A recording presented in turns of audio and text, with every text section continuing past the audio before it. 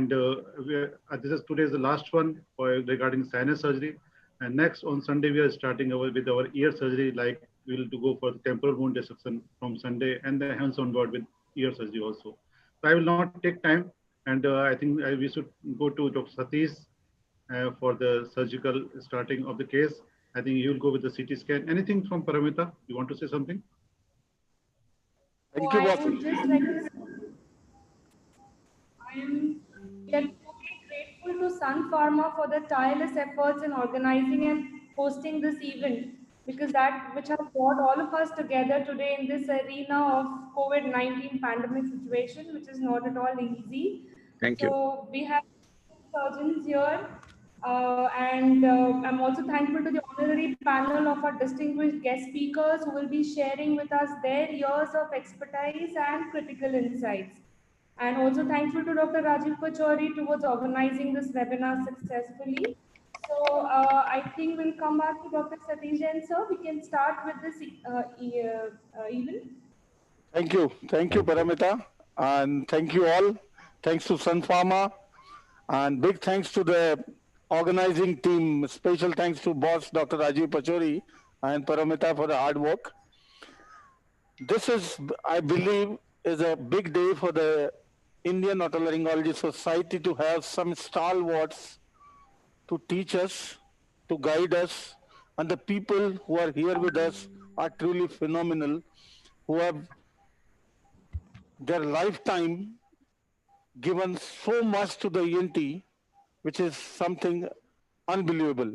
So first of all, I welcome here the big boss, the master blaster, Professor Eldo Stem. And you know, when he was asked about his introduction, how to introduce him, what he said, that my biggest title is I am friend of Dr. Sethi. He's so modest, and believe me, the kind of phenomenal work he has done. Thousands of lectures in the international circuit. 4 books he has published which are bestseller. I have went through his books thrice. Sir, excuse me, Dr. Satish Jain. When actually I was told by some of the audience that no audio is coming, no voice. My voice is not coming? Dinesh, can you please check? No, my voice is going. You're not audible, sir. Yeah, you're not audible. Actually, got so many feedback. And please take out this screenshot. Can't you hear me? Can't you hear me? We can hear you, but audience is not here. As an audience, we could not hear. No, it is going. It is going. You checked.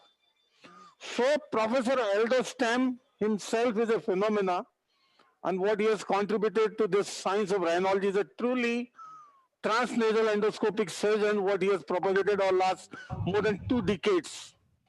He is presently the director of the ENT and Skull-Base Center in Sao Paulo, and presently associated with the university hospital there. And I give a big welcome on behalf of the Indian Society of ENT Surgeons to Professor Eldo Stem for being with us. And I hope people will have great time to interact with him. From his experience, we are going to be benefited like anything. Thank you so much, Prof, for being with us. Then we have our own Professor Sethi. He doesn't need introduction in Indian circuit, you know. And we all know what he has contributed in his life.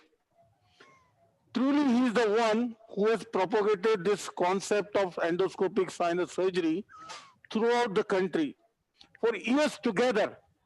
I remember when I attended his first workshop in 2003 and was amazed.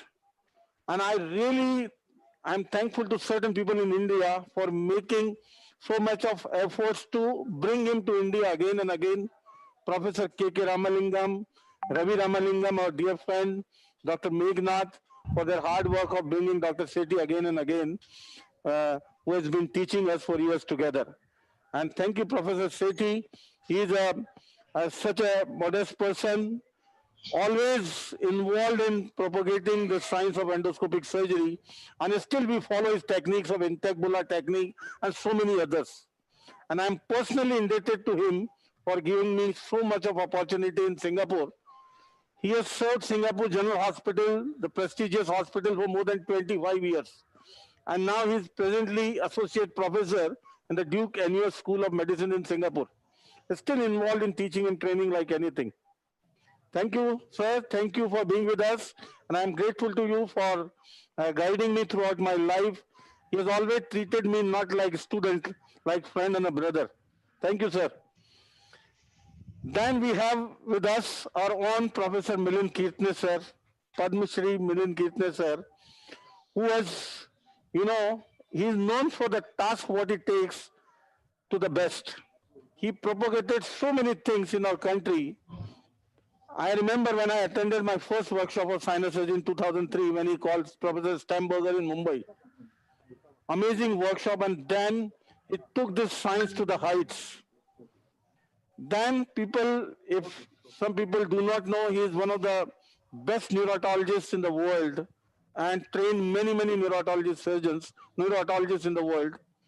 His hidden talent is something is difficult to discover.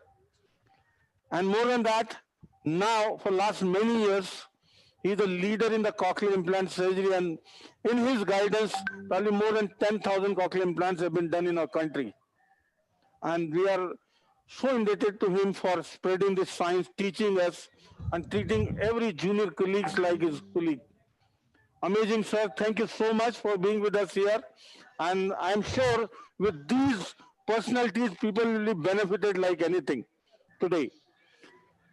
Besides these, we have a young chap, Dr. Gaurav Medikari, with us today. Gaurav, for the people who do not know, you can see this young man full of energy has been a dedicated rhinologist. Truly a rhinologist. The reason is, in his training, first he got trained with Professor Jung in Seoul for the rhinoplasty. And through him, we called Professor Seoul in Jaipur and had workshop twice on rhinoplasty, which had been mesmerizing. Then after that, he did a fellowship in Liverpool, UK, in rhinology and anterior skull-based surgery, and presently is in Vancouver, Canada, for another fellowship in anterior skull-based surgery. And Gaurav, who has worked with us for almost 9 months, and that was my golden time in Jaipur when Gaurav was with us. He came to me for learning, but believe me, I learned a lot from him. Thank you, Gaurav, today for being with us. No. So, without wasting time, we'll start our scientific session today, which is, the outline is basically, we have 4 live surgical cases. We are starting with the basics. Our first case is going to be a nasal polyposis for a full house fess, which I'm going to start with the CT scan quickly. Then the second case is going to be inverted papilloma, and I will throw some light on what concept we discussed in the last webinar. And this is a classical example of misdiagnosis of inverted papilloma earlier. Then the third case would be a allergic fungal rhinosinusitis, and the fourth going to be a meningoencephalocele. And after that, we'll discuss on finally on complications. So today is the concluding day of this series of webinars on sinus diseases, and we have all stalwarts here to conclude with their remarks, their opinions, and anybody who is, all of you who are watching this webinar, feel free to ask more and more questions. Every single question will benefit everyone. So I want you to make most of the presence of these people today. Thank you so much, and let's go ahead with the CT scan of the first patient. So can you put up the CT scan? So this patient, basically, I tell you in brief, is a 30-year-old lady, had been suffering from classical symptoms of chronic rhinosinusitis for more than 2 years. Had been taking intermittently steroids to control her symptoms. When she came to us, we suggested in November the endoscopic sinus surgery, so that, like we discussed in the first webinar, anybody requiring oral steroids again and again to control the symptom with classical symptomatology and signs of chronic rhinosinusitis, where the polyps are, is the candidate for sinus surgery, so that we can avoid in the future the need of taking the oral steroid, and the patient can irrigate with a topical steroid which can reach deep into the sinuses. That's how this patient was selected for sinus surgery. So once it comes to sinus surgery, as we discussed last time, the radiology has a big role.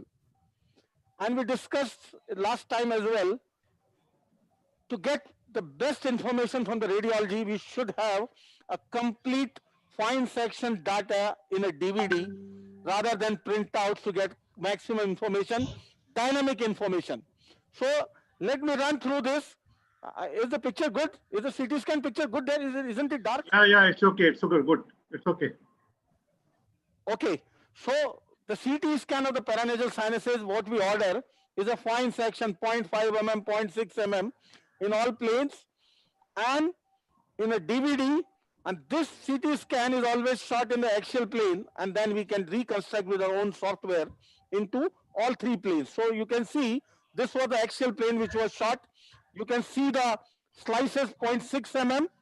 The entire area scanned was around 20 centimeter, and what we reconstruct in three planes is the end product is this kind of a CT scan. And this is what becomes a good teaching tool to the junior colleagues when you have a CT in a DVD, full data on the DVD. You can run in all three planes together for any structure you want to see. For teaching purpose, for learning purpose, you can bring your cursor there and you can see all in all planes where you are exactly. So for chronic sinusitis, again, I would reiterate like last time, the need of the CT scan is not for diagnosis, it is for surgical planning and giving us anatomical details. So here, what information we are getting? See, this picture is a complete whiteout. Once this patient was selected for surgery, she has been under preparation of the steroid and the antibiotic cover, and her polyps have regressed a little bit. I will show the endoscopic picture very soon. And what CT scan we have here is, there are certain information which are best gained from the coronal plane, certain from the axial, certain from sagittal, and we should be able to know this and get all this information truly in the three-dimensional plane for that particular patient. Quickly, as most of the patients, most of the doctors are well versed with the coronal plane. As we get the information in the same plane like we are operating in the coronal plane. So we are well versed with the coronal plane, and we should know how to read the coronal CT scan. So here quickly in 5 minutes, I will run through the scan to touch upon the important points. Feel free to interrupt me any point of time. Job of Dr. Paramita, I know, is the most difficult one. On one side, she is focusing on what I am saying. On the other side, she is collecting the questions from the audience and trying to forward here. So good luck, Paramita. Thank you for the hard work. So this patient's coronal CT, if I run from anterior to posterior for junior colleagues, you can see in all planes. So in the, see, like I made the picture bigger one. This is the most anterior plane. This is the frontal bone. What you see here, this is nasal bone, and this is the cartilaginous septum and the ala. As I go behind, every time I move by 0.6 millimeter. See the pneumatization of the frontal bone coming with the intersinus septum, which is almost always eccentric. And you see the opacification of both sinuses. That shows the patient has a frontal sinusitis as well. On non-contrast CT scan, what you can appreciate is only opacification. You cannot discriminate into it what exactly the pathology going on. Then the nasal bone, and see the beak. This is the beak. This is one of the most important things to understand the beak. It is a bearing on the frontal sinus surgery, the biggest obstacle in frontal sinus surgery. Also. If I go back, see in the tell Prashant, tell all our friends, it's a fantastic book. See in the sagittal plane, how the beak is. If you are working from here to enter the frontal sinus, the biggest obstacle is the beak, and we should be able to see in every concerned patient how thick the beak is, how going is, how difficult is going to be the course to enter into the frontal sinus, what is the cellularity in the frontal sinus for that particular patient. We should be able to see. Like in this patient, once we see, the frontal sinus is best seen on the sagittal plane. And you can see each and every cell which is forming the path of blockage to the frontal outflow.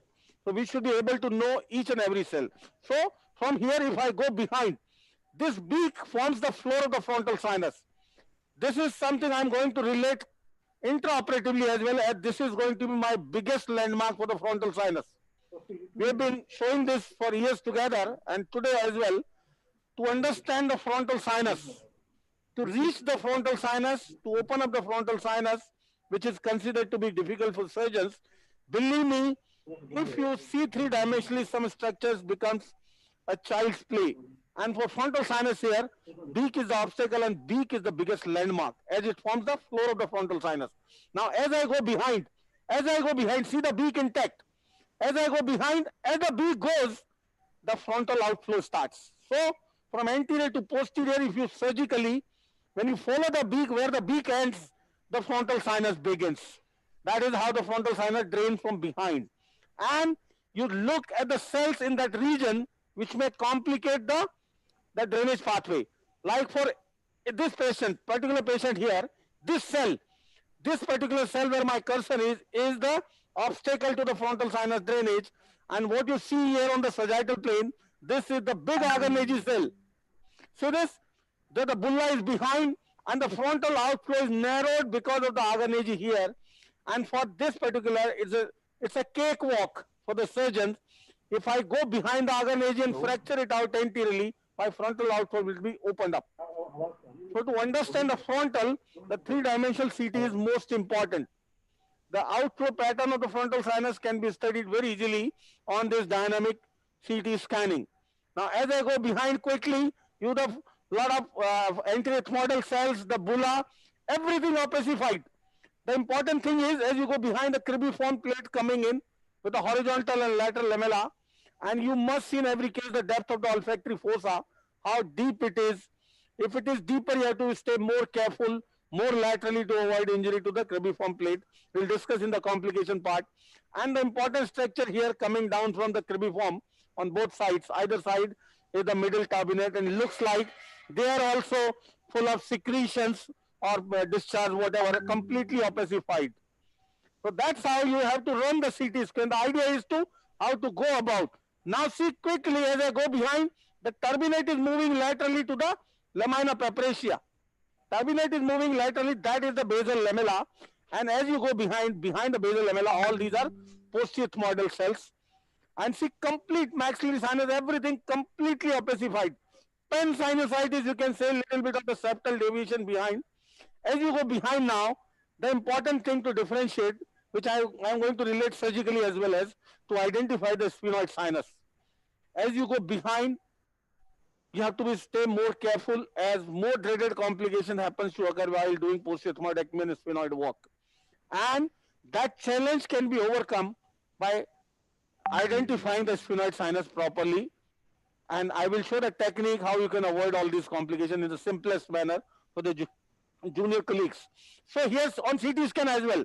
See the entire roof. This is posterior ethmoid and formed by the frontal bone from terion to terion. Entire frontal bone. Now as I go behind, see now the frontal bone disappeared. Frontal bone disappeared. What is this bone? The lesser wing of sphenoid. And that's how this is the beginning of the sphenoid sinus. Two sphenoid sinus, the rostrum here, intersphenoid septa, the orbital apex, the clinoid process, and as I go behind the orbital apex, and that is going to be the impression of the carotid artery. These are the pterygoid processes on either side, and you can see the entire sphenoid completely opacified. The whole idea is to just give you a quick idea how to go about the CT scan, how to get maximum information out of it, and we'll use all this information during surgery to get maximum benefit out of it. Though this topic of reading a CT scan is a huge one, I just quickly summarized it for this particular patient, what information we can get out of the CT scan. Any questions here? Any suggestions? Or I would like here to ask one question from Professor Sethi. Does he do anything differently? I know this habit of reading CT scan, I learned from him when I was in Singapore with him. Can we have Dr. Sethi on mic? Professor Sethi. Yes, Satish, I'm here. Yes, boss. Anything different you do? No, an incredible interpretation of the CT scans. I think when we started off reading the CT scans, we did not have this technology of having triplanar CT scans on a DVD where you have about 1,200 images to go through. In fact, we used to do 3 millimeter cuts and had about 30 images, and that too all in the coronal plane. So, and systematic reading is extremely important, going from front to back or from back to front, that doesn't matter, but we tend to go mostly from front to back because that's the plane that we operate in. So I think CT, what you did is incredible, very nice, and I don't think I need to add anything more than that. The only comment is that what I find is that a lot of people do triplanar CT scans on a DVD. They have 1,200 images there, but they don't know how to read it. So I think doing the scans is fine, but knowing how to interpret that information critically to avoid complications during the surgery, I think is more important. And maybe we can have a comment from Professor Eldostam as well. Well, good morning. Here in Brazil, now is almost 8 o'clock in the morning. Good morning, everyone. Good morning, sir. Thank you very much, Satish, again. And just a short comment. For me, one of the most important prognostic factor, and especially in frontal recess surgery in frontal sinus, is when you look at the sagittal plane, is look at the IP diameter. If you have a good diameter and IP diameter, I think it's a very good prognostic. If the IP diameter is very narrow, it's very difficult to operate the frontal recess in frontal sinus. If you look at this patient, for example, the IP diameter has a good diameter, so a good size. So probably have a good chance to have a very good operation into the frontal recess and frontal sinus, of course.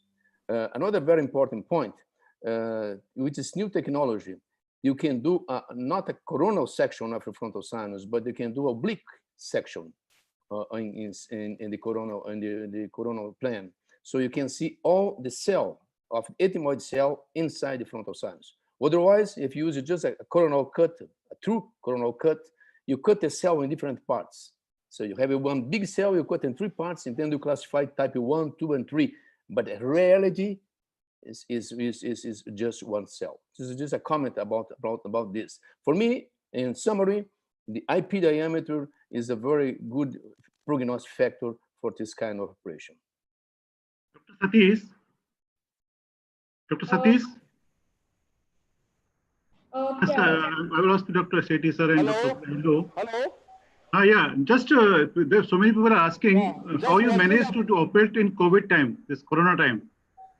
Oh, okay, boss. I was just washing up, getting ready for the theater, and your question came at the right time, because in this COVID era, we have to have certain more precautions, and we are following the guidelines served by the Ministry of Health from Government of India while operating patients in this era.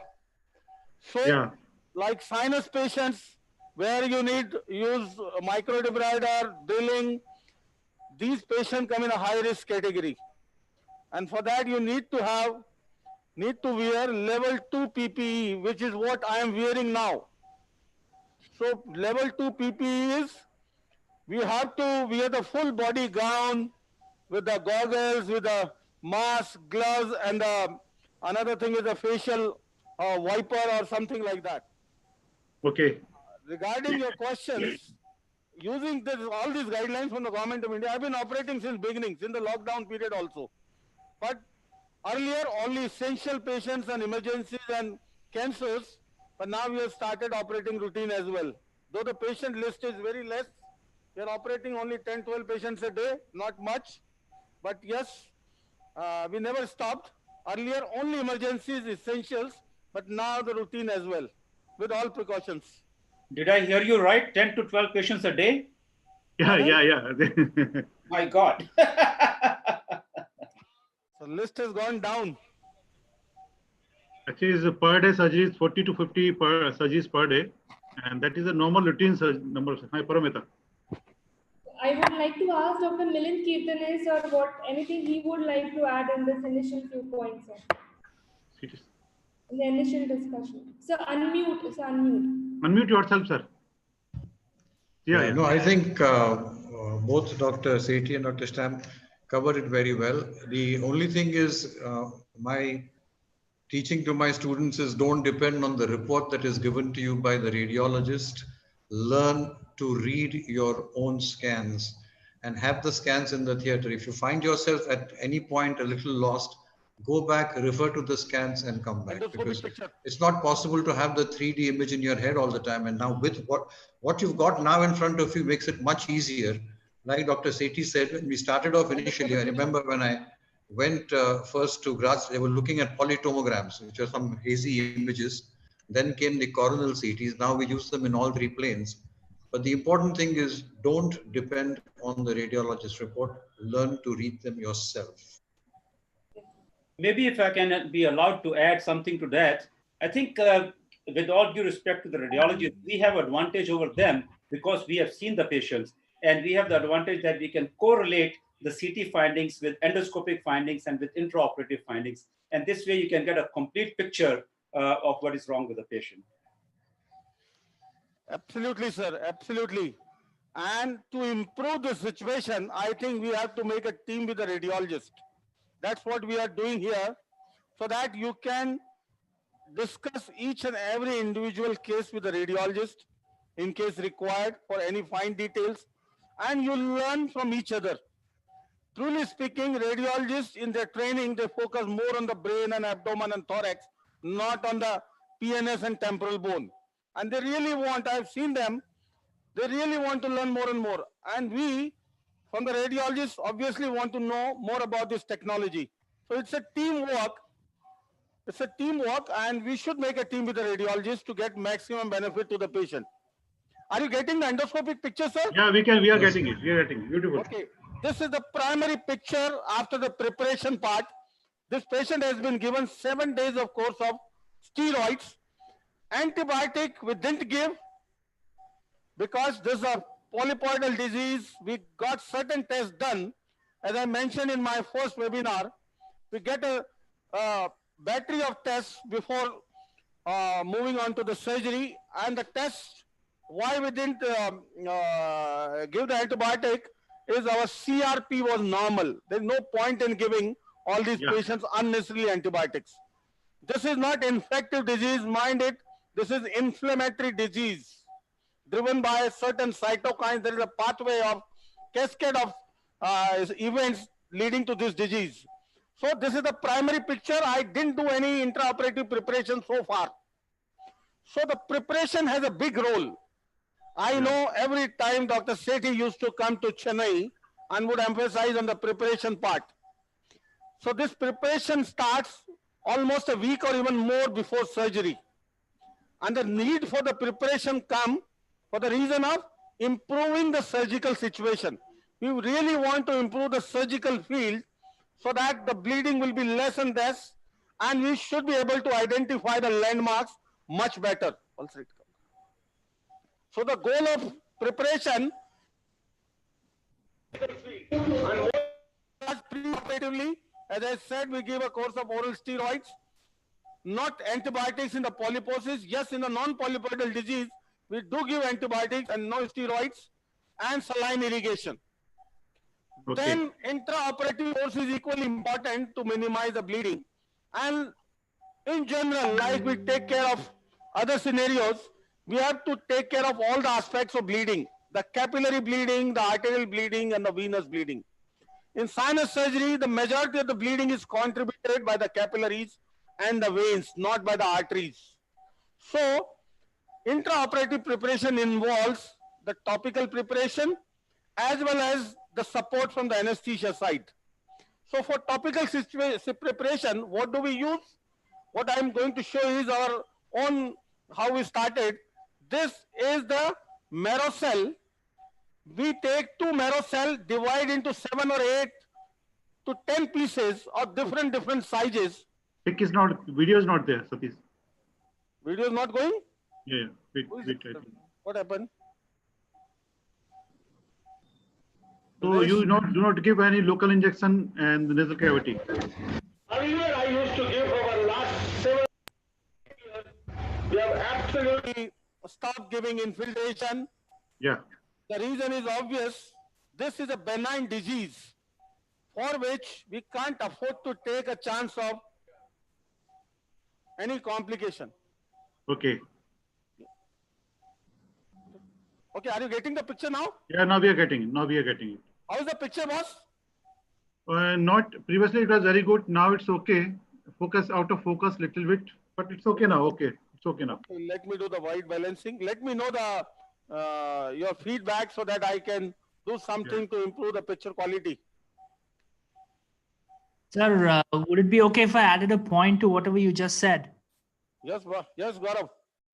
Sir, also preparation of the patient with steroids, it also improves the sensitivity of the receptors to topical adrenaline that we use intraoperatively. So you'll get a better decongestion if you've given them steroids.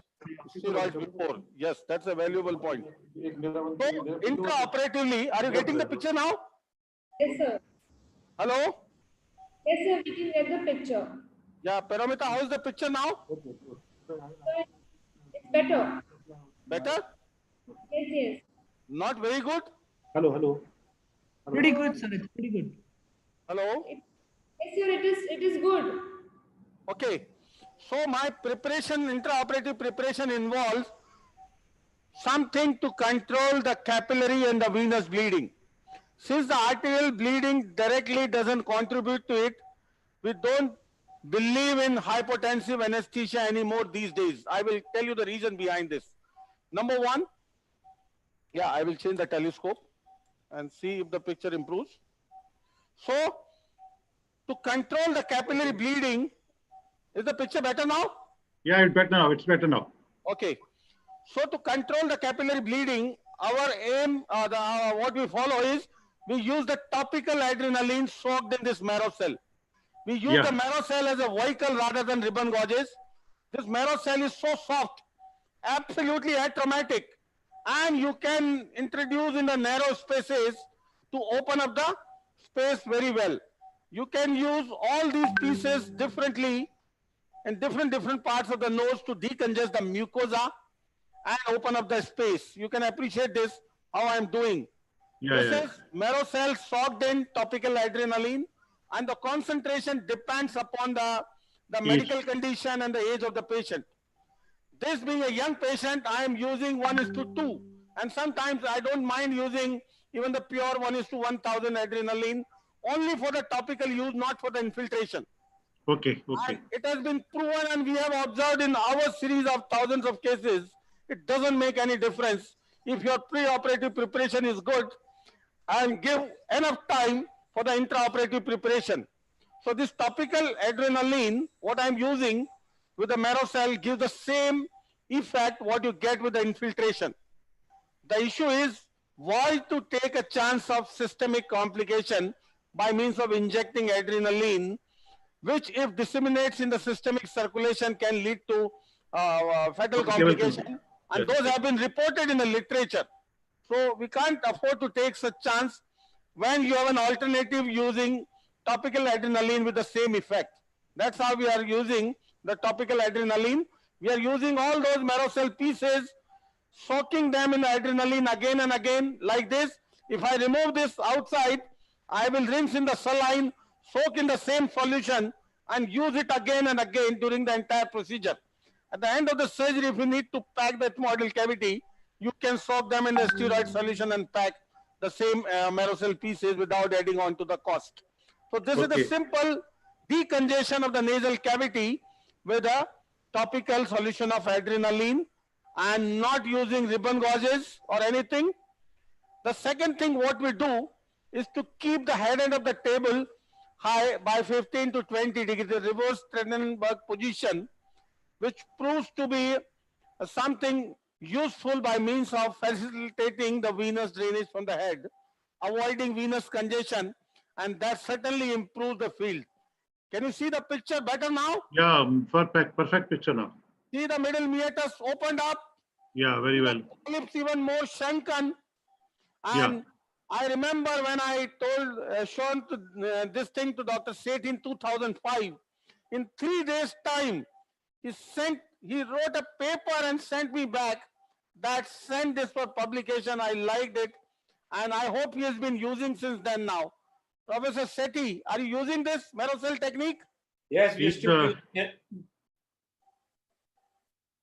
Hello? Yes, Satish, I'm still using it. Still using it? Yes. Oh, great. When the boss approves, that everything is okay. So he stamps what we have been doing as correct, and this is something proven to be very good in sinus disease. Why we label it as a functional endoscopic sinus surgery? Because our goal is to improve the function, preserve the function, and the function is served by the mucosa and the mucociliary activity. And in any given situation, which I am going to show throughout the surgical course, we have to preserve mucosa more and more. And this is so atraumatic. We are not going to use anything which is detrimental to the mucosa and the mucociliary system. Like we discussed in the previous webinar, in a regular sinus surgery, we don't use hypertonic saline. We use nowadays more and more ringer lactate, which is more physiological than saline, than normal saline. And this was my preparation. Then the next part of the preparation is equally important from the anesthesia side. And there are lots of publications, you see, thousands of publications over the last decade, how the different anesthetic drugs can improve our surgical field, and the more and more emphasis on TIVA, total intravenous anesthesia, as it avoids vasodilatation. And at our center, we have been using a combination of sevoflurane and fentanyl, and in between the infusion of either propofol or dexmedetomidine. All have been useful in reducing, keeping the blood pressure under control, and the most important is keeping the heart rate under control. And what we have found now, changing the concepts. Earlier, it was believed that the hypotensive anesthesia is useful. Yes, no doubt about it, it is useful. If you reduce the blood pressure anywhere, the bleeding will be less. But in the elderly patient, in cardiovascular disease patient, or any labile patient, that can be detrimental. Why to take again that chance? And it has been proven that it is the cardiac output which matters, not the blood pressure alone. So our emphasis is more and more reducing the cardiac output, and which is achieved by means of reducing the heart rate. Heart rate is the key factor in reducing the overall bleeding. Anupam ko bulana? Satish, just a couple of questions. Yes, please. If I may ask. One is, how much adrenaline or epinephrine do you use? Do you quantify it, or is it unquantified? One. Secondly, there have been accidents reported where surgeons have accidentally injected the adrenaline, neat adrenaline, into the patient. So do you color it with something like fluorescein or some kind of methylene blue, so that you don't mistake it for something else, and you know that this is adrenaline that you're using? Yeah, that is important. The labeling is important to prevent errors. Your point is correct, and we have to label adrenaline separately so that we don't misuse it and use it properly. And secondly, to your question, sir, we don't inject at all. There's no question of injecting. Last 8 years, I have not injected for any nasal surgery. Forget about the sinus disease. We are so happy with the topicals, preoperative preparation, and the anesthetist help in minimizing the bleeding. And see how much time I am giving for the preparation. You need to give at least 10 to 15 minutes to give a good field. And most importantly, see, I am using Marocel, very loose Marocel, not tight packing like this. If you pack tightly, it can be counterproductive, giving venous congestion and more bleeding. So all these to be used properly. 60. So my focus and my request to the anesthetist always is to keep the heart rate around 60 to reduce the cardiac output. And this is the most important thing which I expect from the anesthesiologist rather than the hypotensive anesthesia.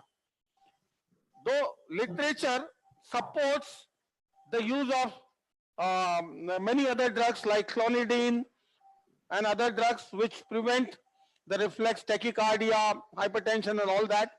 But once you are using fentanyl, it blunts all sympathetic response, and it works very well in preventing all those exaggerations in the blood pressure and the heart rate. In spite of using this topical adrenaline, see, my blood pressure and the heart rate is stable. Satish, can I just say something here? Yes, please. Your point about the reducing the heart rate is well taken. And we normally have a calculation that if you take the mean blood pressure and multiply it by the heart rate, the product of the multiplication, if it is less than 6,000, then you're doing okay. If it goes above 6,000, then you have to tell the anesthetist to do something about it. Yeah. If you can get the heart rate down, you don't have to bring the blood pressure down that much. Just make sure that this formula of product being less than 6,000 is adhered to. It's a sort of a yardstick you can use. Yes, sir. That is a great idea. Initially, a lot of people used to do this, but the only issue is, in that situation, you may sometime end up reducing the blood pressure too low. And it has been proven that if your mean arterial pressure goes below 60, can be detrimental to the cerebral circulation. So that is why it is better to get the heart rate down so that the... Yes, blood pressure not too much.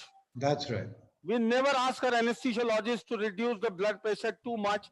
We don't ask for hypotensive anesthesia. We always operate nowadays in the normotensive anesthesia. And that is irrespective of the patient profile, whether it is elderly or young or whatever. Yeah. So it is most important for the elderly not to reduce the blood pressure too much to test the coronaries or any other. So your point is well taken. Rather try and get the heart rate down a little bit so that the bleeding reduces. So now what I have done with the help of micro debrider, I have debrided polyps to get more and more landmarks in view. Can you see that? This patient, Yes, we can see it. 10 days before, this patient had full of polyps almost coming out till anterior nares. With oral steroid, they have regressed. With this preparation further, see now they regress further, and now we have a complete anatomical picture in front of us. The most important thing, like Dr. Sethi emphasized just now, to prevent complications, it is your field which is most important. Identification of the landmarks intraoperatively is a key factor in preventing complication. So all the time, the emphasis is on visualization, visualization, visualization. And here my marrow cell, see this marrow cell is like a magic. I'm mopping with the marrow cell throughout the surgery, remove the same piece, dip in saline adrenaline or ringer-lactate adrenaline, place it for a moment. Placing the marrow cell for 30 seconds or 30 minutes has same effect. Because the aim is to apply the topical solution, not tight packing, just applying simply for less than 30 seconds, and the effect remains safe.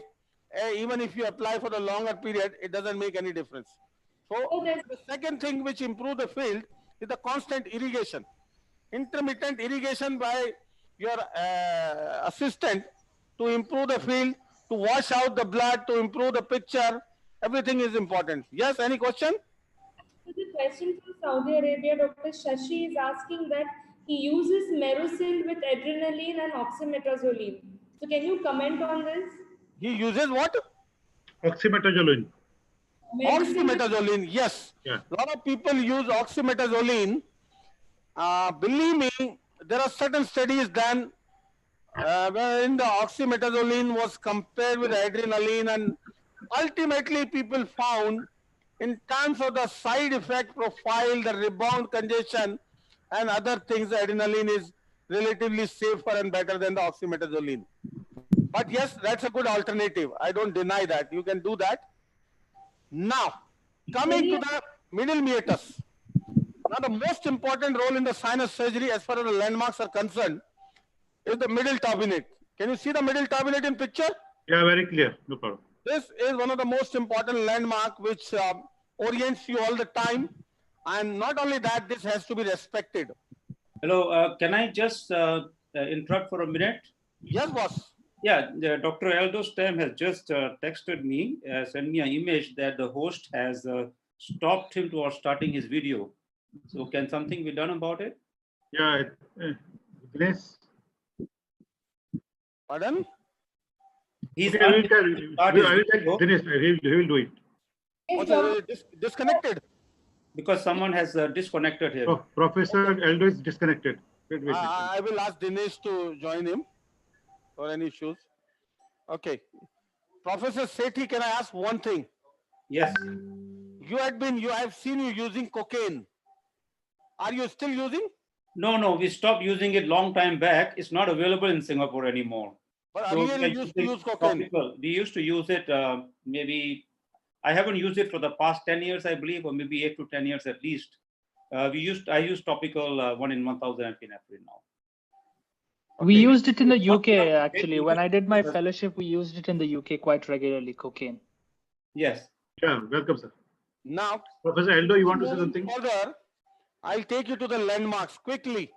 So this is the right side nasal cavity, this is nasal septum, this is the anterior part, this is the prominence of the nasolacrimal system, and behind that, this mobile structure, the only mobile structure in the entire nasal wall, is the uncinate process, is the vertical process, and this is the horizontal process.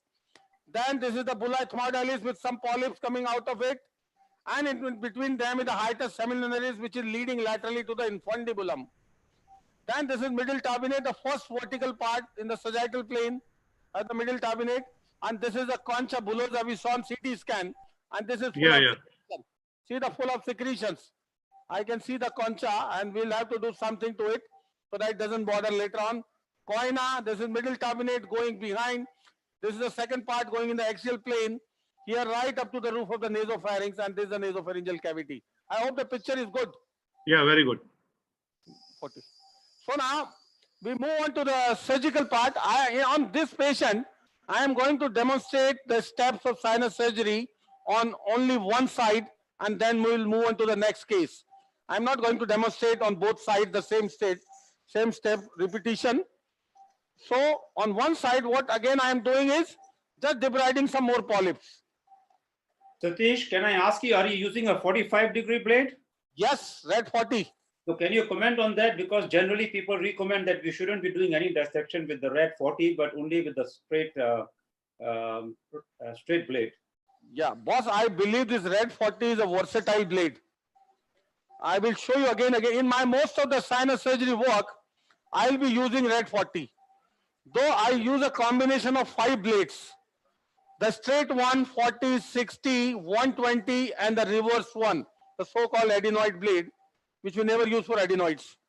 So 5 blade combination for sinus surgery to do a complete job. So now my first part of the surgery will start with the removal of the uncinate process. And you know, this technique again we learned from Dr. Sethi. Earlier people used to use the sickle knife to take the uncinate in toto, but the only fear is the orbit is very close. And if you're not careful, you can get an orbital entry in the beginning, and that can affect your temperament if you get entry into the orbit in the beginning. So what we have been using is the reverse biting. See this? Nagashima reverse biting. Just engage in the hiatus seminaris, engage completely and turn it down. This is most important. To turn it little down to stay away from the nasolacrimal system and come anteriorly and bite through until you get the hard bone here. And that is most important to prevent complication. And now what I am doing is, see, this is the upper part of the uncinate and this is the lower part. And what I am doing is fracturing the lower, out fracturing the lower part, just destabilizing it to get into the maxillary sinus. Can you see this? Yeah, very clear. Full of polypoidal disease.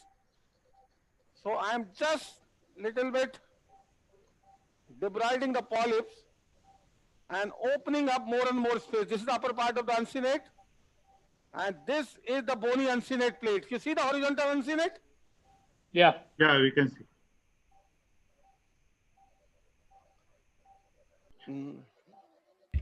So how much are the chances of CSF leak while lateralization of middle turbinate? Dr. Girish from Dhilai wants to know this.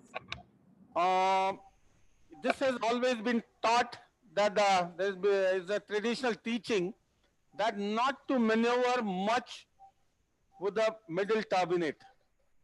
The reason is, we all know, as we saw on the CT scan, the upper part of the middle turbinate, this goes behind to insert on the lamina papracia at the junction of horizontal and lateral lamella.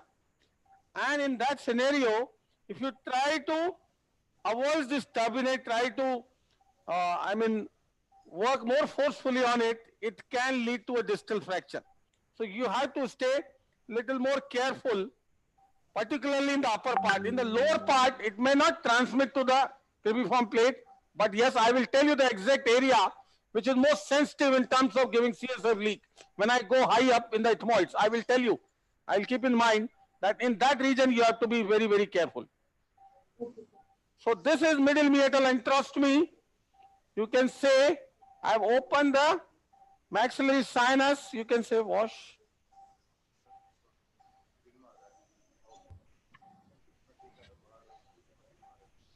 See, there's a little bit of the cobblestone mucosa in the maxillary sinus, which I'm not bothered about right now. And as I said, this is a eosinophilic disease.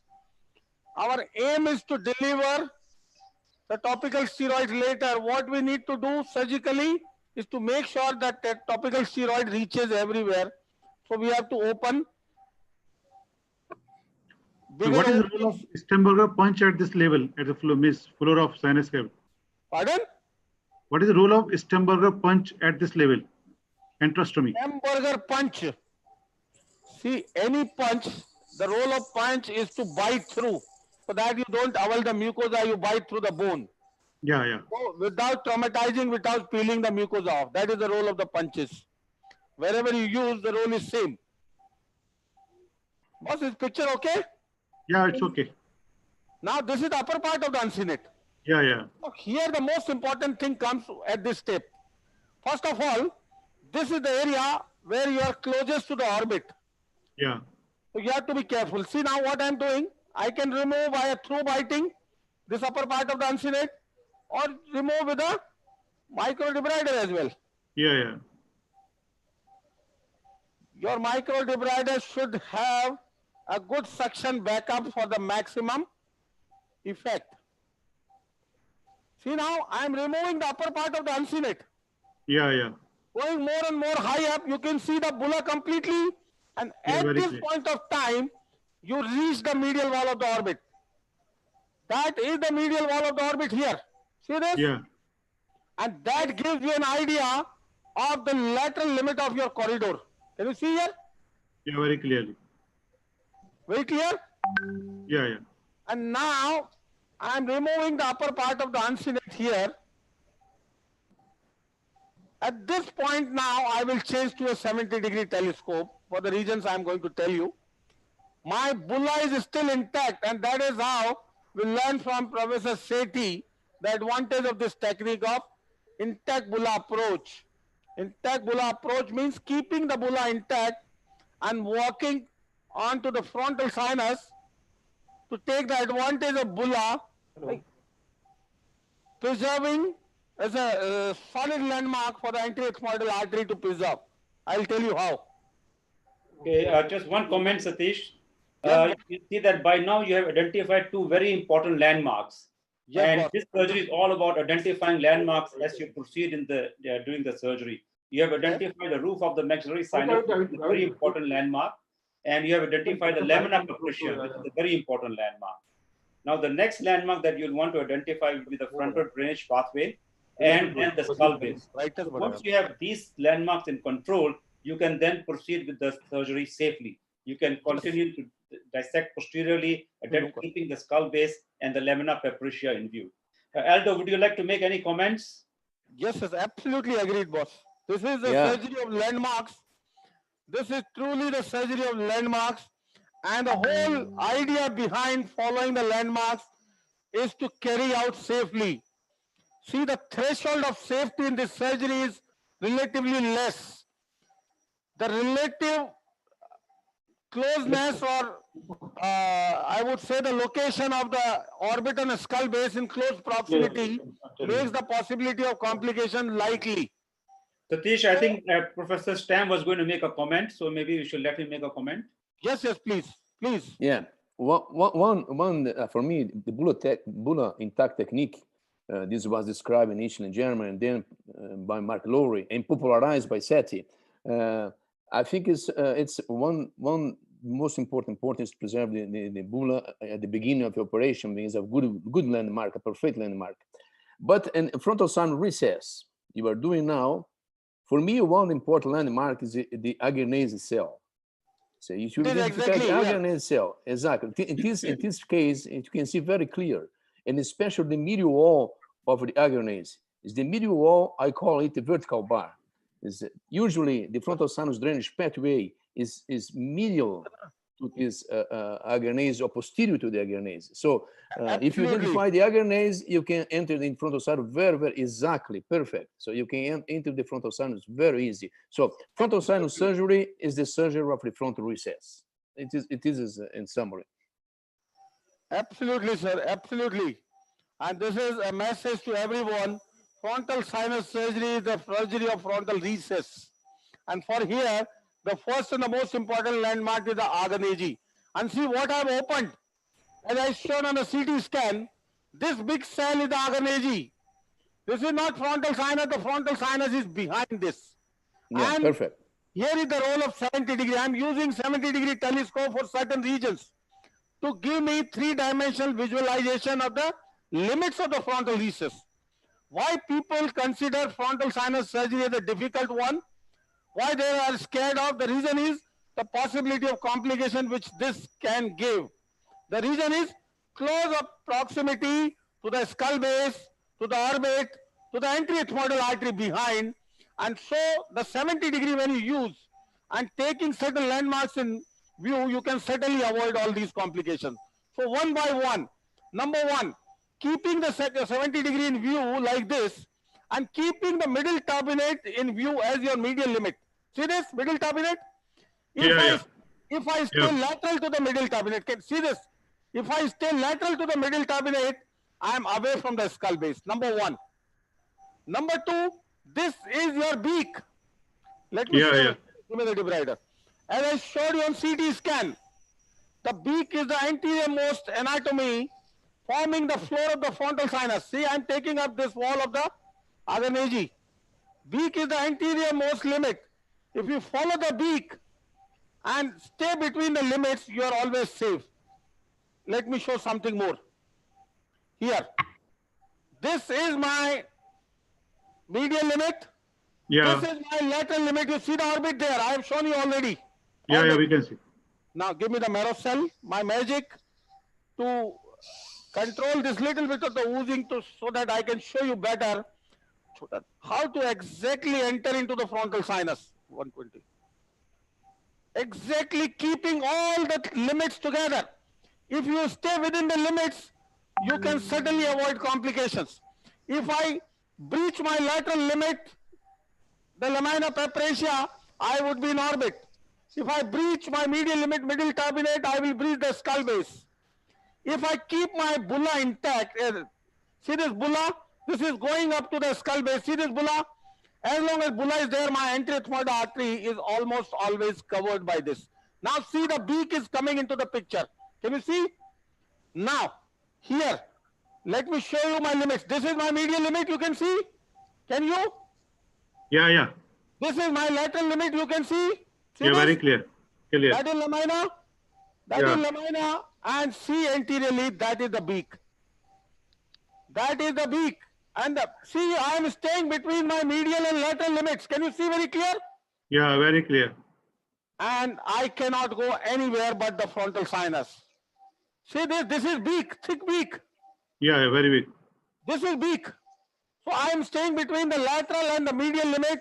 This is my beak which I am following, and where the beak ends is the frontal sinus. See my frontal sinus up there? Yeah, beautiful. Yeah. See the frontal sinus? What I did initially, again let me show you, this is the most important point for the junior colleagues wanting to do the frontal sinus surgery to settle their fears. Using 70 degree, number one. Number two, keeping three landmarks in view. Again, number one, the medial limit, keep the middle turbinate in view all the time, you can see. The lateral limit, keep the lamina in view all the time. And posteriorly, this is the bulla, which is kept intact to protect the anterioethmoidal artery, which runs behind the bulla. I will show you once I remove the bulla, where the artery is moving. And now, in between these three landmarks, see this? Yeah. This is your beak. I'm following the beak between my lateral and medial limits. Follow the beak in the middle, and where the beak ends is your frontal sinus. Okay? Yeah, very clear. Now, once you do the frontal sinus work, you have to do a complete work. The reason is the resultant stenosis in the frontal sinus region is more troublesome. And you see the recent international frontal sinus cell classification, the resultant stenosis, neosteogenesis, fibrosis, closing the frontal sinus outflow is the most difficult, grade 5 to treat. So once you treat the frontal sinus, you have to do a complete job. What we do always is a draft 2A. If, like Professor Eldostem said, you have to work in the frontal recess, then it is type 1. When you work at the frontal sinus ostium, that is 2A. See a lot of polypoidal issues inside. Now, out of all these 4 limits, from here if you see, the safest one is the anterior one. Medially the danger, the skull base, laterally the orbit, posteriorly skull base, and here anteriorly is absolutely free of any critical areas. And that's how the draft has introduced the concept of expanded approaches in the frontal sinus, wherein you remove the more and more anterior wall. See what I'm using here is my punch to show you how you can enlarge it anteriorly very, very safely. This is because this patient has a massive disease. I really want to give a big opening to introduce more and more topical steroids in the post-op period. So Satish, here, very good work, excellent. And I want to just emphasize on the point that all this surgery, you have managed to open the frontal recess so wide, despite keeping the bulla intact. Now, keeping the bulla intact has prevented you from injuring the anterior ethmoidal artery and the skull base. That is a very important point to me. Yeah, that's what we learned from you, Chief. See now, I am just giving an irrigation. See, there's a lot of mucopus. Still, this opening is not complete. I will show you how much frontal sinus work I need to do in every case. We have standardized here to widen it to the limits. Earlier, people would calculate in terms of millimeters and centimeters. That is, frontal sinus opening should be at least 7 millimeter, 10 millimeter, 15 millimeter. It is all bullshit. You have to enlarge it to the limit depending upon the anatomy of the frontal in that particular patient. And if you reach to the limits and remove all cellular septas, it will not bridge the mucosa to block the frontal recess again. So widen to the limit, whatsoever size is going to be adequate for that particular patient, and then irrigate with the solution. Now still my posterior limit is not widened. Can you see this? Anteriorly, laterally, medially I have reached. Yeah. What I'm going to do now for posterior limit is equally important. See a lot of polypoidal disease inside the frontal. A lot of polyps. See this? I'm just doing a surface debridement. So can you tell us, for the benefit of youngsters, how do we identify that this is actually the frontal sinus with regards to scalloping and color? Having done this in the entire work of the frontal so far, we haven't bothered about the anterior ethmoidal artery. The reason is our bulla is taking care of it. Yeah. As long as your bulla is extending to the skull base, as long as you keep it intact, your ethmoidal artery is taken care of automatically. So now I will show you how this bulla was protecting the ethmoidal artery. And I will see, yes boss. Yeah, Dr. Deepak Dalmi is asking, what are the indication of doing work in frontal recess area in polypoidal cases, normal polypoidal cases? In normal polypoidal cases, when you do intervention in frontal recess area or frontal sinus area? Yes, we do, depending upon the disease profile. I just said, in this particular patient, who is highly eosinophilic disease, with so much of inflammatory load there, our goal is to ensure that topical should reach in abundance to the frontal sinus. I intend to make a wider and wider opening. I still make wider, but not in every case, depending upon the situation, depending upon the inflammatory load. Now this is bulla. Still I am with a 70 degree. See this? I am behind the bulla. See this? Yes, see this space behind the bulla? Yeah. I will use my debrider so that I don't avulge anything. here. See, I am going behind the bulla, pushing the bulla on one side, just to give you an idea where exactly the skull base is. See the glimpse of the skull base behind? Yeah. See the glimpse of the skull base there? Yes, and can you see the artery behind? Yeah, very clearly. Very clear. artery. See how it was protected by the bulla. Aldo, would you like to make a comment on the intact bulla technique? I think we started it together, 1997. Are you still practicing? It was a long time ago. Yes. yes. Dr. Satish mentioned one very important point in this technique of the bulla. Is the bulla preserve the skull base and the bulla preserve the anterior timoral artery. So you can see anterior timoral artery after remove the bulla, especially the anterior portion of the bulla. And not only the skull base, but protect the orbit as well. So for me, bulla is one of the most important anatomical landmark for operation of the frontal recess. No question about. And I learned it from my great friend, Professor Seti. Thank you, Seti, again. I was waiting for you to say that. So, boss, see the mucosal preservation. That is most important thing. Yeah, that is the key. That's the key. And this microdebrider is the tool for me. I am so used to it. It's the key thing in mucosal preservation for me. See now the entire skull base, the anterior model skull base? Yeah. Absolutely clear? Yes. Now, give me the reverse one. See, the only way to protect the anterior ethmoidal artery is to identify it. Yes. You have to identify it in every single case so that you can keep away from it. Positive identification. And not to discover it, that you accidentally come across it. Boss, can you see what blade is this? It looks like adenoid blade. Adenoid blade. Yeah. This is so-called adenoid blade, but I call it as a skull-based blade. See now why? When I use with a 70 degree, it becomes front-facing. Can you see this? Yeah, very clear. He's using the adenoid blade for the posterior table. Yes, this is the blade for the skull base. I call it as a skull-based blade, as it becomes front-facing while using with a 70 degree. See this? The entire work of the skull base can be done so safely. The cutting edges are in view away from the skull base, and you can really carry out very, very safely under vision. So this is my work for the anterior model skull base. See the frontal sinus therein. I will do something more there. And there is a cell above that is a fovea, and then is the artery, and then behind is the skull base again. And see, again, the same thing, what we started in the beginning about the concept. This is your medial limit, the turbinate. This is your lateral limit. Stay in the middle. Follow the beak. Remember now, follow the beak. Where the beak is the frontal. And see when you're working with a 70 degree, when you're working with a 70 degree up anteriorly, your ethmoidal artery is left behind. It is miles away. On far posteriorly, there's no question of damaging that. And more than that, it is covered by the bulla ethmoidalis. So that's how you can carry out your work in a very, very safe manner.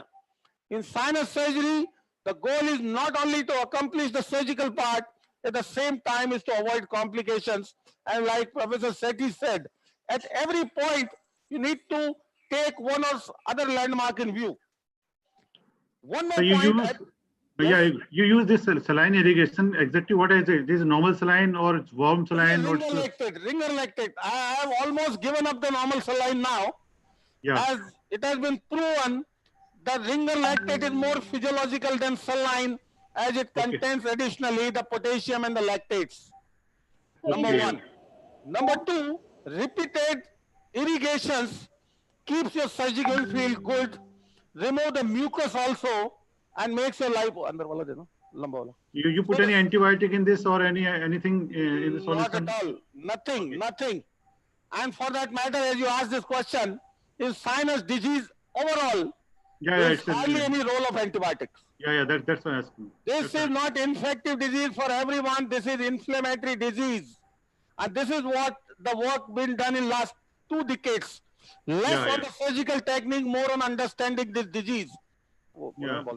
See, some visible polyps with polypoidal mucosa 120. I am going to debride just to reduce the inflammatory load in the safest manner. Though when this mucociliary clearance establishes, then the steroids start going inside, this is going to revert back to normal, but I will still remove some visible polyps to make my life, the life of the patient better in the immediate post-op period. Can you see this? Yeah. You I don't want to have ask. to be, you I want don't to have ask. to be, you don't have to be very, very aggressive about the polyps. You don't have to be very aggressive about removal of the mucosa. See, everywhere, almost everywhere, the mucosa is being preserved. Yeah. This is functional endoscopic sinus surgery, FES, where the mucosa is going to serve the function. If you remove the mucosa, it will no longer be a FES, it will be mess. Yeah. Can I ask one question to Kirtane sir? We have seen him, his journey from using and doing surgery without debrider, and now he's using. So what is your experience in the last 30 years of doing FES without debrider, then new instrument, now the best quality of debrider? So your suggestions, sir, your points, sir. I think what he summed it up in one sentence. It's all about preserving the mucosa, and when we didn't have these instruments, mucosa preservation was not easy. First, we were doing it with just ordinary forceps, then we used the through cuts. But the one point I would like to make over here, what Satish demonstrated very well, he was debriding inside the frontal sinus, deep inside. But at every possible time, the tip of the blade was under vision. I think it's extremely important wherever you're debriding, whatever instrument you're using, the tip, there should be no blind, just pushing the instrument inside and debriding.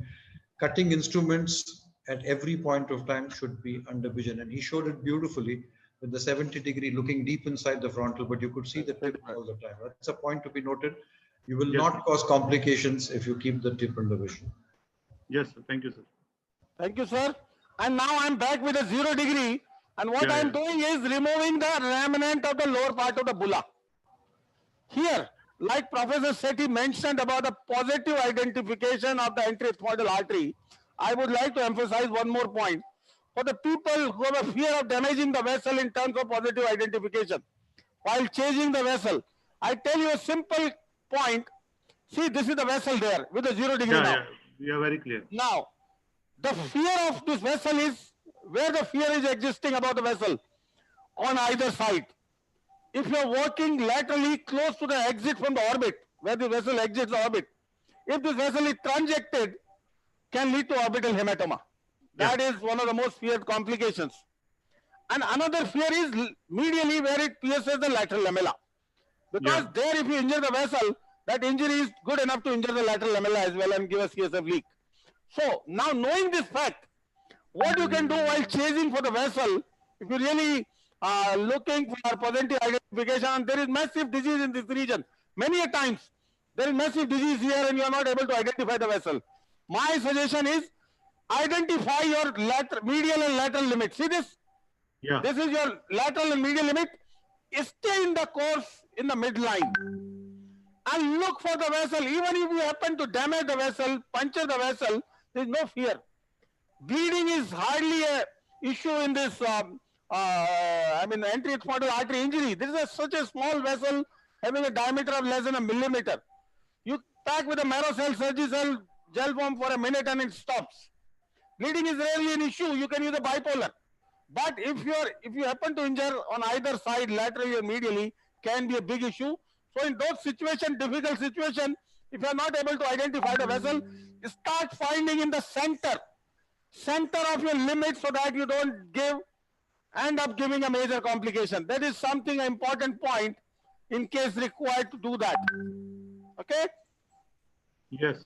Now, having done this, the anterior work, we have done the anterethmoidectomy, we have done the middle meatal enterostomy, and we have done the frontal sinus work. The next work is the most important part of the sinus surgery before we move on to the next case, and that is the posterior-ethmoidal and the sphenoidal work, and which is the major source of graded complications of sinus surgery. Yeah, that's true. When we talk of complication, we must refer to the Stankovic article, which is the person who has most extensively described the complications. His own complication, his own the learning curve, he described very honestly in his first publication. in 89 or something, his complication rate was 28%. 20 years down the line, his own publication quoting less than 1%. This is how the learning curve, how the experience counts.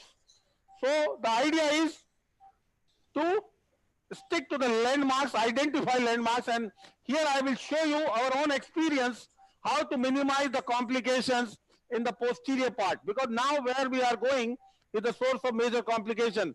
And the same thing, Mosher mentioned 100 years back, the easiest way to kill a patient is a ethmoidectomy, because behind are the important structures, including the carotid artery. So now, for the rest of the work, now my landmarks are, number one, this middle turbinate, this is, we all know, is the first part. There is a concha in it, which I have not dealt with yet. This turbinate is turning laterally to insert on the lamina. Can you see this? Yeah, very clear. This is the second part lying in the coronal plane. The first part in the sagittal plane, second in the coronal plane, and third in the axial plane here. So this ground lamella divides the cavity into two anatomical as well as functional planes. The cells anterior to it are draining anteriorly, and the cells behind it are draining behind. That is a very important distinction, because on that concept only we are working, what Master Klinger introduced that time. The drainage system of the sinuses we need to know and understand and facilitate with the sinus surgery. So, in order to go behind this, to enter into the post-ethmoid, number one, now the safety concern starts. For me, for junior colleagues, number one safety concern, take this roof of the maxillary sinus. See this? We call it as a maxillary line, as a life-saving landmark. I will show you, tell you why it is life-saving landmark. So taking this roof of the maxillary sinus as a landmark and drawing a line close to the first part of the turbinate into the ground lamella. I am entering into it, gently I am entering into it with the microdebrider only, into the ground lamella. See now what happens at this point. The post-ethmoidal cells are larger cells. See now I am entering into it. Very clear. Now at this point I will stay more medially and see something coming into the picture. Can you see something? Superior turbinate? Yes, this is superior turbinate. Can you see? Superior. And some polyps in the recess. See now the superior turbinate coming? What I am trying to show, I don't intend to dissect the post-ethmoid at this point of time. The only fear is, if I keep on dissecting the post-ethmoids, I may not know when I enter the sphenoid sinus and I end up damaging the critical neurovascular structures there. So I need to develop some checkpoint, some safety point. So what I am trying to show here is, this is what we have been propagating for years and done thousands of cases with this technique. So when you enter the post-ethmoid, the first thing you need to go medially and find the superior turbinate. See that? And medial to the superior turbinate. What do you see? Yes, sir? Now medial to the superior turbinate, what is this? This is the nasal septum. Septum, very clearly. You see? Now I am removing the lower third of the superior turbinate without any issues. Now at this point, I will take into consideration again the maxillary line. See this? At the level of the maxillary line, medial to the superior turbinate, medial to the superior turbinate and flush with the septum. See where I went? Can you see? Sphenoid ostium. Sphenoid ostium. I was supposed to do the post-ethmoidectomy, and already I am doing a sphenoidotomy. There is a reason behind it. To enhance your safety, I am trying to develop a landmark. Let me show you. Once I set out this mucin. The first important thing, see the easiest way to enter the sphenoid sinus for the junior colleagues and the safest way. The reason is, number one, the easiest, go medial to the superior turbinate and go flush the septum. That is most important.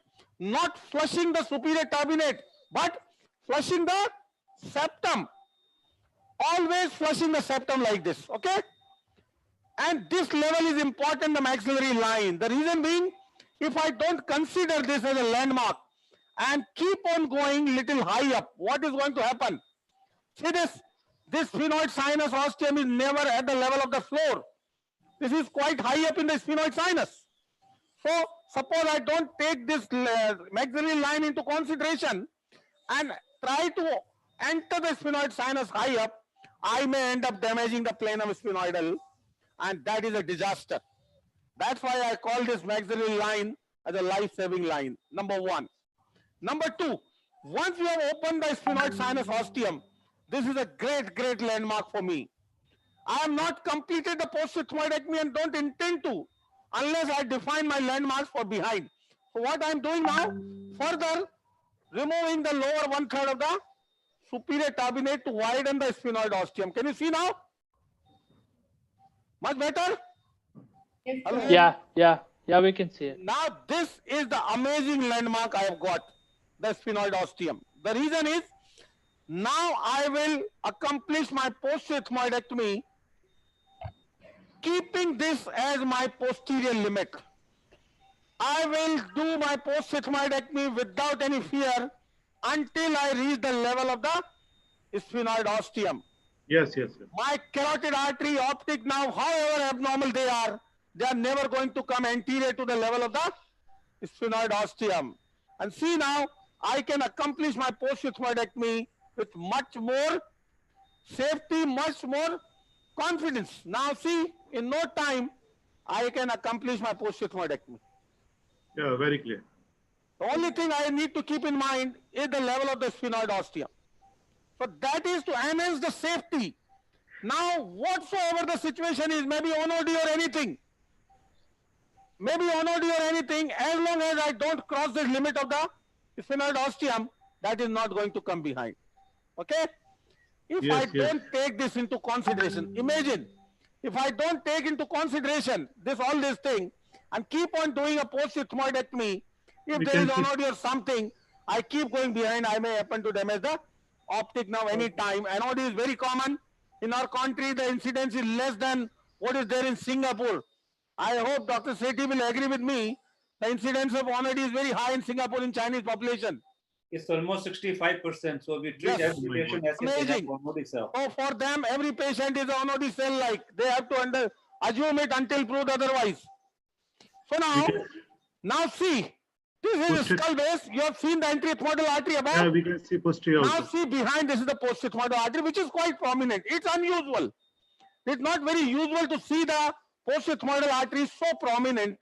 The reason being, these ethmoidal arteries traverse through the thickness of the skull base, and the anterethmoidal skull base being relatively thinner, they are relatively prominent. Post-sigmoidal skull base relatively thicker. So generally we don't generally see the post-sigmoidal artery traversing there. Satish sir. Yes, Sandeep. For the benefit of the junior, can you tell us which vein is more? Some disturbance is there. Dr. Sandeep is asking, what are indications of doing septal correction in before going for FAS? When you do the septal correction, or where you do in starting or doing after doing the FAS surgery? Yes, that's an important question. For that matter, I tell you, in my opinion, in my practice, almost every case needs some sort of septal and turbinate correction, and that is a part of the surgery. The reason is, nowadays the goal of sinus surgery has more and more changed. The goal of sinus surgery more and more is to give access to the topical medications, reaching deep inside the sinuses. So if this septum, if it is deviated, it may not allow the solutions to reach so effectively directly into the sinuses, number one. Number two, if my suppose septum is deviated, if I decongest the nose and try to get space and work through the deviated nose, you can accomplish surgery. But what will happen? By means of traumatizing the opposing surfaces, you will end up giving synechia to the patient, and that will defeat the purpose of entire surgery. It will not allow the solution to reach inside. So better to correct the septum if it is deviated. Better to correct the turbinate. See, this turbinate, I am waiting the entire work to do before I do something to this turbinate. I'll do something to this turbinate at the end of the surgery. Why not in the beginning? Because in the beginning I wanted to utilize this as a sole landmark for many regions. Rajiv, Yes. Aldo Stam has been locked out again from his video. Could you just... Dinesh, please do something. Yeah, we'll see. So now we reach the post-ethmoids. Okay? We have done the post-ethmoidectomy. See our limits of post-ethmoidectomy, laterally the orbit and medially the superior turbinate, the remnant of the superior turbinate. Okay? Now going behind is the sphenoid sinus and there is a lot of polypoidal mucosa. Now, the standard teaching is you are not supposed to do any sharp instrumentation inside the sphenoid unless you are very sure about it, unless you are very experienced to relate the landmarks three-dimensionally. See what I'm doing? Under the close-up, I'm widening the sphenoid ostium so as to ensure my topicals would reach inside effectively. This sinus also contains a lot of eosinophilic disease, wanting steroid 40. See this? Yeah. See, this is how preserve the mucosa everywhere. The goal is to preserve mucosa every point of time. I'm using the red 40 with keeping the blades towards me to avoid any injury to the vital structures. See this? This is something I don't recommend to the junior people to do. Don't do if you are not very sure where you are exactly working. So now, can I make a comment? Yes, please. Yeah, Professor Aldo Stam has to leave for Argentina. For so, and he is giving a lecture to Argentina, I believe. Yes, I remember. He told me that promised that he'll come back. Sometime. He's promised that he'll come back. So Aldo, before you go, if you'd like to make a comment, that would be Yeah, just a short comment. I agree completely with Satish regarding the posterior ethmoid cells. It's absolutely essential to identify first the sphenoid sinus before the posterior ethmoid, because many times the people make a mistake between the posterior ethmoid cell with the sphenoid sinus. So I agree completely with his technique. First, identify the ostium and the sphenoid, and then back to remove completely the posterior ethmoid cells and identify the skull base, of course. So it's really good. I appreciate a lot, Satish. Your technique was fantastic. Thank you, I really enjoy a lot, and I learn a lot. And I will be back, I promise. Yeah. Thank you so much. Thank you for sparing your time. Come back to Argentina, Aldo. Yeah. Bring Argentina. Congratulations. I will inform the Argentinian people about this meeting. So, and then I give the instruction. Thank you very much. I'll see you later. Thank you. Thank you so much. Bye-bye. We'll do for you, sir. I'll be back. Thank you. I'll be back. We'll wait for you, sir. Yeah, thank you. Okay. So this is about the sinus surgery. The last thing I need to do is something to the turbinate. Now I have number of options. Number one, already. I have number of options. Number one, to do some bolgerization, but I have some cell and the disease inside the cell which I can't leave like this. Second thing is, after we said the bolgerization is partial resection.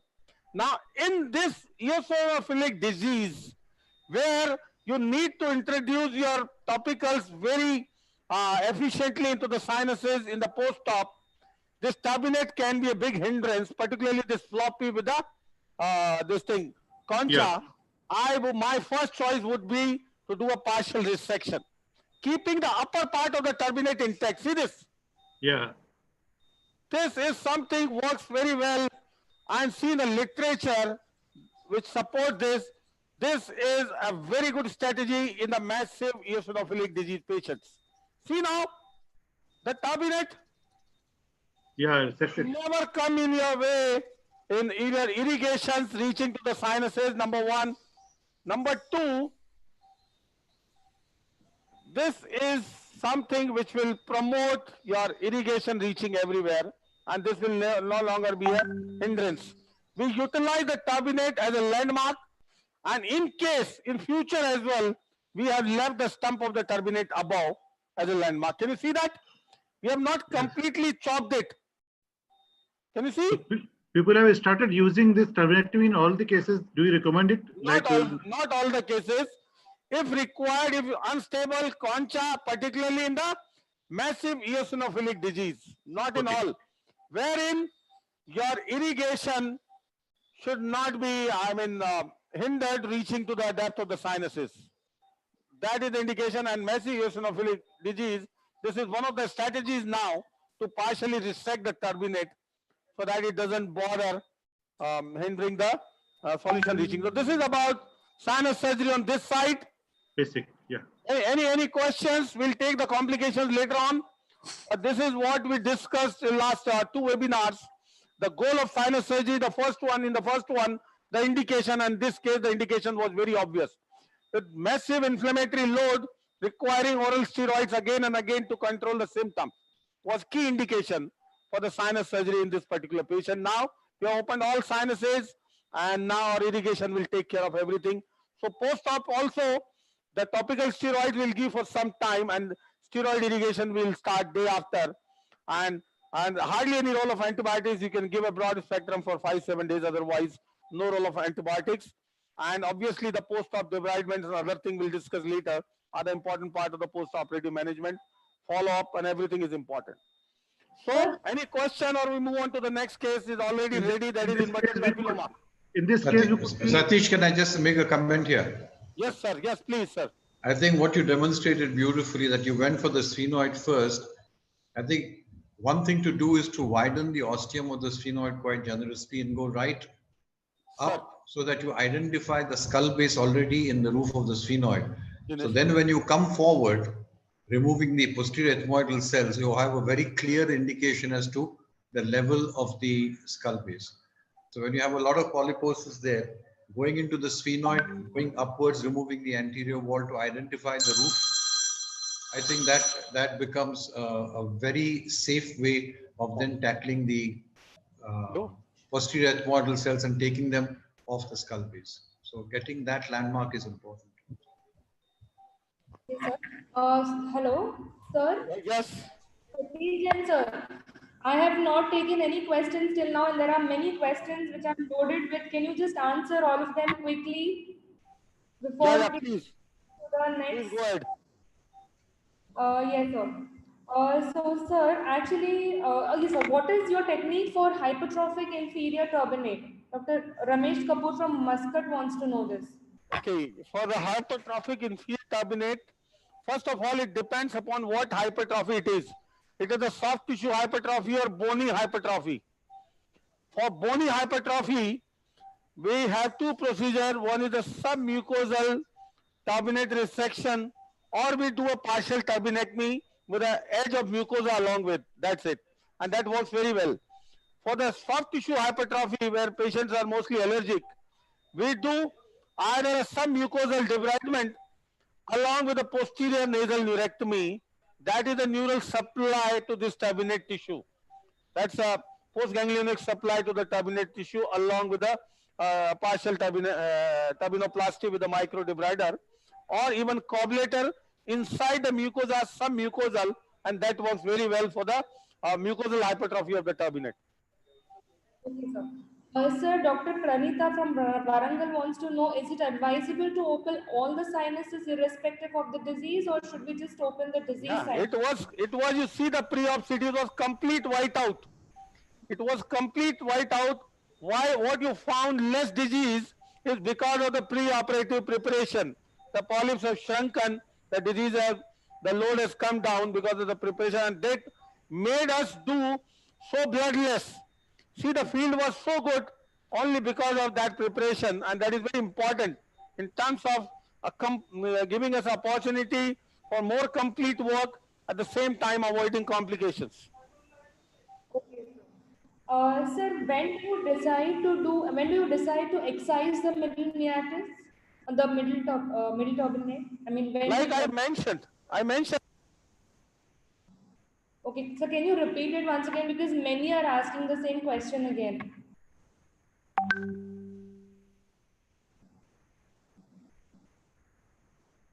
Hello, Satish Jain, sir? Hello? Sir is there. Yes, sir. What's your protocol on post-op care after surgery, sir? Sir can give us the answer? Means after the surgery, what's your protocol, sir? After this, you pack the nose in fast case, normal fast cases, or what's your protocol in post-operative care? No, if like what you saw just now, I don't think there is any need for packing at all. Okay. And post-operatively, we would call the patient. You need to do a little bit of cleaning. Sometimes there are blood clots that you find, so fibrous adhesions. You just want to make sure that you clear that out. And then after about a week or 10 days, we would start them off on nasal rinsing and the nasal steroid sprays. But doing a cleaning once or twice as required is important to prevent blood clots from remaining there. And especially if you've created some raw area, then that is important to make sure that you clear it out. Otherwise, you're likely to get adhesions. So we used to do lots of vulgarization in all these cases, or suturing also. So if you feel that you have destabilized the turbinate a little bit, if you feel that it's a little floppy, then it would be a good idea. I normally just take a stitch through the turbinate to hold it. If the turbinate is as stable as he has put it over there, there was no movement of the turbinate, then you may not have to. But we will vulgarize it if you felt that the turbinate was a little unstable. Okay. Paramita, you asking? I want to know what about the anterior ethmoidal artery bleeding from Dr. Sethi as well as from Dr. Kepane, sir. We want to know how will you manage if there is a bleeding with the anterior ethmoidal arteries? Sethi, would you like to take that? Hello? Yeah, yes. Am I audible, boss? Wait, Dr. Sethi is giving some answer. Yeah. Yes, sure. I think most of the times I don't think we completely transect the artery. And most of the times either a little bit of oozing from there or if it's a partial tear in the artery.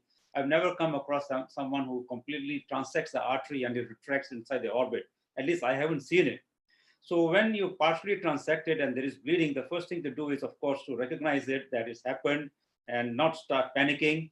Just keep your cool and pack it. Pack it with maybe with epinephrine, either diluted or in 1 in 1,000. Hold the pack, hold your breath, and then get hold of a bipolar.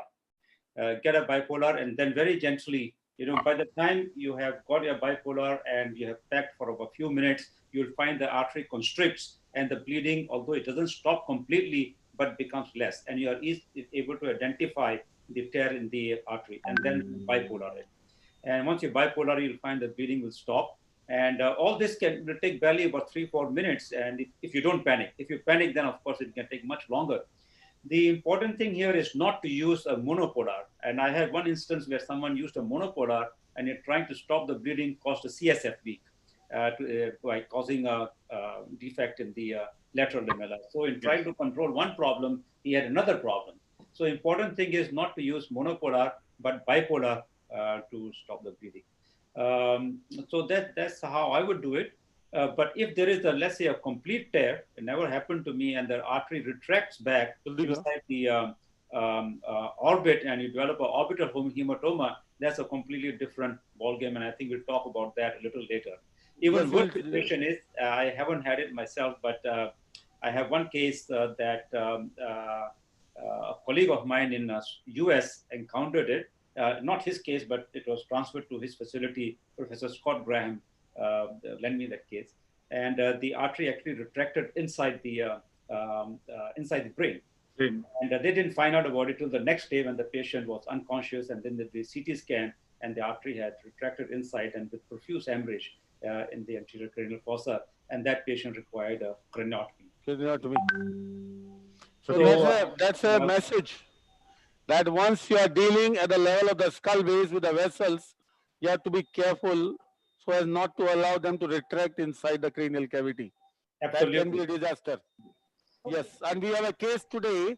Meningoencephalocele will emphasize that particular point, because in that surgery also, the vessels coming down through the meningoencephalocele can be the source of problem if not taken care of. So, can we move on to the next case or any further questions? Oh, sir, there is few more. We need to know about the balloon sinuplasty. Do you do it for frontal sinus? Not really. I gave my opinion about the balloon. In brief, it cannot replace the sinus surgery, number one. It is not a scientific answer to the problem. We discussed 4 hours first day about understanding the disease. The goal of surgery is redefined. This surgery is not a mechanical. You can't tell your patient that I'll remove your polyps, I'll operate and you'll be all right. It is a medical disease for which the medical treatment begins after that. That facilitates the medical treatment. By means of enlarging some sinus little bit, by breaking the septation a little bit to drain the sinus is not the answer for the future. So that cannot work, and majority of such patients are coming back with the problem. I tell you, that's why this has gone to disrepute at majority of the centers. The cost along with I'm not discussing, but even the basic fundamental is something which is never so appealing. But it has certain indications.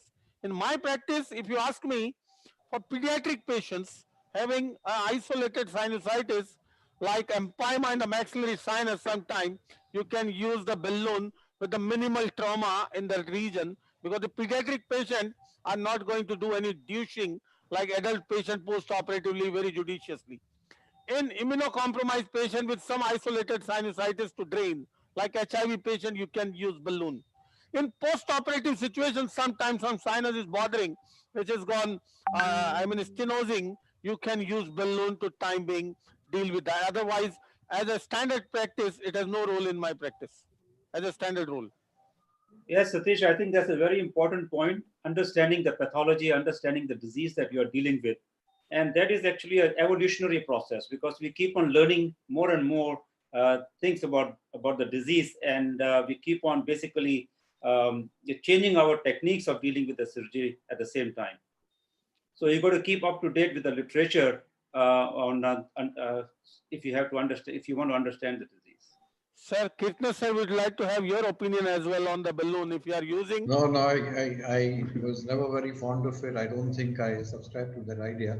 But Satish, I think the comment that you made is very important here, that we are treating a medical disease. So the surgical treatment is not to cure the disease, it's the starting point of the medical treatment. And I think the ultimate answer to this problem is going to come from the medicine guys. Surgery is just the facilitation of reaching the medicine to the site. And of course, when the patient is obstructed, to give him symptomatic relief. Absolutely, sir. Absolutely. Paramita, any more? Sir, Next case is ready. That is inverted papilloma. All set. Induce. Absolutely ready. And I am all set with the radiology. If you have any quick questions, we can. One question, very good question from Dr. Leena Jain. What is the best approach to deal with isolated posterior ethmoidal sinus disease? Isolated posterior ethmoidal disease. Yeah. See, isolated single sinus disease most often is a mycetoma. Most often. Is a maybe sphenoid sinus, maxillary sinus, even posterior ethmoid is mycetoma. And mycetoma is one aspect of the fungal disease where fungus is not initiating any immune reaction of the patient. It is just collecting and increasing and obstructing the sinus, the drainage. That's it. And you have to remove that isolated fungus. It is not any part of any systemic disease, so you don't need to treat all sinuses. You just go there, open up that sinuses, remove the antigen, that is fungus, remove that and establish the ventilation drainage. That's it. The minimal, that is something where the role of minimal sinus surgery stands. So what if the Uncinate process attached to the skull base? What different technique? Yes, that's important. And for that, you need to go first to the radiology pre-op very well to understand where the uncinate is going by three-dimensional radiology. And if it is going to the turbinate and the skull base, like I removed the uncinate today with a micro debrider, sometime I fracture with a curate, go behind and fracture it entirely. You can't afford to do that. In that situation, it is best to use a through biting to bite through the uncinate to separate it from the critical areas and then make your openings better, rather than pulling it out or doing anything else. Okay, sir. Okay, sir. So before you start with the next case, can you just show us externally your setup? Because in this COVID situation, they all want to know what precautions are you taking. There are many ENTs who want to know. Okay. Almost I was about to show in the last case, but we went along with the discussion, so I couldn't. In the next case, I will show it properly. Okay, definitely. Okay, sir, before we start the next case, to once again tell us the exact adrenaline concentration along with the lignocaine that you use, there have been many doubts on this again. Okay, I will tell in every case because that is different in every case. The last case it was 1:2 being a young patient. The next case papilloma is again young. In all cases I am not going to infiltrate anyway, and I am going to use the adrenaline, younger, more and more concentrated, only topical. So coming to the next case, can you switch on to the radiology, Dinesh? So this is a classical example of what we discussed the role of radiology in the last meeting, last webinar, how it can change the management. This patient presented somewhere with a polypoidal mass in the nasal cavity on one side, and there they did a non-contrast scan and posted that case for the sinus surgery. That was the real story. And this is the CT scan, the non-contrast CT scan of this patient. Let me reconstruct to all three planes for you. Yes. And see the picture, what we are having here. Can you see this? Yeah. Very clear. See this maxillary, isolated maxillary sinus disease kind of a thing. And if I show you a better picture, see this. Something I told you that day you have to be suspicious of in life when you look at the CT scan. This is non-contrast because looking at the polyps in the nose, we always order non-contrast. But see something giving me suspicion. Can you see this bony? Hypertrophy, some hyperosteosis, bony projection, some osteolysis. All these are good enough to give you suspicion that this could be something else. Next thing is, see where the osteomeatal region is completely something ballooning out. Can you see? This is very clear. which was giving me suspicion. Gaurav, look at this. We discussed that day. So these two things were good enough to give me suspicion. So I ordered an MRI. This patient came to me. I said, boss, I have some doubts and really I want some more information. So I ordered an MRI. Now see, with this MRI, this is mesmerizing. First of all, I will show you the T2 weighted image. Can you see something? Same like last discussed with that case. Yes. Can you see something? Yeah, converse CBC pattern. On T2 weighted, this hypodense is the lesion and whatever surrounding hyperintense is the secretion, hypertrophic mucosa, inflammation. And this is on T2 weighted, this hypodensity is not inflammation. This is a tumor. And to add on to this, let me put up the contrast image together. So once I put up the contrast together, now you see. What can be this? Yeah, this is T2 again. Let me put up the no. I will put up the contrast, sir. Contrast is important. Yes, this is contrast. Now see the difference in the image on the contrast and T2. Something is enhancing, which is not enhancing, not hyperintense on T2. This is the secretion all around, not enhancing. So this is definitely not a simple polyposis. Can you see? Now, more than that, I have something like giving me a clue of CCP. Can you see here? Yeah, very clear. That is giving me a suspicion of inverted papilloma. So I have a strong doubt this patient might be having inverted papilloma. The only thing which is worrying me, not making me very, very sure about it, is not being very enhancing on the contrast about the tumor part. Though it is enhancing, but not so much.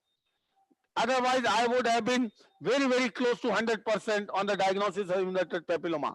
But this is something very clear that this is not a simple polyposis. Number two, on endoscopy, those were not very smooth polyp kind of a thing. It is something like mulberry appearance with not very smooth surface on it. So that is definitely not a polyp. It looks like something is coming from the maxillary sinus floor on this side and then going towards the in the depth of the lesion, which is classically the inverted papilloma goes like. Now coming to the axial sections now. This is T2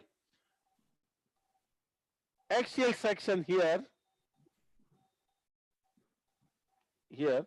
and see again, this is classical picture of a something like CCP. You will see here, the classical picture of a CCP. So let's explore this. This is not a simple polyposis, and let's see how it turns out to be. We have the diffusion image also, and on diffusion, this is hypodensity, there's restriction. Restriction is not in favor of sinusitis, is in favor of tumor. If it is too much of restriction, could be malignant, otherwise it is a benign tumor, and to me it is most likely some benign situation which we are going to deal with very soon. So any questions? So how radiology is important, you can understand. Without having MRI, if somebody tries to explore it, keeping target of doing a sinus surgery in mind, he would definitely come to surprise. And that's how your surprises can be avoided, by means of focusing more and more on radiology, and MRI is the answer in majority of these situations. Any questions? Questions. So many questions are there. Pramita? Oh, sir, they're asking, is there any malignant transformation seen in this case? Not really. Had there been many malignant transmission, let me show you again to the T2. On to the T2.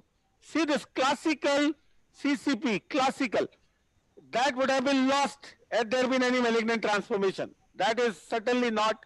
This young guy will no other sign of bone destruction around. You could see the CT scan with no signs of destruction at all. You have to take both the CT and MRI together to get the complete information.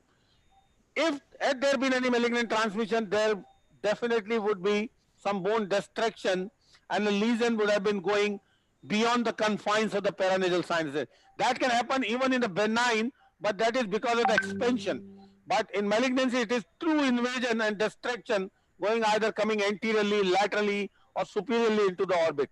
Something like that, which we have not observed. You see the very, very smooth appearance of the limits of the sinuses all around. Can you see? Yeah, very clearly. Satish, would you recommend biopsy or MRI in such cases? Would you do biopsy? You would recommend biopsy or MRI in such cases? Because yes, we always recommend a biopsy in case of doubt of a tumor to get histology, because this is the era of histology driven treatment of the paranasal sinus tumor, and there are a lot of good publication onto it to emphasize on it. So histology is very important. What is the biopsy report? Yeah. What is the biopsy report in this case? Done on? It was non-conclusive. See, on papillomas even, most of the time, your question is valid. The tumor is deep-seated and a polyp over it on the surface, which we see on endoscopy. Even if you take a surface biopsy, may not be able to pick up always. Now, more than that, if you take a deeper biopsy, sometimes from the sinus inside, you can pick up a papilloma, which you don't you are suspicious of that. More than that, if there is malignant transformation, that always starts in the depth. Even if you take good biopsies, multiple biopsies, you may not pick up that malignant transformation. That's why on doubt or in the depth, you always should take a good specimen for histology to rule out any malignancy. It's not that you rely on the pre-op histology and don't take a biopsy further to rule out malignancy intraoperatively. The site of attachment on this case. Hello? Yes, sir? Satish, sorry, interrupting you. Have you arranged for a frozen section for this case? Not really, because looking at a young age and not sign of having any malignancy, I didn't even think of that. But yes, you're right. Most of the time we do frozen section when you are in suspicion, or when you are doing operating on tumors with even a smallest of doubt of malignancy. We always send for frozen section. Not only tumors, in invasive fungus also, we always take frozen section to prove it. And in this case, I have a couple of comments coming from Venezuela on excellent demonstration for the surgery. So people are watching you in Venezuela. Oh, thank you. It's all because of you, boss. Well done, man. Thank you. Do we Have go you ahead with the identified surgical the part? site of attachment in this tumor?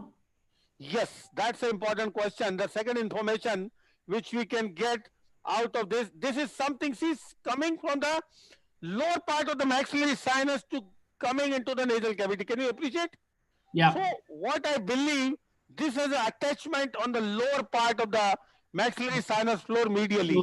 Yeah. Or this is the turbinate, and this is the medial lateral to the turbinate in the inferior part of the maxillary sinus. What do you believe out of this MRI? Yeah. See, all this information you don't get on CT. CT scan is just opacity. You don't get any single information except the bony erosion out of CT scan. What about the hyperostotic sign that you see at the point of attachment? Did you see that? Yes.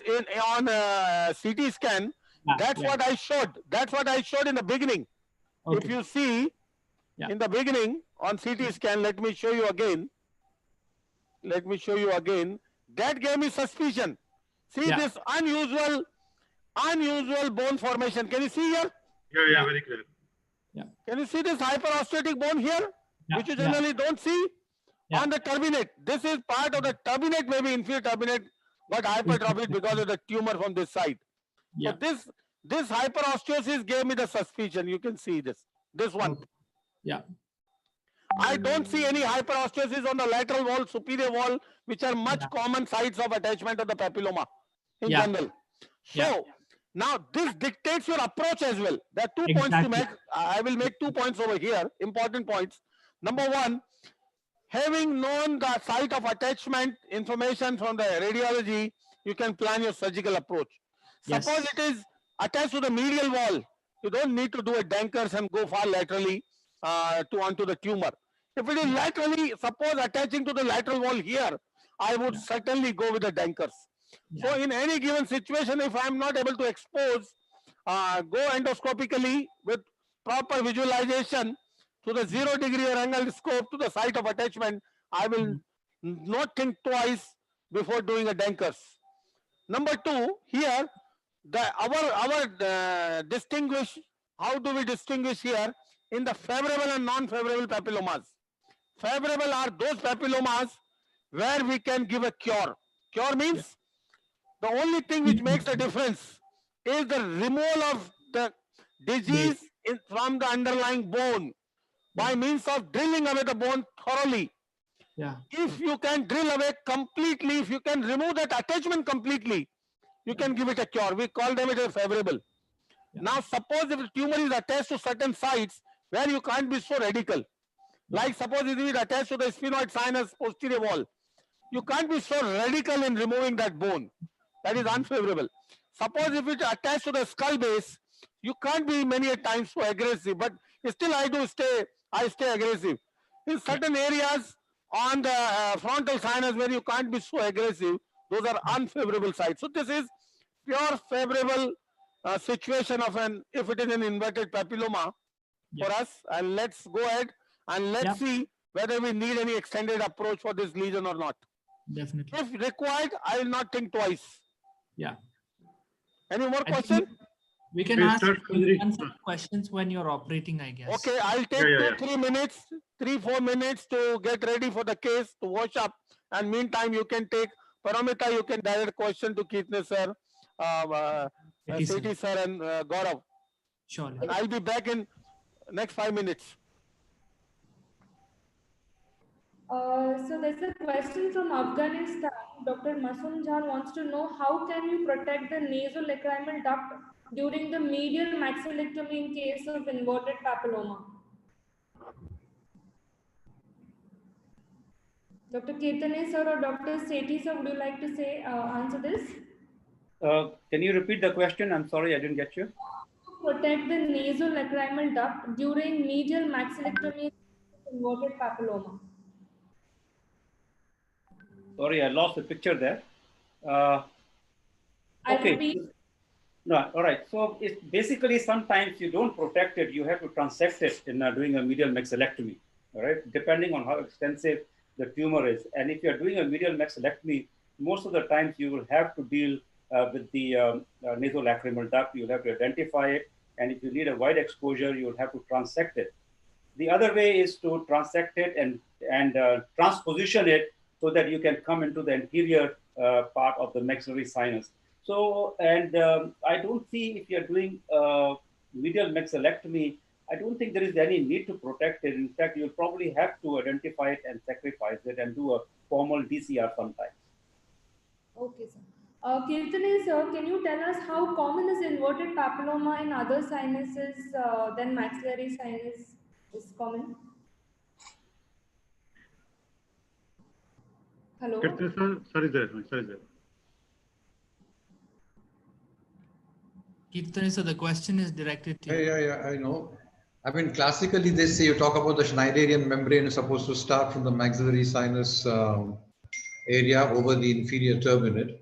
But we have come across inverted papillomas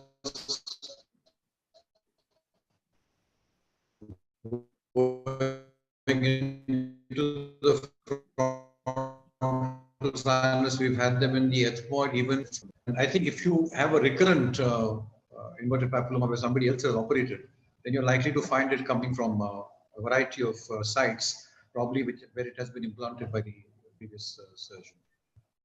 So I have a question. Have you ever encountered multifocal attachment for an inverted papilloma? Sorry, I think sorry. Multifocal attachment. Yes, that's what I said. You can get multifocal attachments, but that's more in revision cases. Very often we get cases which have been operated once, twice, thrice, and in these you get multifocal attachments much more common. Okay. Not so much in a primary tube. Yeah. Okay, so there are audiences who are asking what is CCP. So CCP is a cerebral convolution pattern, which he has discussed already in the previous webinar. They should go for that the second series. Everything was well. I would like to tell again to the audiences, the ones who have not yet watched the previous two webinars, it is still present in the YouTube. You can just type Dr. Satish Jain and with Dr. Rajiv Pachauri on chronic rhinosinusitis. So I think we are ready with the case. One simple question from many people that Dr. Sethi sir and Dr. Kirtane sir, how will you approach this case? Means sub-level approach, or those who cannot do this endoscopic surgery, can they go with sub-level approach to remove this inverted papilloma since it attaches very laterally? Well, I think that's what they used to do in the past, but the recurrence rate was quite high. And with endoscopic approach, I think you can do a much better clearance and look around the nicks and corners of the disease. In this particular case, the blind spot would be the lacrimal recess anterolaterally. So those are the areas that you cannot examine with the open approach. So I have no experience with actually open approaches. My training has always been as an endoscopic approach. But I suppose the tendency to leave behind tumor is much higher if you use an open approach in such cases. Sir, your point, sir, Kirtane sir. I couldn't get the question. I mean, I think my connection went off and it came back. What was the question? Can we try this case with sub-level approach, or any open approach? Hello. Sub-level approach. Sub-label. Yeah. Hello. Yeah, Satish. Can you hear me, boss? Yeah, we can hear you very well. No problem. Are you getting the picture? Yeah, we are getting it. So this is the left nasal cavity, and what you see is this polypoidal lesion. Can you see this? Yeah, we can see very clearly. It doesn't look like a simple polyp, first of all. Can you appreciate? Yeah, very clear. That is a reason for suspicion. Number two, that hyperosteosis on the CT scan and that kind of ballooning of this mass lesion out of the middle meatus region. Number three, on MRI T2 weighted was not a simple polyposis. The only thing which is again holding me back is the contrast image not showing very much of enhancement. that is something, a negative thing against the diagnosis of papilloma. So my second DD would be an inflamed polyp. So let's see. Let me start debriding first. See this? Yeah, yeah. I will just debride the luminal component first and get onto the lesion to get more anatomical detail, more sort of information about the extension. See, it is completely occupying the nasal cavity. So anyhow, it had to be removed. Yeah, yeah. Yeah, but Satish, I think this is a classical inverting papilloma. Looks like it's classical. Yeah, that's what I think, but let's see, I'm very wrong sometimes. But based on the look, as you can see, the appearance is changing now, becoming more fleshy. Yeah, we have seen couple of such cases of the infected polyps. I don't know. So funny, but this should not be. This should be a tumor. Yeah, I can see that its consistency is changing now. Yeah, yeah, it is more firmer now. Yeah. More harder component coming. I think it's more fleshy. Yeah, more fleshy now. So Satish sir, Dr. Deepak Dalmia wants to know that if the biopsy report is inconclusive, then and the attachment is either flawed, then why not sublabial approach or combined approach in place of endoscopy alone? See, the question of sublabial or endoscopy depends upon the surgical expertise. No reason I cannot, in this given extension, there is no reason which I can't, address to the endoscopy. I can very well reach by the endoscope. Under more visualization, like Satish sir said, I can reach to the area as compared to sublabial. Sublabial was an approach which is now taken over by the endoscopy for its better visualization. And see this? This component is quite hard one. Can you see this? Yes. Yeah, yeah, very good. And this, see, until now I didn't take a biopsy because it was quite superficial. There was no point. And now I will take this solid lesion for histopathology. See this? For sure. It's a big one. And I will take some more. See, nowadays we have started getting immunohistochemistry of papilloma. There are certain pathological signs by means of which you can predict the future possibility of malignant transformation. Those are histological criteria, including mitotic index. You can at least predict. You have some more information than nothing. Something like that. So here, now I will have much better space now to deal with. And I will follow it better and focus more and more on the middle meatus component. Let me finish off this luminal part.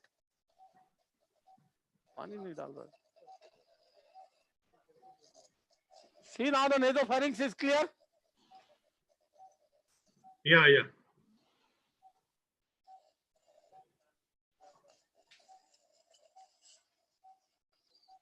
Sir, I want to ask you, have you ever had to do a lateral rhinotomy for an inverted papilloma before? See, in this era, no question. Okay, so there hasn't been a tube. The endoscopy, if you are well versed, you can reach all these areas. It's not that you are avoiding incision is the advantage, not at all. If some approach or some technique involving an external incision but giving a better outcome, I will certainly go for it without thinking twice. It's not the incision. That is the last thing to take into consideration. Yeah. It is the visualization that matters. Yeah. It offers brilliant visualization which cannot be otherwise possible with the open approach. Now see, I am not using Merocell much in this case, unlike sinus disease, because in sinus disease we are more concerned with the mucosa is immunocompromised. We are dealing with the immunocompromised situation and the impaired mucociliary clearance. Impaired mucociliary activity, which is not the case here. Because initially, I am using ribbon gauges which are more effective. We will call you can join. You all can join between. And see, that is the upper part of the audio was not there when you introduced our. So you would like. So what time I will let you know. Once I will do, sir. I will send you a message. Hello? Yes, sir. Yeah, yeah. So here I'm using the ribbon gauges, unlike the sinus disease for the reasons I told you. Now this is the upper part of the uncinate. I'm seeing the frontal and other sinuses are absolutely perfect. See the other areas absolutely okay. So I don't need to go anywhere beyond that.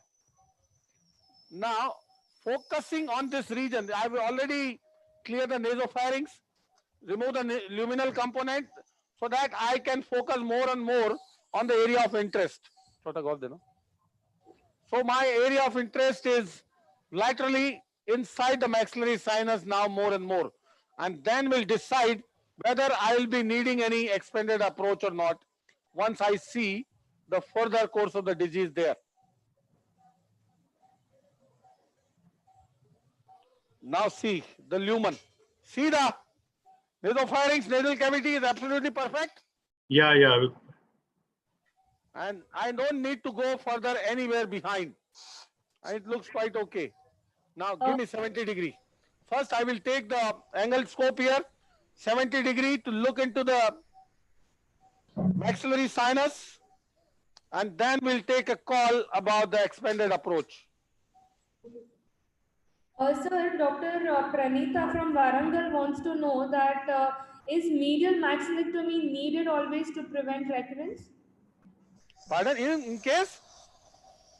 Is medial maxillectomy needed always to prevent recurrence? Medial maxillectomy? Hello? Yes, sir. Medial maxillectomy? Yes.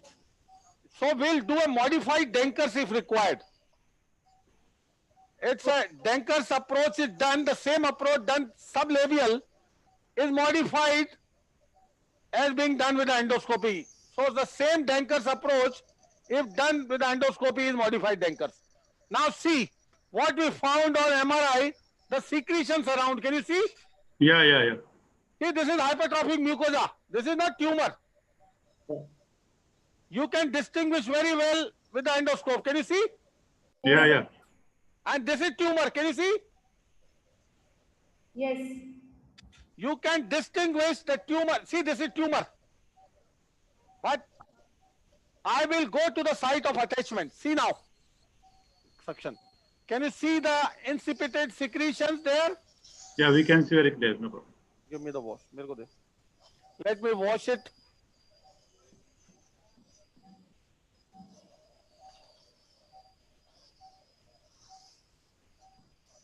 See, you can irrigate them.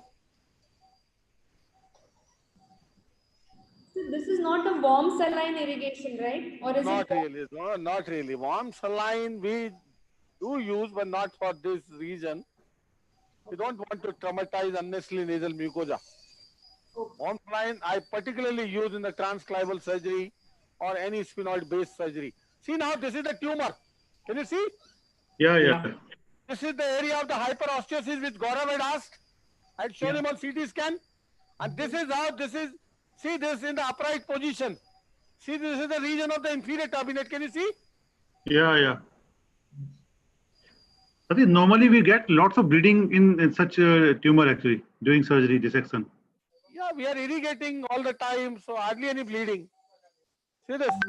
Now see the upright position. Yeah. See the interior of the maxillary sinus, that is up where the orbital floor is. Yep. This is medial part. That is posterior wall. And see the tumor is coming from here inferiorly.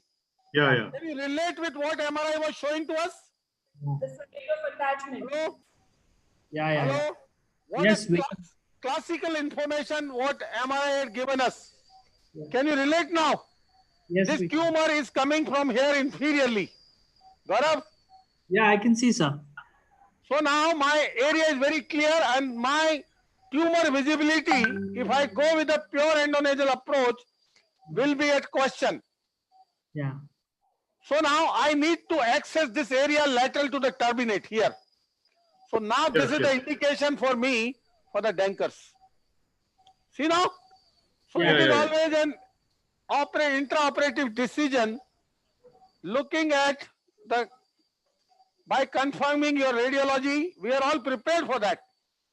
I was prepared for that, assuming that the tumor, as I told you, was coming from the maxillary sinus in the region of the inferior turbinate inferolaterally. And so now I will change to 0 degree and will immediately convert to the Denker's drill. Amit Kesri is asking how do you differentiate between undifferentiated carcinoma and inverted papilloma at this level? At this level, difficult. See, I told you the carcinoma is a histological diagnosis, and many a time you may miss it.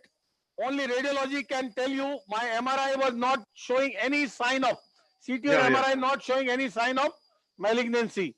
His age is against the diagnosis of malignancy in inverted papilloma at 28 years of age is highly unlikely. No sign or symptom of malignancy. Why to think of that? And still we are suspicious. We'll send the final specimen at the sign of attachment. That the most representative specimen, I would say, we will send for histopathology. Okay? For the Denkers, some of the classical steps of the Denkers here.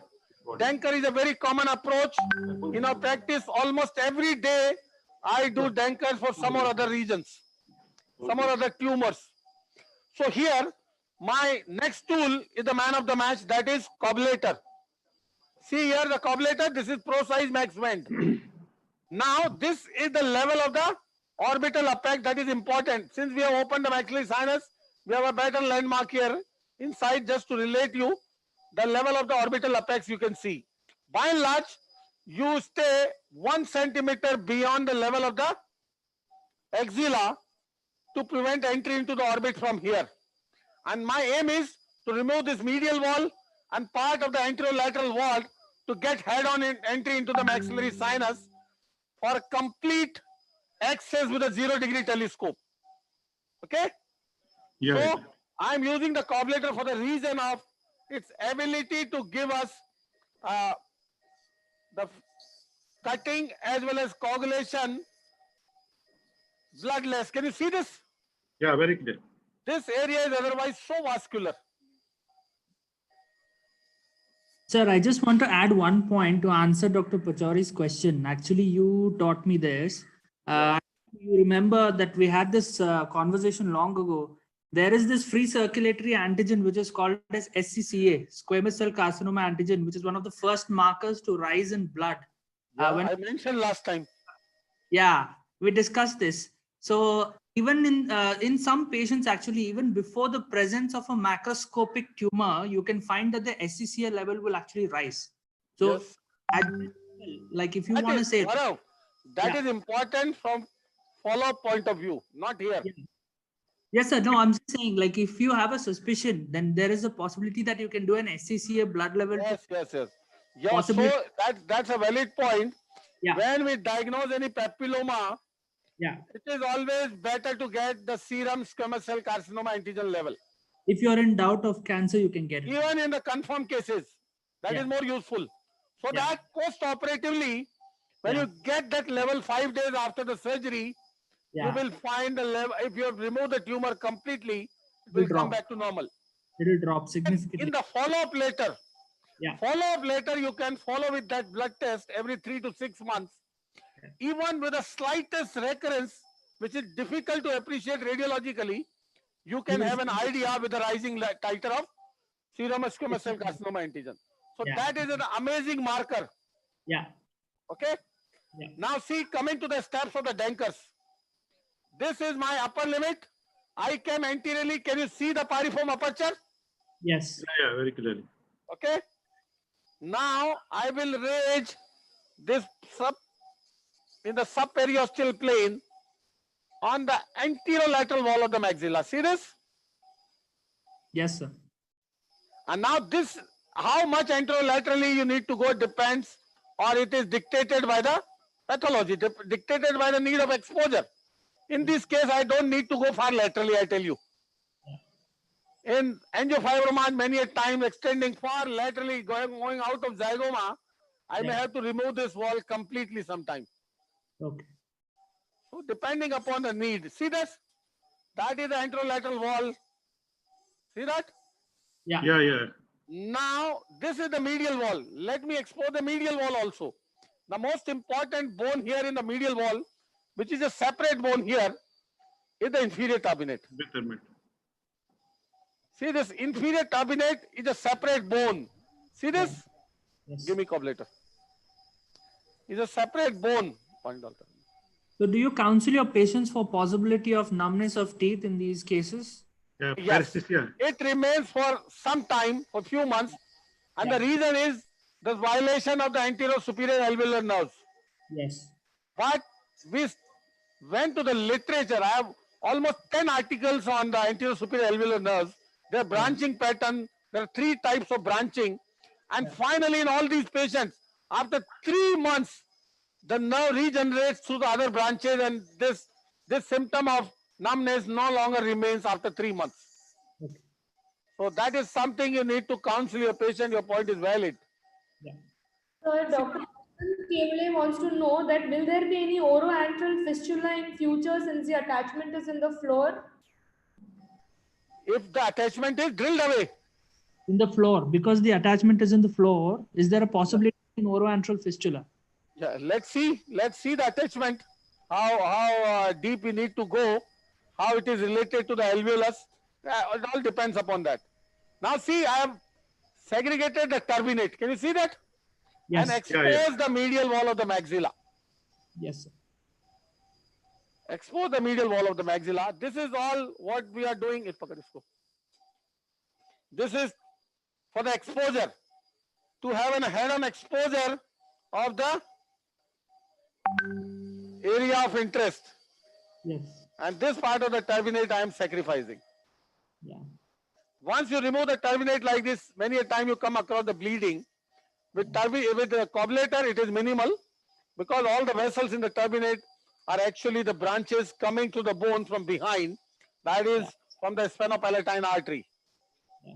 Sir, what we should do if the cobbletter is not available? If we don't have... Then you have to struggle a lot. See, this tool is a magic, this wand is a magic wand, I would say. In one tool, you have the ability to cut, you have the ability to coagulate, you have a suction along with to keep your field clear, and you have an irrigation to prevent the collateral thermal damage. It doesn't allow the temperature to rise too high. And that is the beauty of this tool. It's amazing. I've been using this everywhere with the possible advantage. It is very, very safe. Even for the intracranial use, we have used several times. It is an amazing tool. Sir, Dr. Sham Somani from Latur wants to know that which part of tumor undergoes malignant transformation? Which part of tumor to be sent to the pathologist? Which part of the tumor? They want to know whether the site of attachment or the free end of the tumor. Yes, site of attachment. I have already mentioned that is the most representative part. Now see, this is the area of the bone which is not allowing us to see head on into the maxillary sinus. It is all clear? I have flushed it with the floor of the nose. There is no bleeding thanks to the cobbletter. And this is the anterolateral part. Now, I will tell you, let me show you how to enter into the maxillary, just to show you the interior of the maxillary sinus first. Okay? Yeah. So what's the lateral margin of elevation of this soft tissue plane? Is it the infraorbital nerve there? Pardon? What's your lateral margin for elevation of the soft tissue plane over the anterior wall of the maxilla? Would it be the infraorbital nerve? Infraorbital nerve is far beyond, Gaurav. Let me show you. My most of the time the limit is the infraorbital nerve. See, if I elevate further, the infraorbital nerve is far beyond. It's still far beyond, and that is a practical limit most of the time. Okay. Yeah. So I am far off from the infraorbital. Now I am not going far laterally. And see the drill I am using. Can you see this drill? The coarse diamond. Beauty. I cannot work without this on the skull base. I am so addicted to it. This is a inherent 15-degree angle on this transnasal burr. Such a sleek instrument. And this particular burr head, see this is not diamond. This is coarse diamond. I am not using cutting at all, section. Just to show you an entry into the maxillary sinus section.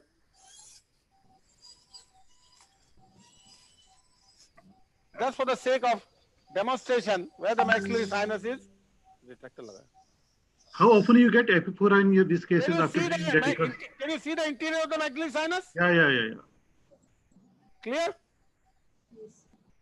Now, the only important structure which comes in this way, which we have to sacrifice, is the nasolacrimal system. Okay? And I will tell you the way by means of which you can almost certainly prevent the complication of epiphora. I will tell you, it is not a Dankus, you remove this wall anywhere.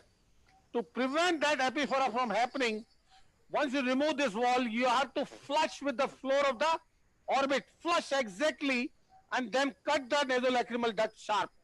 Flush to the, that is the only way, certain way of preventing the epiphora. That is what I am going to show you.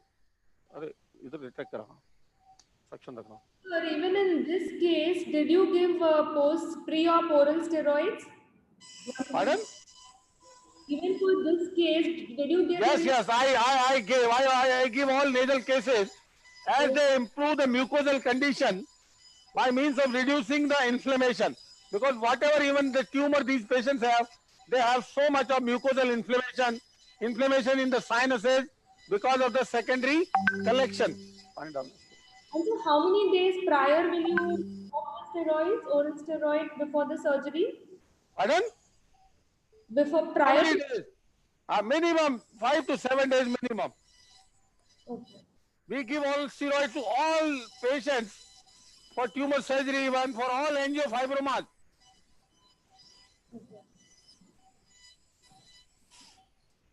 One of the important reasons to give the steroid is also. Now let me show you something better about the interior of the maxillary sinus. See this picture now? Now, let me show you something. I can remove this bone in no time. I can use a Gaussian hammer just for the sake of demonstration of the concerned landmarks. I am showing this. See now, inside the maxillary sinus. Pani rakh now.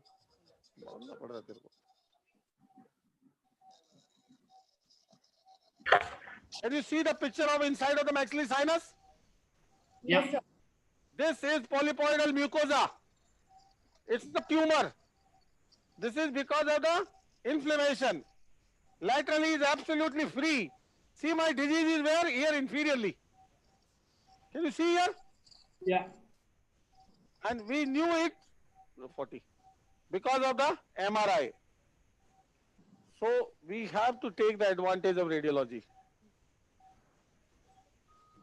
Paramita, you mentioned the name of a person, Dr. Sham Somani. Hello? Yes, sir. Yeah, for Latour. You know this man, he amazed me once. Yes. He organized a workshop at Latour Yes. on the sinonasal diseases. Operating workshop, I was there with Ashish Bhumkar. Okay. And believe me, the collection of cases he had, 18 sinonasal tumors. 18. He does great work, sir. 18 cases of sinonasal tumor he collected. Amazing. See this? Gaurav, I am showing you, just to show you the lateral wall, everywhere is free. See this? Yeah. Yes, All sir. mucosal hypertrophy, nothing else. Yeah. The tumor is centered on the infero-medial part. Is that clear? Let me give a wash and show everyone the exact story where the tumor is.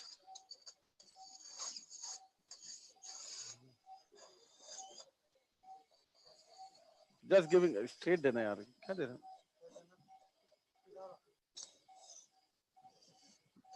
Sir, with your permission, I just want to add a point.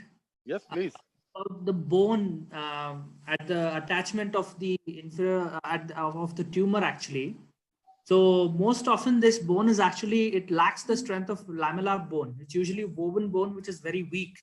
And that is why the tumor can easily break this bone and invade that bone. That is why it's so important to take out this bone. Tumor erodes the bone. Tumor has a tendency to enter into the Haversian system of the bone. Tumor goes differently in different situations. It's not. Many a time you'll find a complete bone destruction. Yes. Sometimes you'll find hyperosteosis. See now the interior of the maxillary sinus and tumor is centered inferior-medially. Is that clear to everyone? Yeah. That is what our MRI showed. Now, see, this is the anterior edge pyriform aperture. See now what is there behind? This is your nasolacrimal duct. Can you see this? Yeah, from inside. This is your nasolacrimal duct. Why I am trying to show this? This is the level of the roof of the maxillary sinus, the floor of the orbit. Yeah. I will cut this duct flush to the floor. If you cut this duct below, flush, even sharp, the hanging part of the lower part of the duct with moving, the mobile part of the duct will involve fibrosis and stenosis. So never ever cut the duct lower down, always cut flush, absolutely flush in the bone along the floor of the orbit so it never gets stenosed. That's a very important point to prevent a major morbidity. That's why I was trying to show you the interior of the sinus that where I'm going to cut this bone duct. Okay, is that clear? Yeah. Now Dr. see, Rajan Bhargav is asking, after doing so much of bone removal, chances of empty nose syndrome or dry nose syndrome afterwards? nothing. Boss, we are anyway at the end of the surgery, I will show you, will not leave any raw areas. Most of the area will be mucosa line, number one, and with a good irrigation, saline irrigation, ringer irrigation in the post-op, you generally, it heals so fast. We have many patients, hundreds, thousands of patients, skull base, we have without any issues. So, yes, but you have to counsel the patient for initial few months for the judicious irrigation. That is important. See now what I'm trying to show, I'm trying to remove this thin bone with a lux only. See that? Yeah. Just to simplify it. See with the lux? Yes, sir. Once you use the drill laterally and thinned out, it can come easily with the lux as well. And see the duct now. Can you see the duct? Yeah. If you cut this duct hanging like this, it is 100%, 100% it is going to stenose. See that? Yeah. So I will flush it thoroughly and then cut, and that will be the sort of insurance that my duct will not get stenose. Now give me the drill first. There's a question, the squamous cell carcinoma antigens that you said, that does it from malignancy as well, or it is just to follow up the recurrence of the reservoir? Then Paramita, can you repeat the question little louder? I heard squamous cell carcinoma antigen. What about that? Is that we discussed that it is helpful for follow-up for recurrence and residual. Does it also help to recognize if it's a malignant disease for malignancy? Not really. Not really. Actually, this antigen is used to detect malignancy generally. But this antigen is a receptor in inverted papillomas. That's why you use it for here. Originally, this antigen was used to detect the uterine cervical malignancies and other squamous cell carcinomas, but for inverted papillomas, it is quite specifically, it has receptor and this antigen levels rise. Deepak Dalmia is asking, everybody doesn't have this so beautiful drill. Can we remove this tumor by sublabel endoscopic approach along with the nasal route? Endoscopic? Sublabel mini cardiac approach by endoscopy. Can you this illumination, try to understand. Yeah. This illumination, this magnification, all this beauty, you cannot get with the sublabial approach. Because for such beautiful dissection, if sublabial for this any region, if any approach is superior to this, I will go for that. I am not biased. No, everybody doesn't have this cobbler as well as the so beautiful drill. That's the. See, the equipments are important. I have no answer if we don't have. But yes, we have to think of something better.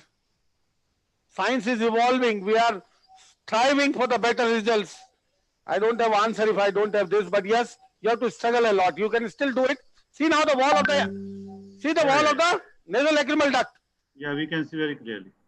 See still what I am doing, spending 5 minutes extra to flush it with the floor. Yeah, yeah. And then you will find will be no epiphora. That is so important.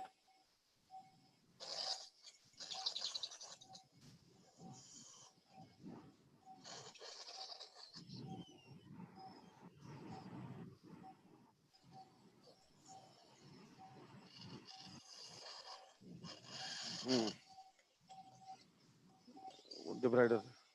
I need debrider. See now, I am flushing to the floor. I will show you exactly the point.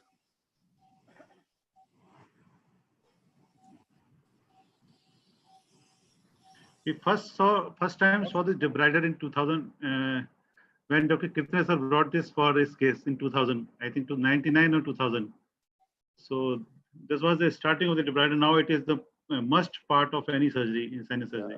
Yeah, this is the important part of the armamentarium now. Any special comments from Professor Sethi? Any suggestion at this point of time? No, Satish, doing a great job. And yes, excellent. I just did a similar case not too long ago, maybe about 2 weeks ago. But that the hyperostosis was on the lateral wall of the maxillary sinus. And you had to do Dankers?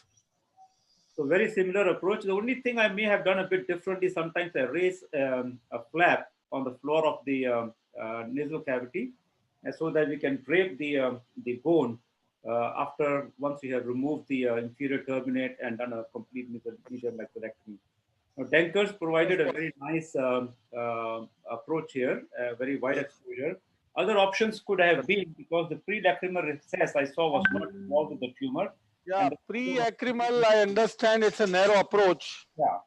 So that could have been an option, but in this case, I think this gave you a better exposure, certainly. Yeah. See now the level of the level of the duct. Yeah. Flush with the floor of the orbit. Can you see now? Yeah. Exactly. See, this is the floor of the orbit. Exactly. Yeah. Absolutely flush. And now I will take a call to cut this sharp in one go. See, the duct has gone. Yeah, beautiful. Yes, now see if I press. See this. Yeah, beautiful. So this is not going to come in my way. This is not going to hang. And certainly this is something by means of which you can prevent the scarring. Okay. Sir, can you hear me? Yes. Sir, I just wanted to, for the benefit of the junior colleagues of us, is there any indication for a pre-lacrimal approach in cases of inverted papilloma involving the maxillary sinus? That Dr. Sethi has already emphasized. The reason is Gaurav. For audience, let me tell you. Two reasons I don't do. Number one, pre-lacrimal is a narrow corridor anterior to the lacrimal duct where I made the opening, in the initially, where I made the opening, enlarge it until the nasolacrimal duct, and that space anterior to is used for tumor removal. You raise the flap and replace it back. That is pre-lacrimal. But the thing is, in papillomas, I have two reasons for not to do. Number one, I don't want to compromise with the exposure. And second thing, in papillomas, we have started taking 5 millimeters margin now. Yeah. 5 mil from the site of attachment, 5 millimeter all around, and a safe margin of mucoperiosteum. Yeah. This has recently been emphasized in the literature. Some good, impressive articles I went through. And see now, I am going to the attachment. See now, all over, all around, everything is under control from all around. See this kind of exposure. See, with a 0 degree, I have full control over the tumor in the maxillary sinus. Can you see? Yes, sir. That is what I want. See this vessel here? That is the tumor vessel. That is the feeding vessel. Yes.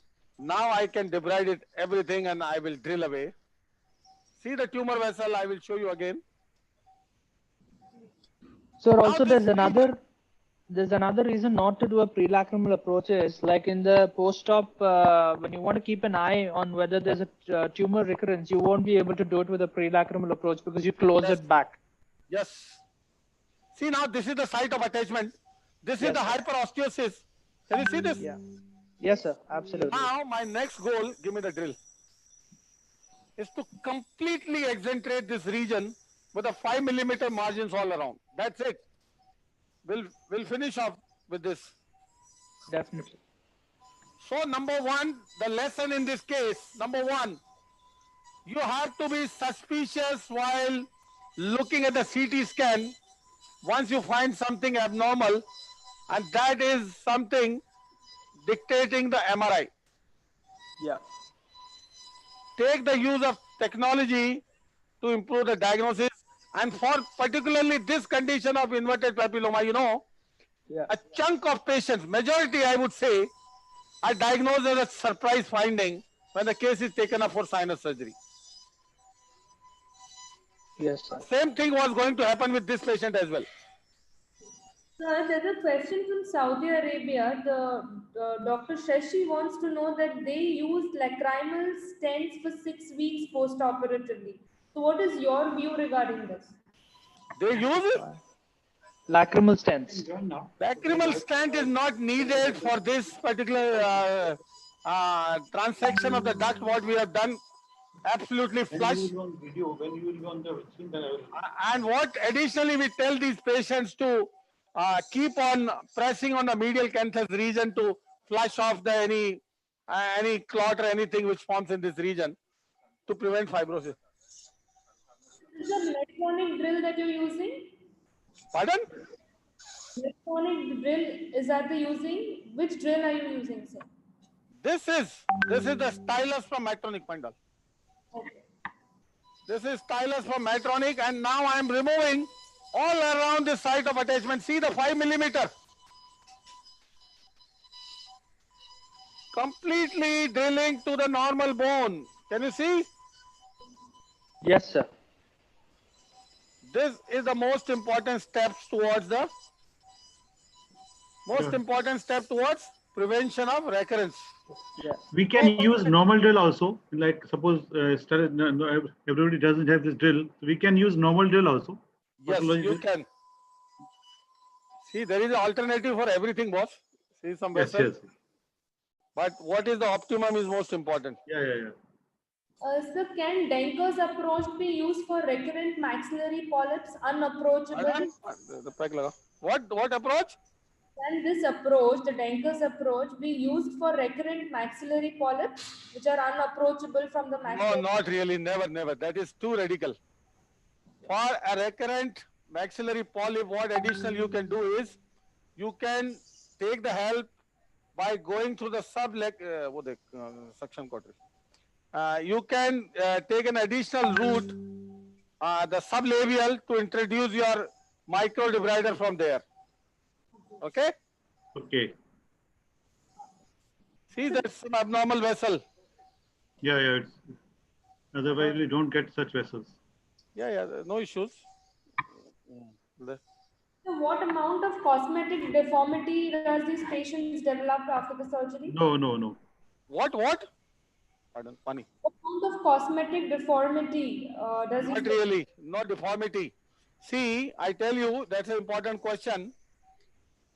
See, when I started this surgery, I mentioned about the anterior limit that was piriform aperture. See that? You are not supposed to come too anterior to damage the nasal ala. See this ala here? If you damage the ala, can lead to drooping. Okay. And then you need Gaurav for rhinoplasty. Okay. See this region where the vessel was coming from? Yes.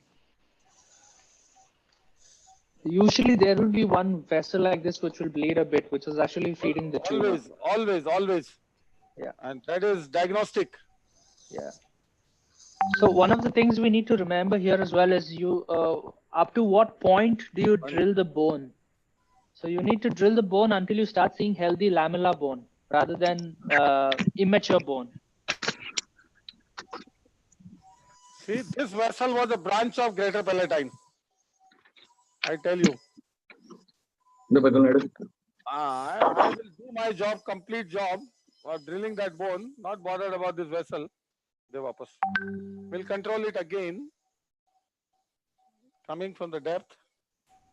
But we should not compromise. So there's a question from Dr. Ravi Shankar Muscat. He's saying that what about the biopsy from the tumor attachment area? We have taken one piece. We have taken one piece. We have taken one piece which came in debrider, and we have taken for histopathology. The last piece which came from here. Okay. See, this is the region of the greater palatine. Yes. Yes, sir. Yeah, that vessel was coming from as a branch from greater palatine.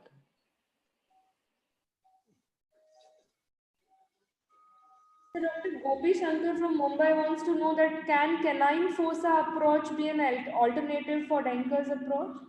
Which fossa? Canine fossa. That's what Deepak Dalmia was asking. That is Sublabial alternative approach. If you are not well versed with endoscopy, then you can, but again, that cannot match the endoscopy. See the brilliant illumination. See the value. Even a microscopic component you can see very well. So what are protocol for recurrent inverted papilloma? Means regarding investigation and treatment protocol? Yeah. First of all, that is never a true recurrence. It is always a residual with regrowth. Residual, yes. And again, the same principle. You have to thoroughly drill the underlying attachment completely. The reason for the recurrence is lack of complete removal. Drill. See this, how radical you have to be at the site of attachment. You can see again. Don't bother about the vessels coming. That you should be able to control. I want a flush bone, completely flush bone. Can you see now? Yeah. Yes, sir. Amit Kesri is asking, you changed any cobbletter setting in this case? What was your cobbletter setting? Cobbletter setting is full. I keep on full mostly, 9.5. Okay, 9.5, okay. Yeah, cutting 9, coagulation 5. And you see the normal area now? Yeah. See this 5 millimeter surrounding? Yeah. Completely drilled off. Yes, sir. 5 millimeter denudation. This is the recent recommendations. It's always good. Now there are only two ways for the recurrence, so-called recurrence of these papillomas. One is the multicentricity, if unfortunately the patient has. Yeah. Okay. And second is the tumor biology. In some of the sporadic reports, some of the sporadic cases have been linked to the HPV 16, 18 and some other regions which has still not been proven, They are aggressive lesions where the possibility of multicentric lesions are more, and that tumor biology is something beyond the control. Okay, but 99.9% of the time, debrider, if you do an adequate surgical work, believe me, recurrence is unlikely, and we have a huge series. And mostly in our series now are the revision cases. So we have seen all funny attachments of the papillomas you can think of.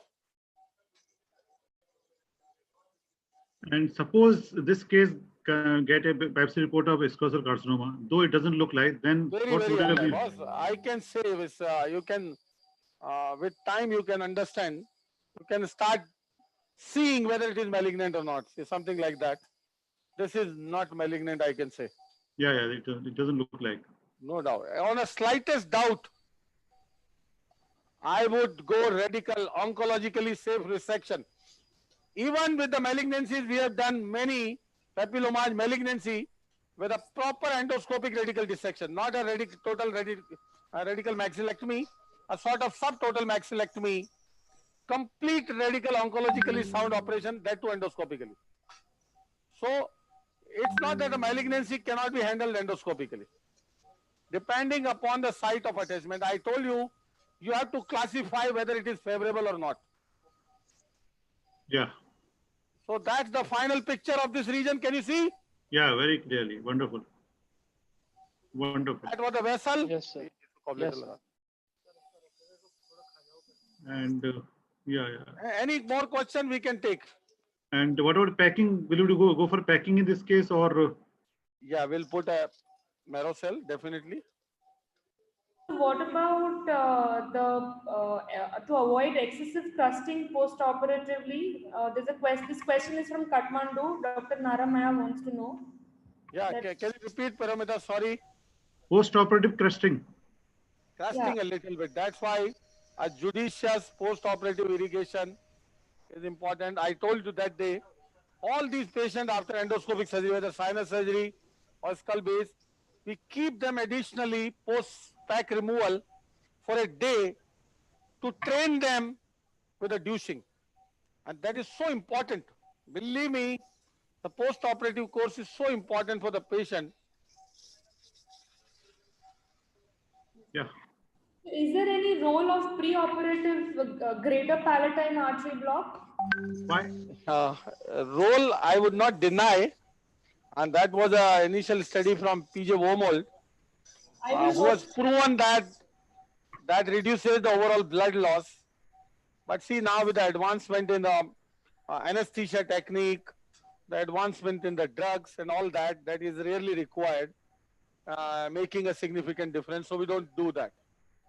We have done that. That's a good technique. I don't deny it. It does make a difference, no doubt about it. But you have to weigh the pros and cons, for everything. We will also like to know this Dr. Sethi sir's opinion on this. So what do you think about this? For greater palatine blocks? Yes, sir. No, I don't do that. I think that you can see Satish has a very nice operative field here. And I very rarely give greater palatine blocks. I used to for extensive nasal polyposis in the past, and that was like more than 10 Ramita, this is the final picture. I am coming out. Yeah. I'll come with the radiology of the next case. The next case is already induced. So give us 5 minutes. Sun Pharma people are there. Mr. Mahid Varman is there. Before that, there are 2 announcements that regarding the OT setup, we will show you in last case because of the compatibility with the camera and the attachment. So we'll show the OT arrangement in last. Yes, we will show what precaution we are taking, looking at the last COVID. Case, Yes. Now next case we'll show. And second, Mr. Varman is there from Sun. He has some announcement. After that announcement, I am ready with the radiology of the next case. Yeah. Okay. Yes. Sir, Mr. Varman. please go through more 2-3 questions. Good evening to all once again, because audio problem in the beginning, then we could not share what we wanted to share about the company. So just 2 minutes, I will take. I don't want to take much of time. Sun Pharma. My name is Mahindra Varman, Deputy General Manager of Pharma Care Division, which is a division of Sun Pharma Industries Limited. And our logo for the company is reaching people and touching lives. And Sun Pharma, it's the world's 5th largest pharmaceutical company, generic company, with a revenue over $4 billion, which is roughly coming to almost 29,000 crores. And we are spending almost R&D for 8% of the total sales what we earn. And we are ranked 5th largest pharmaceutical company in the US. And India, we are the #1 company in our country. And we have a market presence over 150 countries. And globally, we have around 30,000 employees. And for R&D, research and development, we spend approximately 8% of the total revenue what we get. And we have manufacturing footprint across 44 manufacturing facilities across the world. And we have product portfolio of more than 2,000 products across the world. And we are we are having 8% of our market share. If you take India business, we have 8% of market share. Now it is on the increase. Prescription trend, we have #1 rank among 10 different specialties, and especially in chronic segment, we are very good and market leader in various segments. And we are 30 brands in the country, which is top 300 brands, which comes in 300 brands, 300 brands. And our division, Pharma Care, which is a division which mainly deals with the brands like Cipodum, Recifer, and Montecapex. This is short about my company. And thanks for the opportunity given to us for organizing this surgical webinar for the first time in the pharmaceutical industry, I would say. And this is, we have set a revolution and a milestone for the industry as well. And this has become possible with the help of Dr. Rajiv Pachori, who has mooted this idea, and Dr. Satish Jain has accepted for this this webinar. And thank you very much for all the acceptance. And I'm very much delighted to have the galaxy of the stars. I mean, Dr. Sethi, Dr. Kirtane, and Dr. Parimita, and Dr. Gaurav. And it's a wonderful opportunity given to us. And thanks for the support which you have been extending. I request you to kindly extend your support. I mean, as usual. And Sun Pharma is very keen in supporting all these scientific events, even in the coming years also.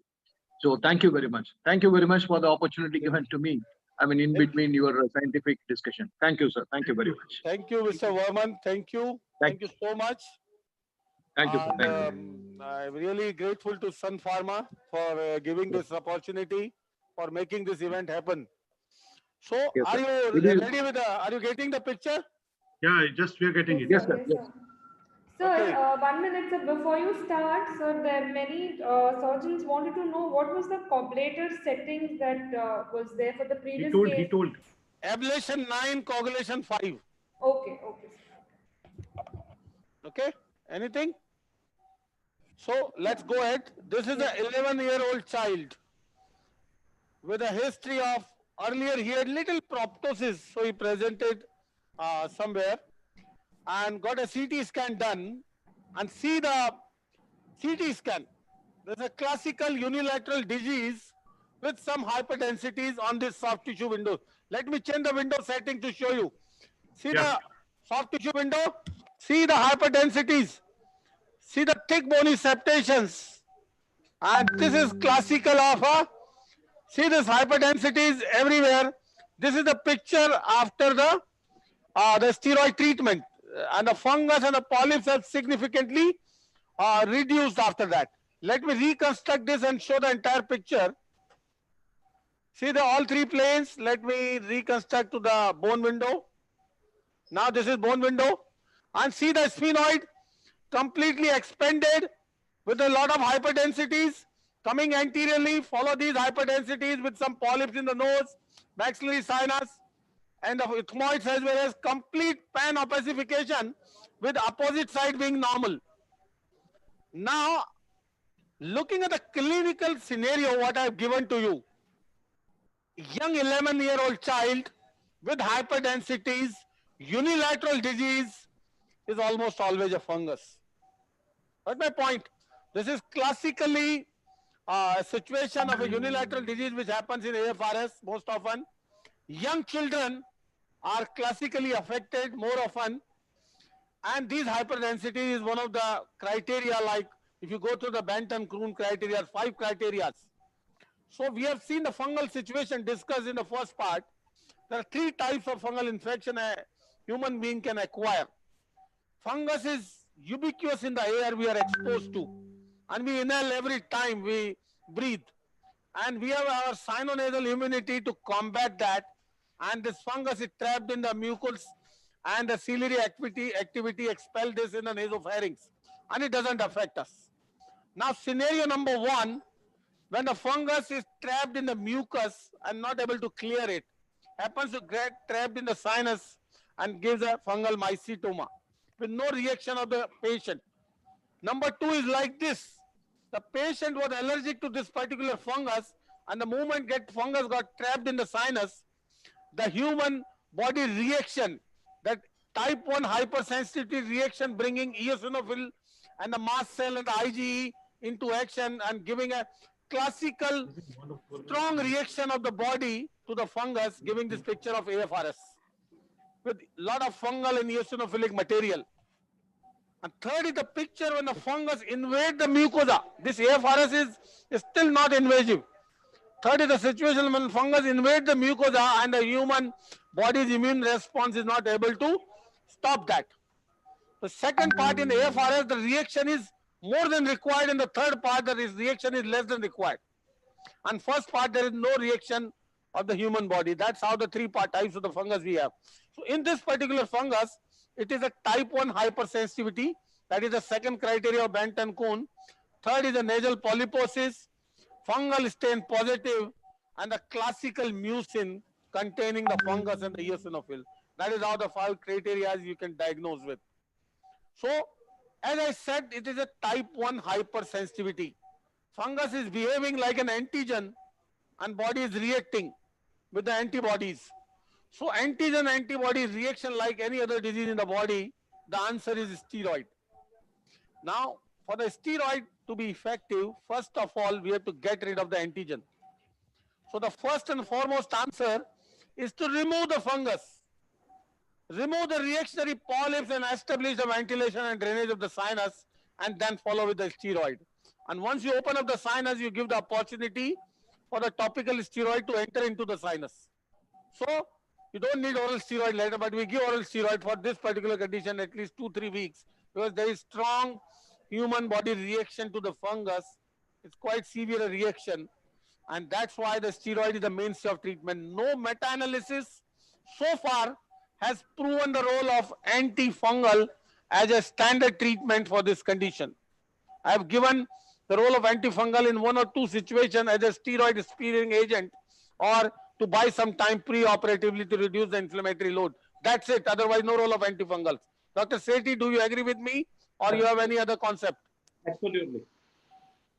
So I hope you don't give antifungals to this AFR patient post-operative. No, we don't give antifungals.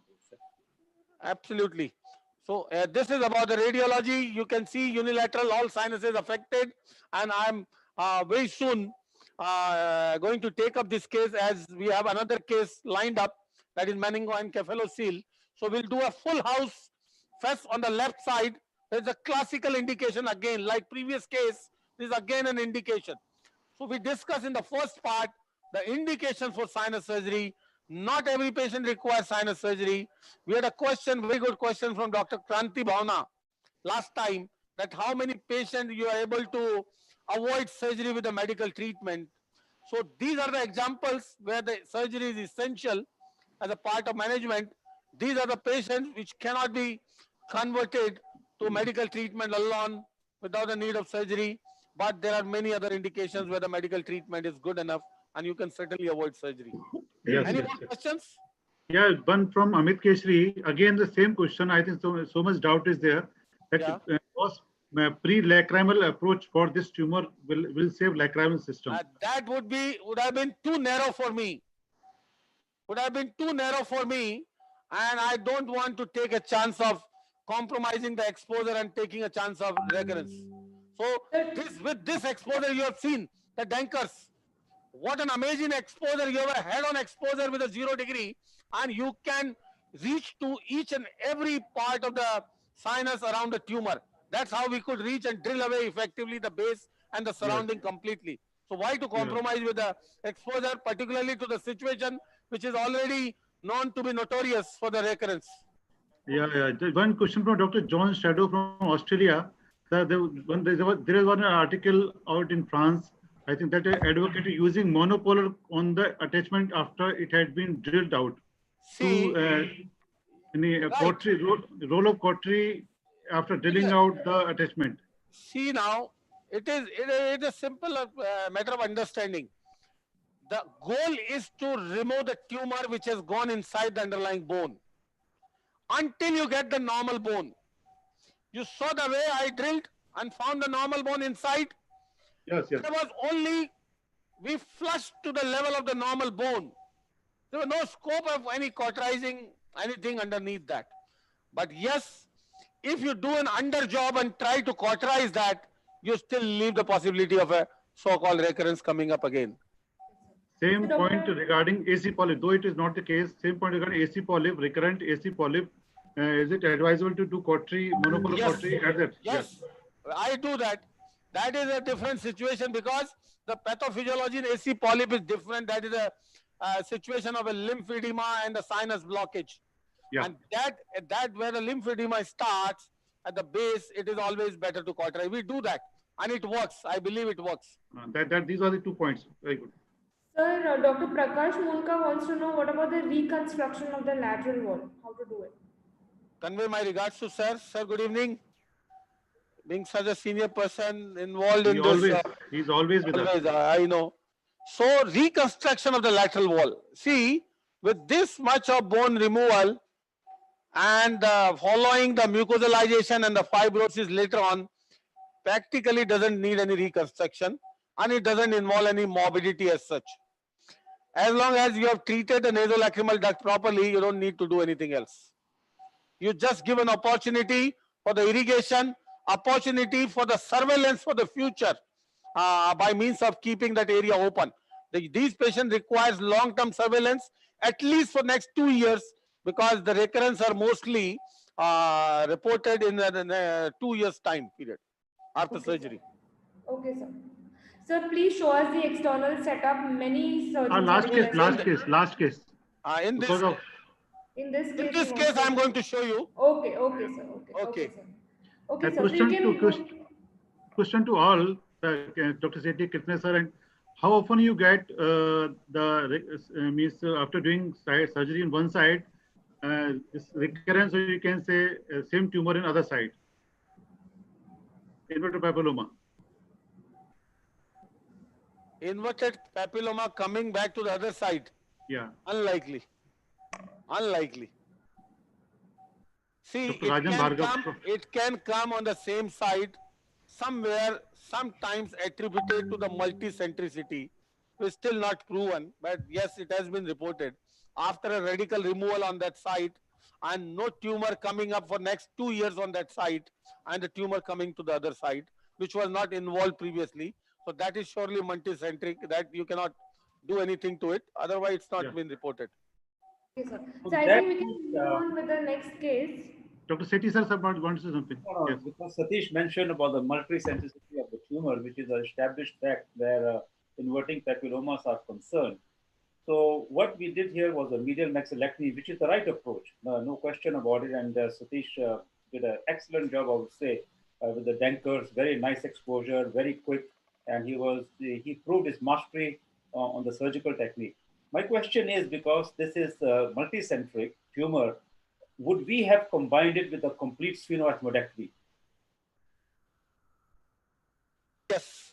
Had there been some issue with the sphenoid and the ethmoid sinus, in this particular case, had you seen the, if you remember the radiology, were absolutely clear. Sometimes you find a retained secretion somewhere. Whether it will come back on the other side. Now, not to come back and ask the question whether it can occur on the same side but in a different sinus because it's multicentric. Yes, exactly. Your point is valid. I think that is the answer. Dr. Rajan Bhargav asked actually this question from Kanpur. Sir, I think we can move on to the next case. Till then, I can ask Dr. Sethi something about what about the post-operative nasal douching, sir. Dr. Amol Hekare wants to know about Mumbai. What is your what mixture do you use? For how many days do you use? I showed that day through my laptop the positions we use for advocate to the patient for douching, lying head back, and the anterior position, that is a prayer position. I've shown the picture earlier. Yes, sir. Those are the two positions we advocate patient to do douching to allow the solution to reach everywhere. Yes, sir. So I would like to know Dr. Sethi sir's opinion in this. What does he do in his practice? For a post-operative care? Yes, sir. Where we advise patients for this kind of, with the medial maxillary like that and with so much of bone exposure that we have had, crusting is going to be a big problem there. And what I've seen is a major crusting, and a lot of significant mucosal edema after this operation. And irrigation and usually we prescribe Neelmed saline irrigations with the sachets, and the patients are asked to refer to the website. Neelmed has a very nice website where they explain how to do this nasal douching and all. But basically, I don't go into the details of explaining to them exactly how you should do it, and I refer them to the website, which gives a very nice graphics and explains it very well. And so post-operatively, how frequently do you call the patients for follow-up nasal All right. We have a endoscopy? very stringent post-operative care, and I usually will see them on the day of the surgery, of course, in the ward. And then next day, when I discharge them, before they go back home, they will come to my clinic where I will do a nasal toilet for them, suck out all the blood clots and all, so that when they go back home, they're not bleeding and they're more comfortable. Then they come back twice a week for the first 3 weeks, twice a week. And during this week, I will do all the nasal toilet, very meticulous nasal toilet, clean the cavity, and irrigate myself, in the clinic itself. And the reason for doing that, sometimes patients are not very compliant or they are not doing it properly. And it's also to show them that, okay, have you been irrigating? And despite that, there is so much of, clots and so much of pus in there. And then teach them, show them on the monitor that this is where the problem is, so that they can be more proactive about it. So I see them twice a week for about 3 weeks for this kind of thing. Okay. And then after that, I will assess. In the meantime, we'll see whether there's any, how significant is the edema, and whether there's any pus. And if there's any pus, I will take a culture and then start on culture-directed antibiotics. And if there's significant edema, then we'll start them on steroids after that. Okay. And if the edema still persists, then I will add Pulmicort to the nasal irrigation, so that they can. We give them residues, and they will put one residue in 200 ml of saline and irrigate. And initially, I'll tell them to irrigate at least 2 or 3 times a day, and this will come down to about once or twice a day as it. Usually, by 6 weeks, you will start seeing some improvement, and then with this kind of surgery, crusting, and you see the exposed bone is going to granulate, and granulation takes a long time. It can take up to about 3 weeks to about 6 weeks, sometimes as long as 2 months, even 3 months. And during this period, after about 6 weeks, then I start seeing them once a week, or maybe depending on their improvement, I will see them maybe once in 2 weeks. And once everything has healed, then I see them once a month for 3 months. Okay. After that, I will see them on a 3-monthly basis for about a year, and then on a 6-monthly basis for after that. And they will require lifetime follow-up in my context. Okay, sir. Thank you so much. So we'll come back to Dr. Satish Jain. We in the operation theatre, sir. Hello? Paramita, can I ask a question to Dr. Kirtani and Dr. Sethi, if you don't mind? Yeah. You carry on. Yeah. So, Dr. Sethi and Dr. Kirtani, so we know that 95% of the recurrences actually happen in the first 5 years after surgery of an inverted papilloma. So, in your experience, have you ever had a tumor come back after 5 years of surgery? Yes, I had one that came out after 10 years. Wow. Okay. Can you tell us about it? What was there any risk factor or anything? I have a very nice video of that, and it wasn't picked up on a CT scan or something like that. It was in the frontal sinus. This tumor I removed from the frontal sinus. It was a small little nodule, just a small little nodule in the frontal sinus. And had I done just a CT scan, the CT scan would have missed it completely. And it was because of the endoscope that could pick it up. And it didn't even require surgery. I could just remove it. It was so small, I could just excise it in the clinic. So to answer your question, I think even meta-analysis has shown that it can recur after 10 years. Yeah. Although I've got this orthopedic surgeon who's undergone 3 surgeries already. Okay. And we thought everything was okay, because for the next 5 or 6 years, he had absolutely nothing. And now he came to me very recently, almost 6.5 years after the previous surgery. And again, now he's definitely got tumor. Now, whether this is residue or whether this is a fresh real recurrence is the point, because you would have expected the residue to grow much earlier. Faster. Yeah, and therefore maybe it's a truly recurrent tumor. But I have seen patients coming after years and presenting with recurrences. So just to follow up that question, so having this information now, would you recommend, so normally every textbook asks us to follow up the patient for at least 5 years, and after that we leave it to the patient whether or not they want to follow up with us.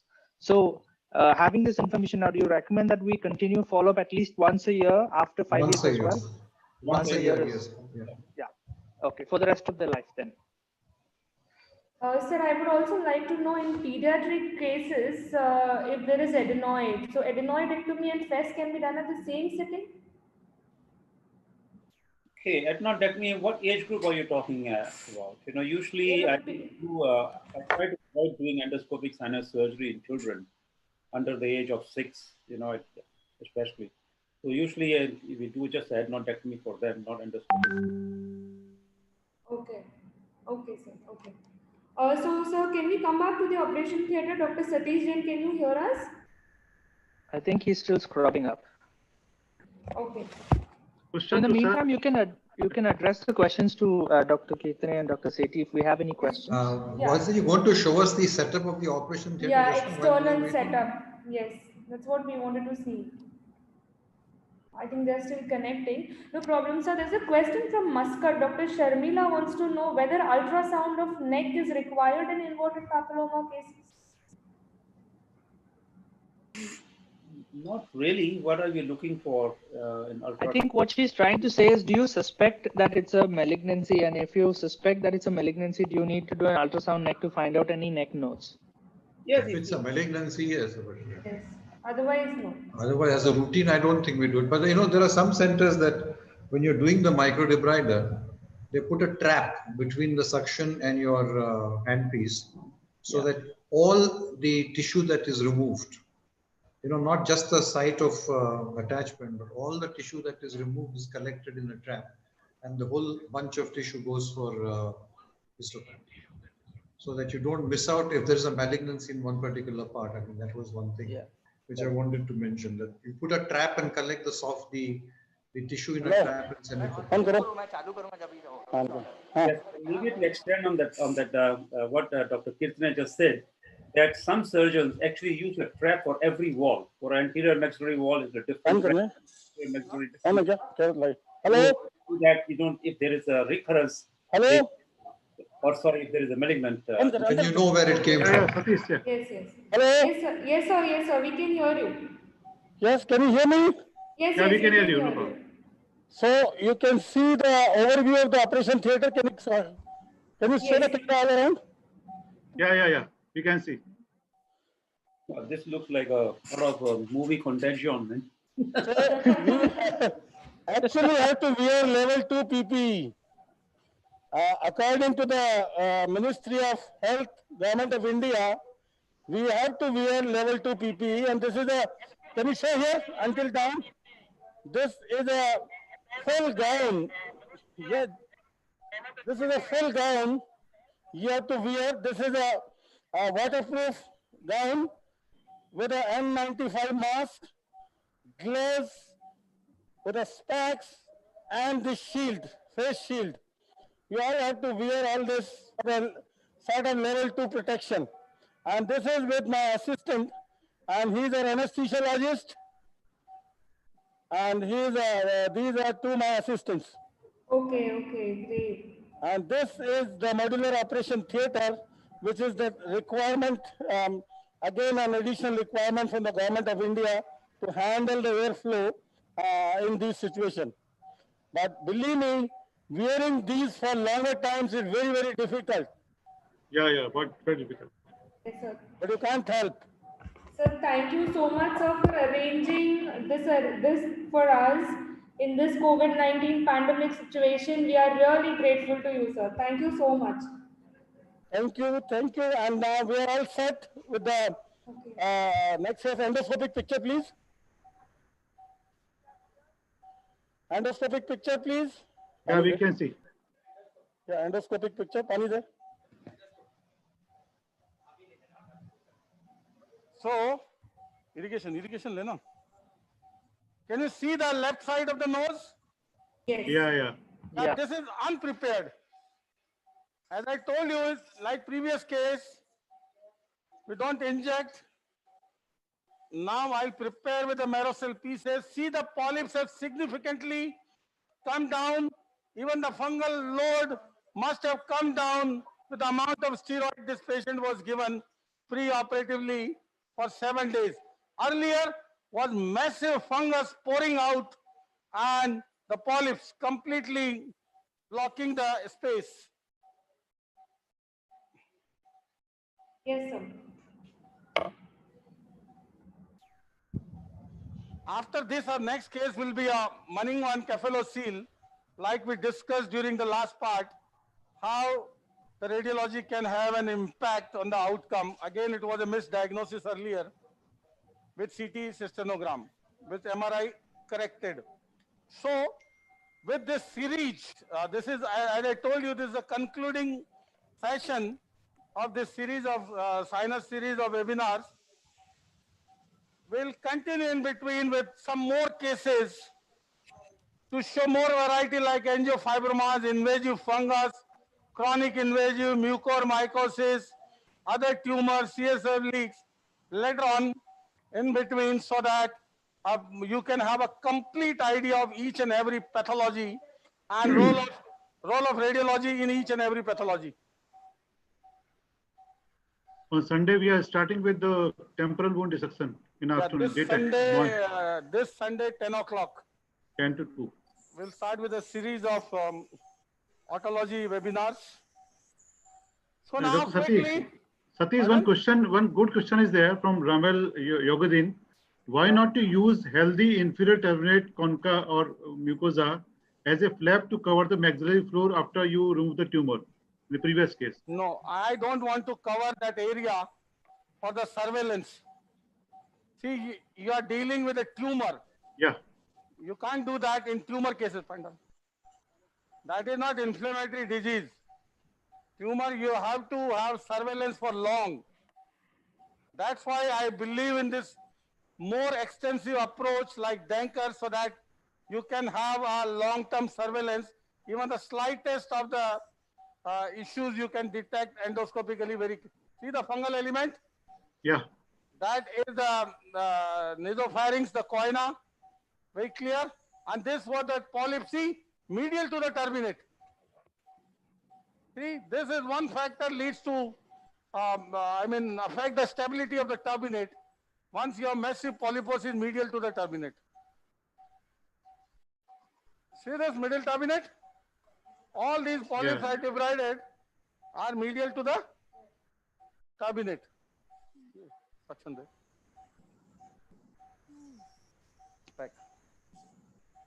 So this is just what I've done is what I'm doing is a debridement of the luminal component.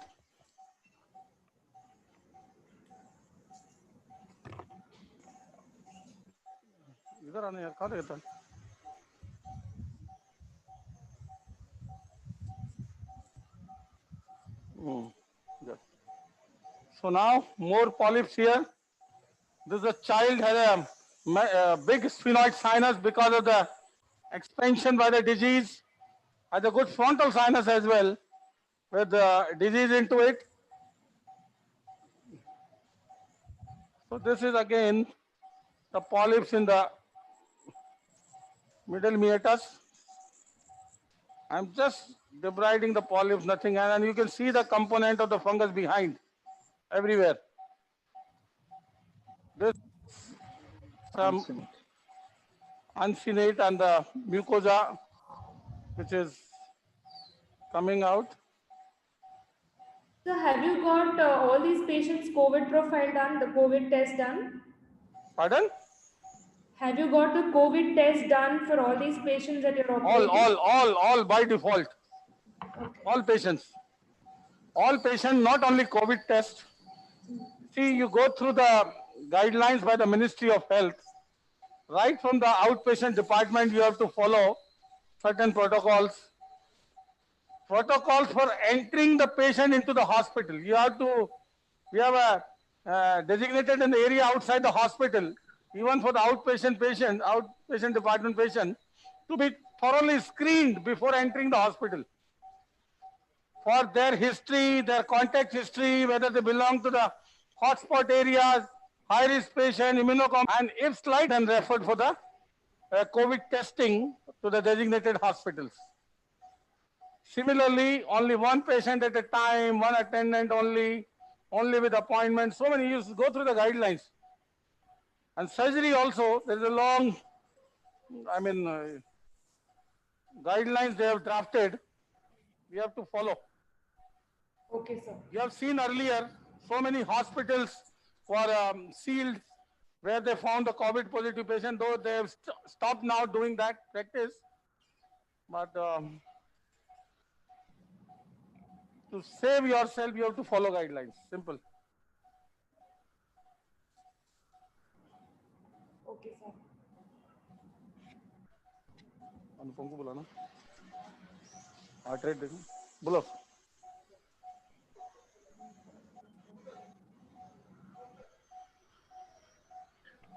like in previous case we saw Satish we saw that posterior ethmoid artery very clearly. So what are the chances of its damage actually? What are the consequences, because we not cover it? Heart rate देखना है. So posterior ethmoidal artery damage is uncommon. I told you the reason is the thickness of the posterior ethmoidal skull base is relatively more. Yeah, more. Secondly, if in any given situation, if the posterior ethmoidal artery happens to get retracted into the orbit, that is a disaster. That the consequences are worse than the anterethmoidal artery retraction. That's why I want to answer. The reason is posterior ethmoidal artery is close to the optic nerve at the level of the orbital apex. Yeah. In a very narrow space. Even if a slightest blood accumulation can result in compression of the nerve or the vessel supplying the nerve without any obvious proptosis. The beauty with the anterethmoidal artery is, fortunately, the patient develops sudden proptosis and we get an alert from that situation that something has gone wrong. With posterior ethmoidal artery, even it makes the patient blind, you will not realize until the patient tells you later, because there would be no proptosis. Yeah, and that is very, very unfortunate scenario. So posterior ethmoidal artery injury is worse, particularly if it gets retracted. Also, immediately after the injury, you will not see anything on fundoscopy. The fundoscopy will be normal in case of posterior ethmoid artery injury. Yes, because that is behind. Yes, it's behind. Now see the level of the middle meatus. Yeah. Divided a little bit of the polyps, some fungus. This is the region of the uncinate. You can see that? Yeah. Uncinate is best identified by its mobility. See, this is the bony projection from the. This is uncinate. This is the bony projection because of the compressed bulla. See, the bulla is gone completely, compressed and become a plate. Can you see that? Yeah. Because there was fungus, lot of fungus here. So now, our area of interest. See, be careful here in this situation when there is distorted anatomy. This is our uncinate, and in order to look for the maxillary sinus, be careful.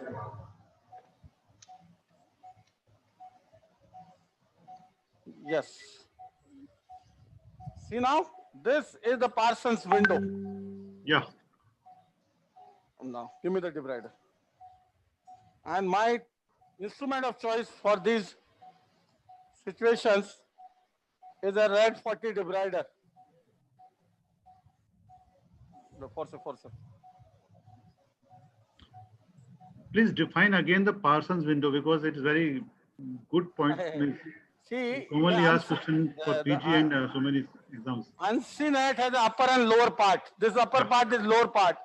And what we did with the backbiter is we made a window in the uncinate to go laterally. See the fungal material? Yeah, we can see.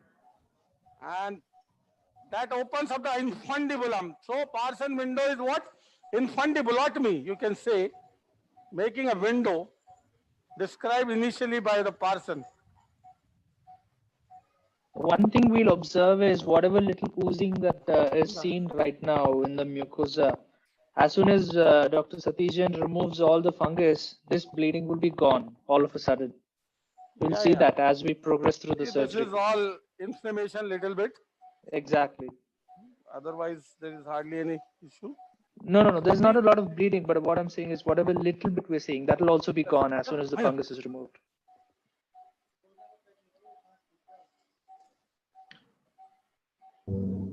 Yeah, I mean, since he is only 11-year-old boy, what are the chances in the future? Future, what do you think? What he has to follow, because he must be the follow-up for these patients is quite long.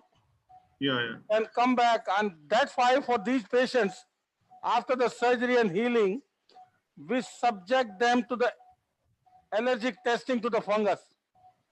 And if we find, if we are able to pick up, we follow them with the immunotherapy. And that is the only way to change the natural course of the disease, because the natural pathology is he is allergic to that particular fungus. Yeah. If we can change that, we can give him a cure.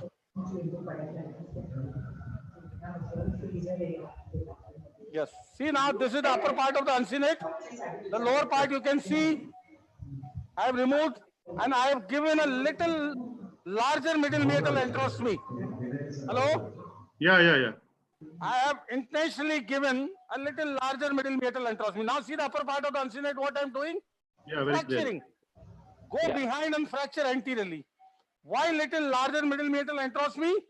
Because these patients require a lot of steroids, irrigations, and long-term follow-up. That long-term surveillance is very important to detect problems if it recurs earlier. Now this is the upper part of the uncinate which I have removed. Vinay. And see the fungus in all narrow crevices, everywhere is the fungus. So why I purposely kept this case to tell you this is a different endotype of CRS. Yeah. So a very high recurrence rate actually. We saw in the first webinar we discussed, there are variety of endotypes of the CRS. Every CRS is not same. If you try to treat every case of CRS indiscriminately with the same line of management, it cannot work. So this is the time of precision medicine. We need to reach to the diagnosis of the pathophysiology of the disease so that we can address that. And the other endotypes we will, in the times to come, we will demonstrate in the next of the webinars, like AERD case, like cystic fibrosis case. Yeah. We'll keep them. In times to come, we will demonstrate that. What is the definition of appropriate enterostomy? Definition of? Appropriate enterostomy. How will define it? No hard and fast definition. Because we cannot say it. What I can define is a mega enterostomy.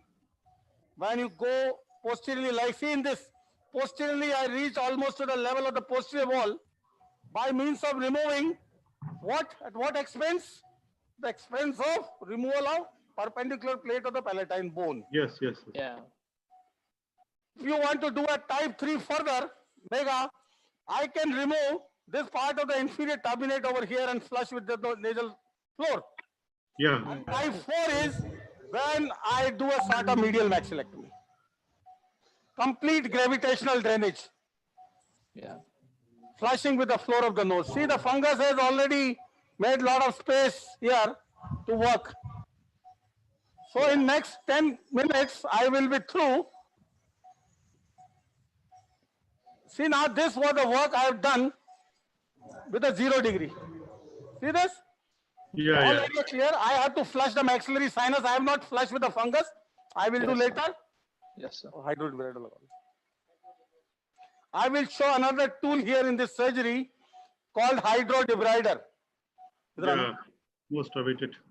Hydrodebrider is the tool which can be very useful certain times in this fungal disease. The reason being, sometimes you get this incipient fungus into such difficult corners, difficult to remove by your regular instruments. And in this surgery, the goal is to remove the antigen, that is fungus. If you leave even a small bit of fungus, the memory T cells will again come into action and the same precipitate the same situation without a new trigger. So you have to remove the antigen thoroughly, and this hydrodebrider is a jet which can certainly remove effectively from any given areas with its ability to work 360 degree. I will show that. Can you see the frontal sinus region? Hello? Yes, sir. Yes, sir. I am with 70 degree. Yes, sir.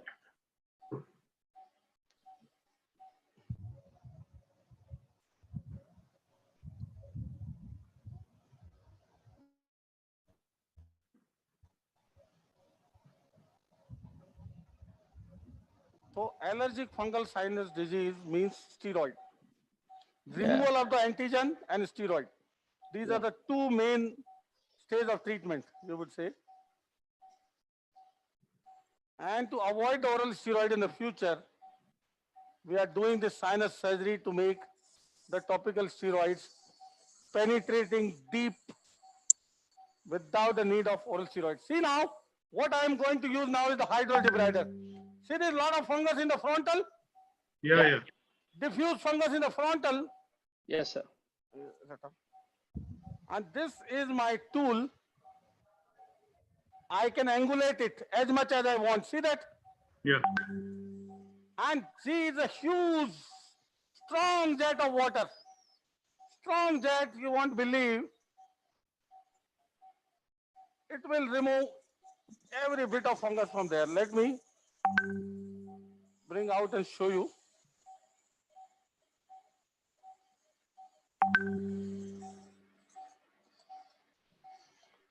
Yeah, suction. Beautiful. Beautiful. Suction. Next on Sunday, we are starting our with our ear surgery, like we will go for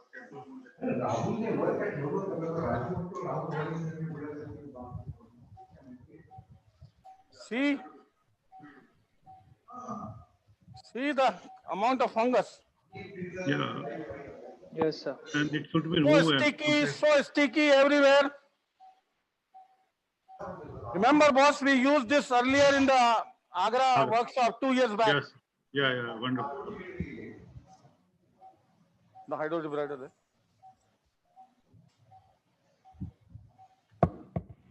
Sir, what is the role of histopathology in AFRS?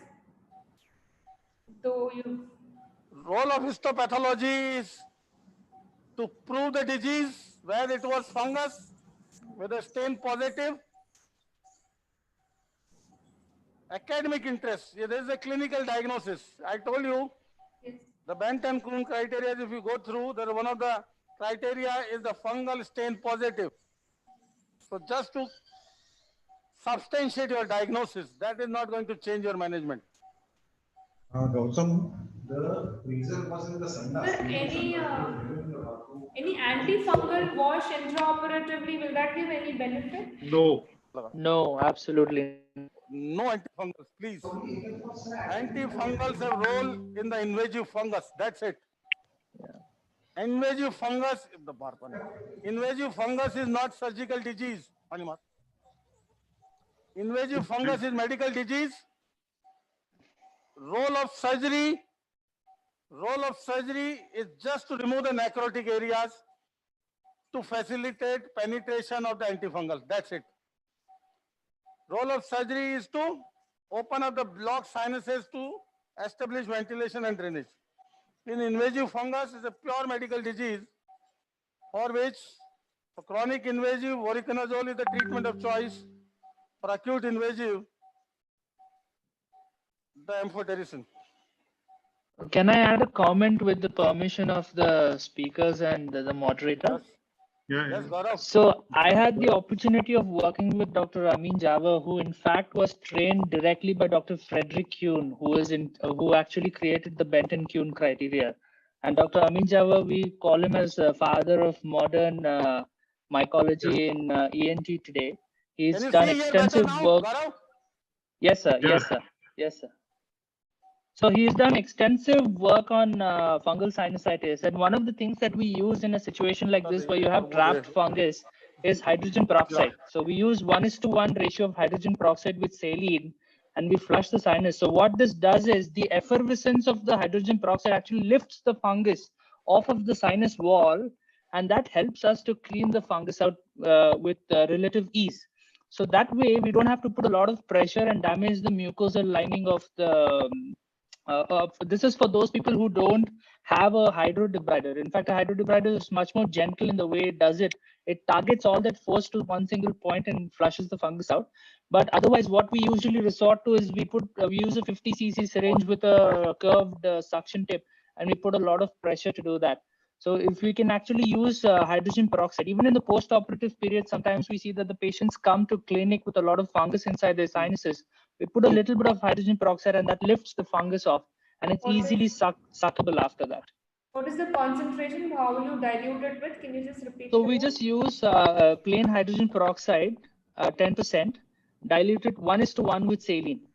Okay. Sometimes we even use pure hydrogen peroxide. If the fungus is very resistant and is very sticky, especially in the clinic, we just put some plain hydrogen peroxide and leave it there for about 30 seconds. And that really breaks all the bonds in the fungal filaments. And with that, we can actually remove it with great ease. Okay, Good point. Good point. Yes, good point. Thank you. Hello, what is the yeah? Gaurav. Yes, sir. Let me show you the hydrodebrider, what it is. See this? Yes, sir. What is the cost and where it is available? What is the cost of the debrider? See this? I can make it 360 degree. Can you see? Yes, sir. Yes, sir. Yes, sir. See this? I can make it 360 degree. Now, see in the maxillary sinus, there is a lot of fungus and trap. You see there. Udvavi is asking, what is the cost of this hydrodebrider? Around 5 lakhs. Too much. Only.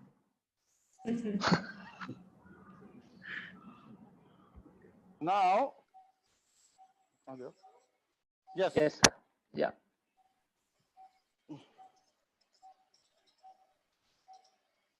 See, this is to dislodge the fungus from those difficult areas. Yes, sir. Yeah, beautiful.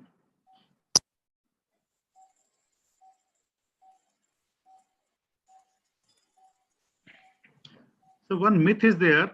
So we should not use a steroidal spray in AFRS cases before surgery or post-op surgery. What? So many people are asking why to use steroidal nasal spray in pre-op AFRS cases or post-op AFRS cases, because it being a fungus, why to give a steroid? And but I think it's we should. It is not a fungus; it is a reaction actually. Understand? This is not fungal disease. That's why. This is the immune reaction of the patient to the fungus. That's why I pointed. Fungus is not primarily the disease. Number one. Yeah. Number two, it is a type 1 antigen antibody reaction for which steroid is the answer. Yeah, that's why. This is just an antigen. Nothing to do with that, Mark. Yeah. That's a myth. They should clear it. Number one. Number two, regarding the spray and the irrigation. Sprays do not cross beyond the anterior 1/3 of nasal cavity. Now, in the pre-operative situation, we cannot irrigate us unless the sinuses are open. How will the irrigation solution go inside the sinus? So, in the pre-operative situation, the only option of the steroid is the nasal sprays.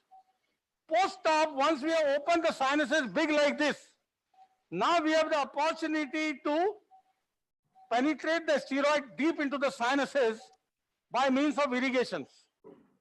High volume, high power irrigations. Nasal sprays have no role. No role in the sense they will not cross beyond anterior 1/3 of the nasal cavity. Yes.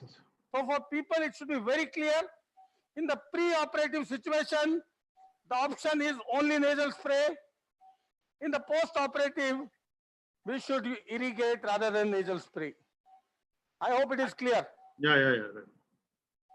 So many people are asking this question. And this disease, this is not fungal primarily disease. Fungus is the antigen for which the body's immune reaction is working. And it is because of the immune reaction we are getting this pathology. So it is primarily the body's immune reaction. See now the maxillary sinus very clear? Yes, sir. Yeah, yeah. This much of the fungus, sometimes it is so frustrating. Sometimes when there is too eosinophilic reaction, we find a sort of butter sauce kind of a picture, cheesy. Yeah. And that is difficult. It clogs the suction so frequently. Yeah. Straight. Now the only thing left is the posterior group of sinuses, and then we are through. Next case ready. The next case is ready, and that's an interesting diagnosis. A meningoencephalocele. So Dr. Shirish Ghan from Nasik wants to know that uncinate prevents direct ventilation of maxilla normally. So does uncinectomy gives rise to any symptoms? Yeah, it doesn't make too much of the difference. Patient gets the physiology adapts to that situation, and it doesn't have any negative impact overall in long run. So there's a question from Muscat. Indications and technique of Manuka honey sinus irrigation now, right? Yes. The sinus irrigation of Manuka honey indications I discussed in the first part to treat the possible biofilms, the resistant infection by means of topical antibacterial agent, antibiofilm agent, and that can go inside once the sinuses are open in the post-operative situation only. And Manuka honey is lethal against all bacteria, irrespective of the strain, whether it is a Pseudomonas or Staph aureus. We have been using it quite extensively, and I am a strong proponent of Manuka honey. On that day, one question was left. People are asking the role of xylitol. What is the future and what exactly it is? Xylitol can be the future. Yeah, how means what is? Is basically a 5-carbon alcohol. Yeah.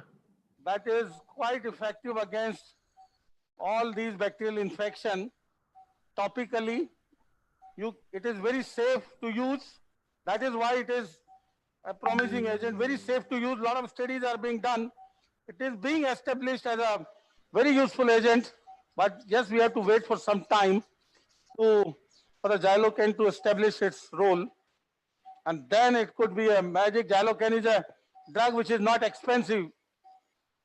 That's why it can be the future.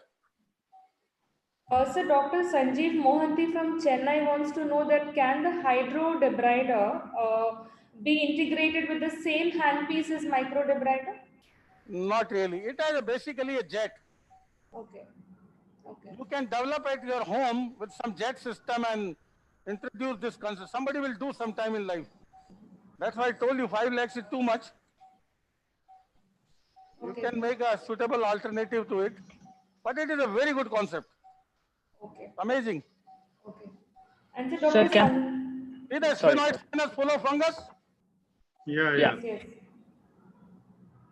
Is the sphenoid? Yeah. Full. And that is the postsigmoidal roof, the cells along the postsigmoidal roof. So can I add a few points about Manuka honey if you don't mind? Yes. Yeah.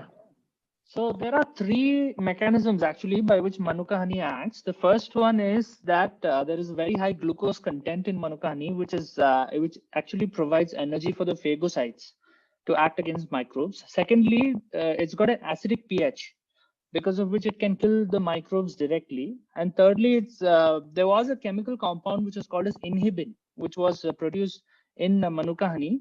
But now we know that inhibin is nothing but hydrogen peroxide. That's why it's so effective.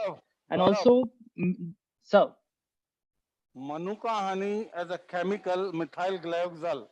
Yeah, that is the most important component. In Manuka honey, the concentration of methyl glyoxal is actually almost 100 times of that of normal honey. So that is the reason why only Manuka honey is the one which works in the nose. None of the others, except there's another type of honey which is called as Jara honey, which is more active against Candida species. So if you are suspecting Candida species, then we can use something called as Jara honey. Yeah, and Gaurav, yes, for sir. medical use, see this Manuka honey, once it was propagated, for medical use, there was a lot of fear. Yes, sir. So one of the companies, Watson and Hill Laboratories, took the approval for the exact concentration, calibration of the concentration of methyl glyoxal. Yes, sir. Then after a lot of studies done with that concentration and above and below, and it has been proven that the ideal concentration for the Manuka honey, which is very safe to the patient mucosa, at the same time lethal to the bacteria or biofilm, is 1.8 milligram per deciliter. Per deciliter, yes. That's correct. That is the concentration which is available by the companies in New Zealand, which we are acquiring. That is very, very safe to the patient. Yeah. In Canada, it's available as HoneyDoc. That's the name of the brand that we used to have. There are a lot of studies done at a concentration of 3 milligram, 7 milligram, and those were toxic to the cilia. Yeah. So you cannot use this like anything. You have to have a proper recommended concentration. Concentration, yeah. Ravi from Muscat, he's asking, suppose unilateral AFRS case, will you go for other side also, or will you open the sinuses other side? No, not really. Because we have seen many cases after some time. Our goal of surgery is what? To remove this antigen. Yeah, but we have seen many cases after some time on other side, in spite of having normal CT. That's why the natural course of the disease, that's why I told you a different endotype. We have to treat the pathophysiology. Yeah. That is a antigen antibody reaction. Patient is allergic to that particular fungus. So that's why the post-operative immunotherapy is recommended. If it works, the patient can be cured. Otherwise, you have to keep taking steroid in form of topical if you have operated. So we did this retrospective data analysis of how many of our patients actually progress to have disease on the other side, to answer your question, Dr. Pachauri. Yeah. So we found that out of almost 312 patients, only 2 of them actually developed disease on the opposite side and required a revision procedure on the opposite side. So for 2 patients out of 312, it wouldn't be fair to the other 310 to undergo the procedure on the opposite side for no reason. And this is a follow-up of 8 years. So that is the reason why we don't do it on the other side. Kapil sir, your experience, sir, because how often you see on other side after doing one side, because clinically I think it is more than was. Not too often, Rajiv. I don't, unilateral disease, you treat it, opposite side getting involved very seldom. I mean, yeah, it's not so common. Hello. So no need to go. And I think if the other side does get involved, you can always operate on that side as and when it gets involved. There's no need to preemptively. Hello, boss. Can you see? Yeah, wonderful. It's almost done. Beautiful, sir. Beautiful. And what I'm doing additionally for my post-operative irrigations. See, there were a lot of disease medial to the turbinate. Huh? Yeah. Let this turbinate unstable, and this is a patient which will require long-term steroid irrigation. This is a child where irrigation, we have to make sure that it should be effectively reaching.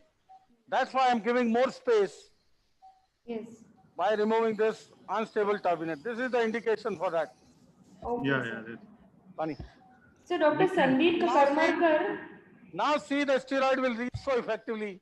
Everything you put your 0 degree in your outpatient department and you'll be able to see all sinuses. See that? Yes, sir. So that is all about this case. Sandeep Karmarkar. Yeah, Dr. Sandeep Karmarkar from Pune wants to know that will a small inferior meatal window facilitate fungal debris removal in this situation if we don't have a hydrodebrider? Not required. Not really. That is more of a blind procedure again. I agree with him. That is something better than nothing. It's a good idea. Dr. Karmarkar is a lateral skull-based surgeon in Pune. Very promising. So that's a good idea. You can irrigate through the inferior meatal enterostomy. But don't forget, don't consider it as a channel for drainage. It will never be. This is what Master Klinger found. The ciliary activity takes the secretion towards the natural ostium, not towards the inferior meatal drainage. But yes, you can get another channel for irrigation. What you can do simply, take a trocar and cannula and go through the sublabial route and irrigate from there. That is much easier, much simpler, without any morbidity. Okay. Much simpler. We have been doing for massive maxillary disease. We just make a 4 mm opening by the trocar and cannula, and then put our debrider through that. You can put your suction cautery through that. You can put your any instrument through that to work and get another channel to the most difficult areas of the maxillary sinus. The most difficult areas of the maxillary sinus, anteromedially, inferiorly, anterolaterally, and you can access 360 degree maxillary sinus. Okay. So, Dr. Vidyasagar has one interesting question, that why is this unilateral always if it's immune mediated? Boss, Dinesh, ye lagao idhar. CT scan. Hello, yes? So why is it unilateral most of the time if it's immune mediated? The fungus happens to get trapped in one of the sinus on any side. Sometimes it is bilateral as well. So it is a chance, because wherever the fungus gets trapped, the reaction is going to happen. So if it happens to get trapped in one side, it can be unilateral. It's bilateral, sometimes bilateral. We have done many of the bilateral AFRS. So it depends. But the bottom line is it can happen unilateral as well, which otherwise generalized mucosal disease will not. If it is a pure eosinophilic disease, it will be bilateral. But since it is a fungus as an antigen, it can be unilateral as well. Camera laga na? Ye wo LED lower. So in 1 minute or 2 minutes, I'll be ready with the MRI picture or the scanning of this next patient. Utarne. It's difficult to remove all these. Toning is most difficult. So Kirtane sir, Dr. Gaurav Medicari just told us about the H2O2. Hello, Dr. Kirtane sir. Dr. Gaurav Medicari just told us about H2O2. So here even Dr. Prakash Munka wants to know that does H2O2 helps remove all the fungus and crust? What is your opinion? It will loosen it up if it's a little stuck. Sometimes it is sticking to the surface, it will loosen it up. And then you would still have to irrigate and remove it. Just want to tell you one story here. Okay, sir.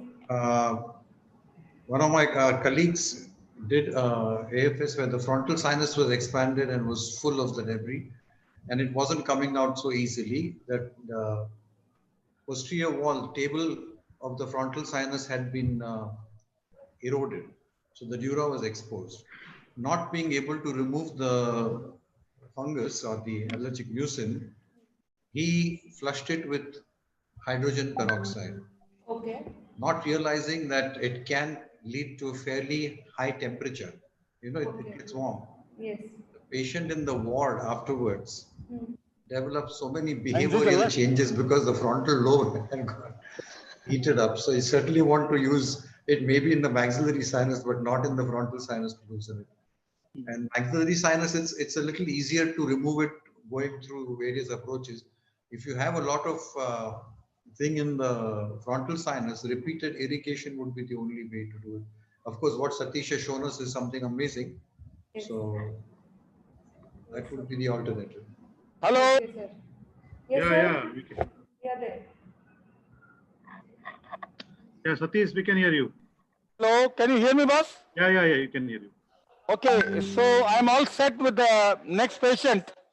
If the question answer are over. Yeah. Yes, sir. Yes, sir. Yes, sir. With Yes, sir. permission. Yes, sir. Sir, there is a doubt that these CT scan that you're showing, these patients, the CTs is done before, I mean, after the steroid treatment given to them, or After the steroids. after the steroids? See, that's a very good question. Yes, sir. The timing of getting CT scan done. Yes, sir. See, the role of CT, I told you, is maximum in surgical planning. Not to get scan done every time the patient is coming to you. That is not warranted. So that is important. So I'm set. Next, are you getting the picture? Yeah, No. yours. Yeah, Now. yes. Yes, sir. Like we discussed in the previous webinar, the impact of radiology. This poor fellow had gone somewhere and had a history, this lady had a history of unilateral nasal discharge on the right side. So the doctor, he was intelligent, was suspicious of a CSF rhinorrhea. He didn't even bother to put the endoscope inside the nose to see what is happening inside, and got directly the CT cystonogram done. And CT cystonogram is absolutely clear. With the report, written report, there is no evidence of CSF rhinorrhea anywhere. Okay? Then somehow it came to us with the same complaint. We put the endoscope and we found a mass lesion coming out from above, medial to the middle turbinate. So I immediately got the MRI done, and then let me tell you what is the reality behind there. Now, are you getting the picture? Yeah. So in MRI, once you are suspicious of a CSF rhinorrhea, I told you that day, the sequence of choice, the first sequence of choice is the MR cysternography. MR cysternography is nothing but heavily T2 weighted MRI. Heavily T2 weighted means the only CSF will be super bright and the rest of the things in the background will be super dark. That's it. So you can pick up even the smaller leaks. Now, if I go to this MRI from anterior to posterior, I will show 3D. See this. And I will tell you the reason why CT cystogram couldn't pick up. See this?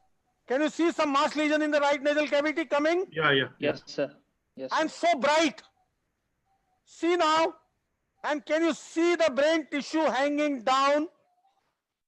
Can you see the brain tissue in continuity hanging down? Yeah. Brain tissue in continuity hanging down, and this is the CSF space down. So it is meningoencephalocele. Let me show you some more good pictures. Can you see that? Yeah. This is the brain tissue which is hanging down, and this is the CSF which is collected below. Now, how could the CT cystonogram miss this?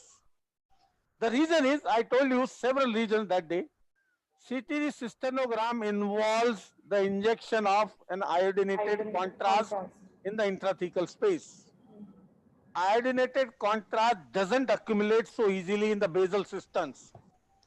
If you have ever seen somebody doing CT cystonogram, you would never advocate. They literally hold the leg of the patient with the leg up and head down for 1 to 2 hours to allow that dye to go in the basal cistern so that they can appreciate the leak. For that matter, in this patient, and it works sometimes if there is a leak at that time of CT cystonogram, it can work. But the problem is, number one, this dye doesn't remain in CSF space for long, 1 to 2 hours, and that's it.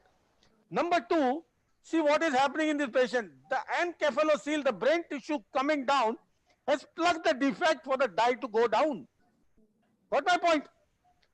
So on CT cystonogram, the dye couldn't come down. It couldn't detect anything inside the nose because it didn't come down.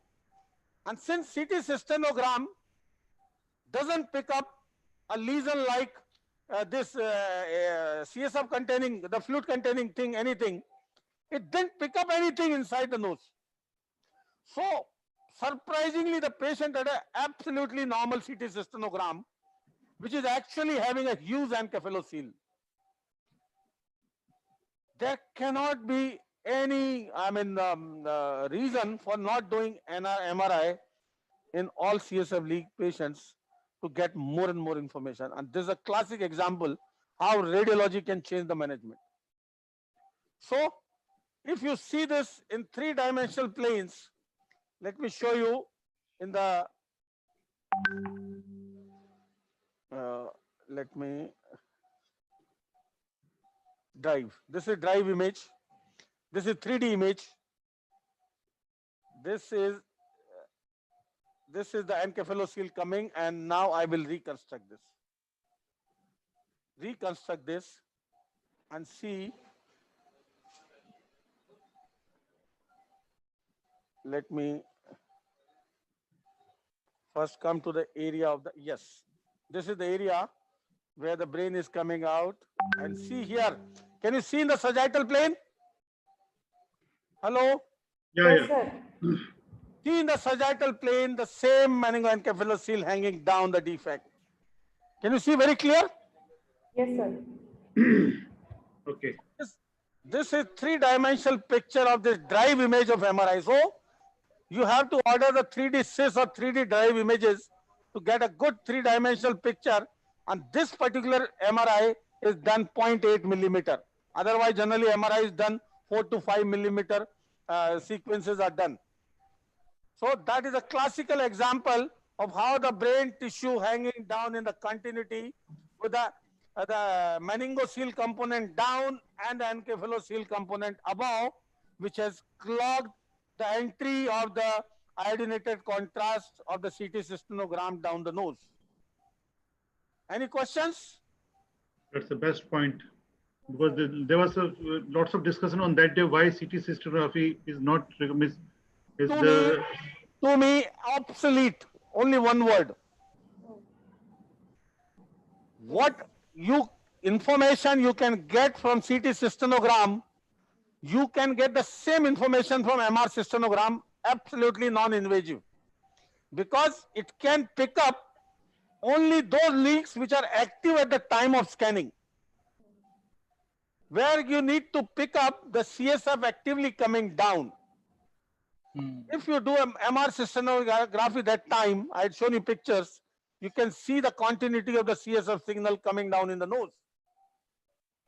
If the patient doesn't have active leak, intermittent leak, difficult to detect, then you have to do an intrathecal gadolinium enhanced MRI, because gadolinium stays in the intrathecal space for more than 24 hours. Yeah. Yes. And you can repeatedly do MRI to pick up that intermittent leak, and that repeated MRI is feasible because MRI is radiation free, which CT is not. Yes. So looking at these scenarios, we have to order the proper investigations in our practice to get optimal information. Any questions? No, sir. No question.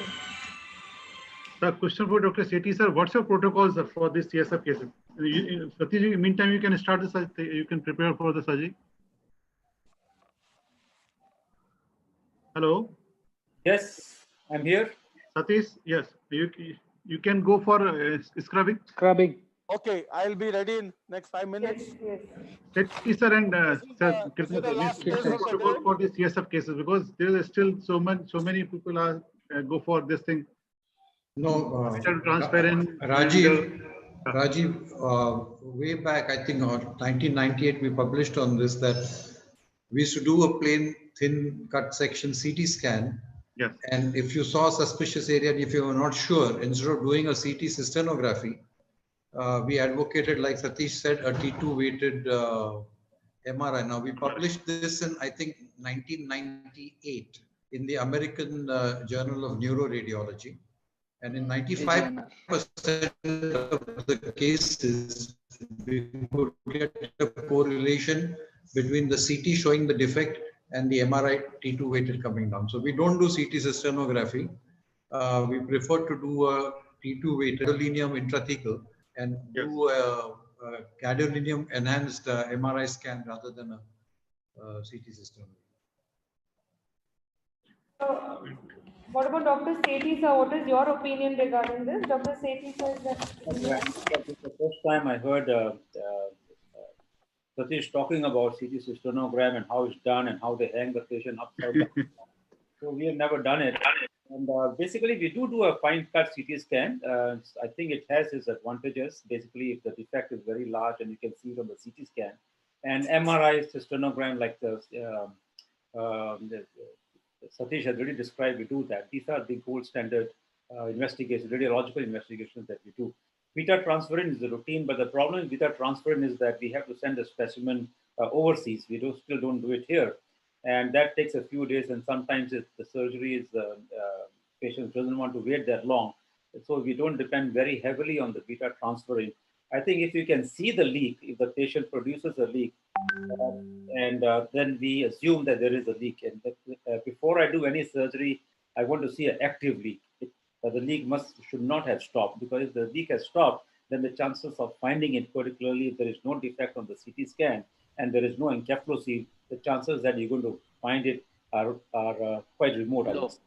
Yeah, quite low. And this experience, this I've learned from doing a lot of CSF leaks in India, particularly. I think we don't see that many CSF leaks in Singapore, and but over the past 15-20 years that I went to India quite frequently, I would do at least 2 or 3 cases on every workshop, and my main experience on CSF leaks is from India, basically. Okay. Dr. Kirtani, sir, I would like to know, there's a question from Dr. Arshad from Bihar, that how you manage internal carotid artery injury during FES for young surgeons. What is your suggestion? Avoid it is the only answer I would say. I have never had the occasion to have an internal carotid artery bleeding, and that's not likely to happen in your routine FES surgeries. When you go for tumor surgery, etc., that's when it's more likely to happen. So I really have not had a single occasion. Sati or Gaurav, have you all faced this? I had an occasion during a skull-based surgery case, sir. I think I showed you that video as well. It was a bamboo stick. Yes, sir. Yes, sir. Paramita, can you hear me? Yes, sir. We can hear you. So I will show some videos of internal carotid injury after this on the talk of complications. Okay. Sir, I have a question for Dr. Kirtani sir and Dr. Sethi sir. So, just to let you know. Sorry? I think Professor Aldo Stan has rejoined us. Oh, great. Okay. So maybe he can answer about the carotid injury. Aldo, do you want to answer about the carotid artery injury, how you'd manage it?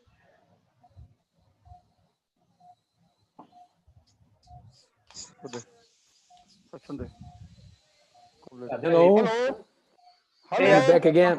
I'm back again. So how was well, it's a good question about carotid artery lesions. I have many things to do. Special. Hello, Satish sir. Wait, Satish. Satish sir.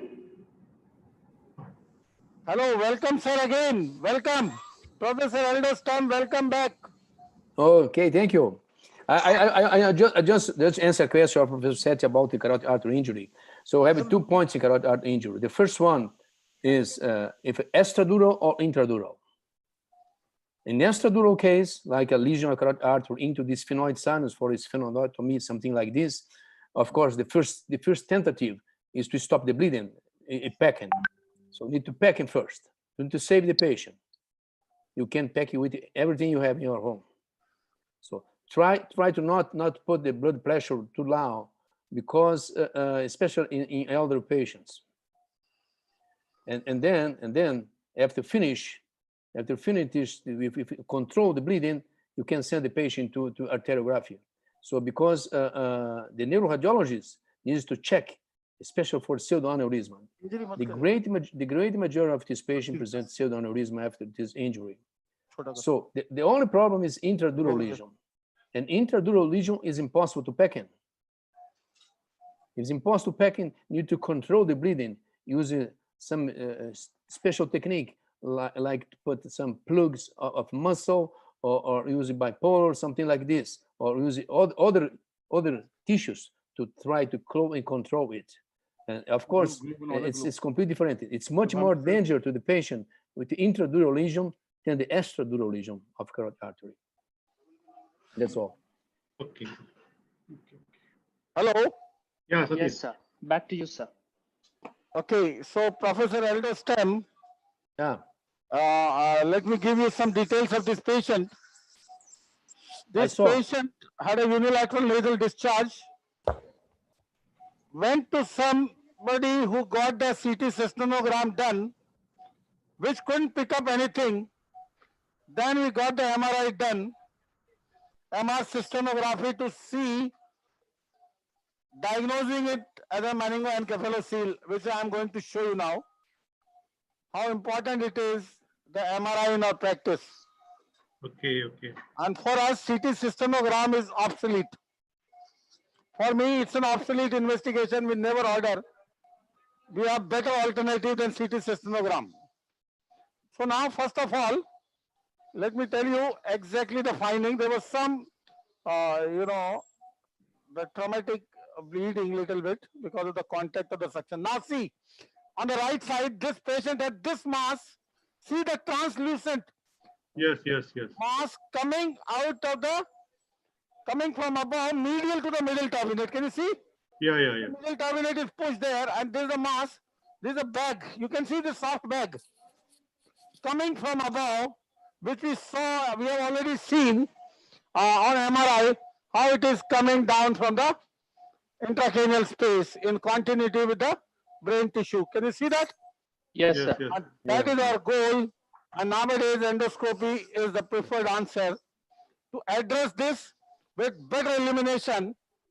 So, this meningoencephalocele, we have seen there is a, this is meningocele with some brain tissue. That's why meningoencephalocele. And our goal is to endoscopically address this issue. So, Professor Eldestam, in your absence, we finished one AFRS, allergic fungal rhinosinusitis, and one inverted papilloma.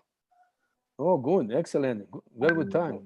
So let me ask one question about this case. Yeah, please. I mean, looking, what do the septoplast before? I think it's facilitate your approach. Yes, that's a good idea. I'm thinking of doing that in case I don't get the space. So that's always a good idea to improve your access. Yes, you improve your access.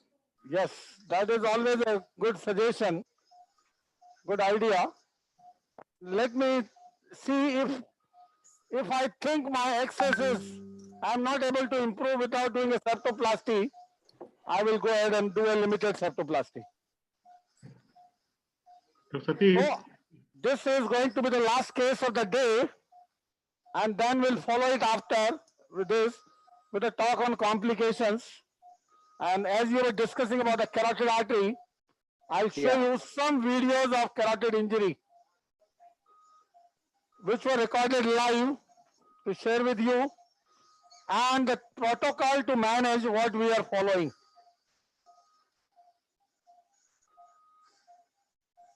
Satish, you wanted to discuss some interesting case, operated Dr. Kusum Patidar case, operated 1 year back, last year. Yeah, actually that was a diabetic patient with a frontal bone osteomyelitis and CSF leak as well. So that was a different story altogether out of this context, but it was an interesting case which we cannot forget.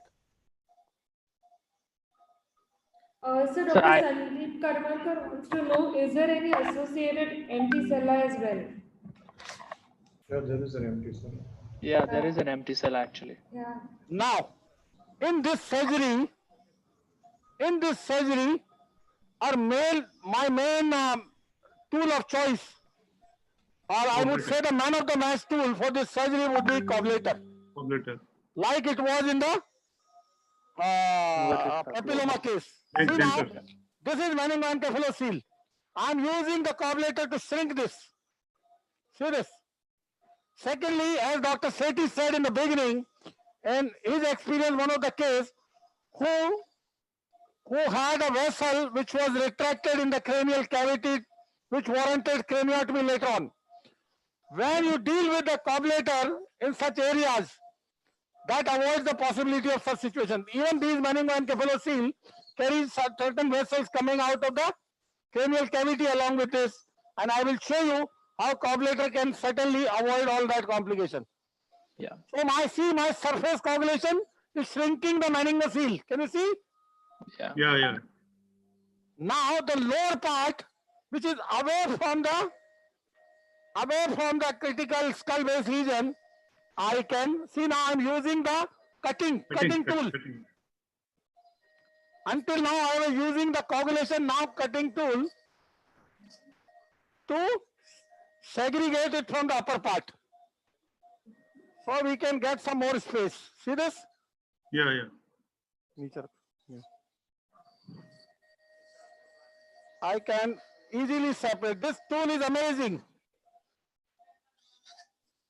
It's a multi-purpose tool. Rajiv, can you ask whether there was any prior history of trauma in this patient, or was it totally spontaneous? Not, sir. No history of trauma. Okay. See this part of the meningocele I removed. Later.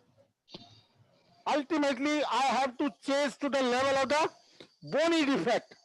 It's not about you find a defect and try to seal it. It cannot work. Always, you have to always go to the level of the bony defect so that we can seal it properly. And I will show you our technique of multi-layer repair in these situations.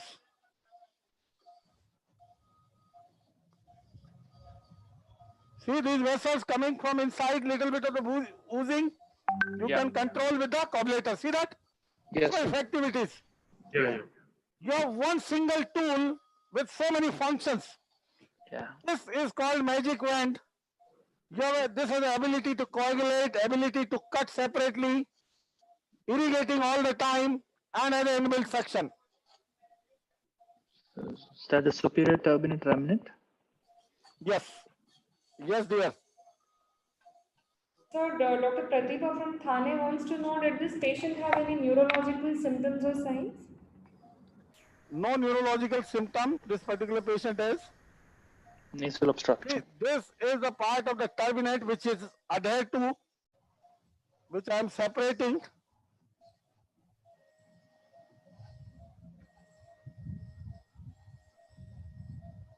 Sir, I have a question for all of you.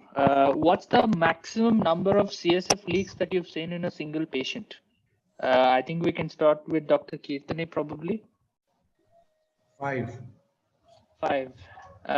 Dr. Aldestam, how many CSF leaks have you seen in a single patient?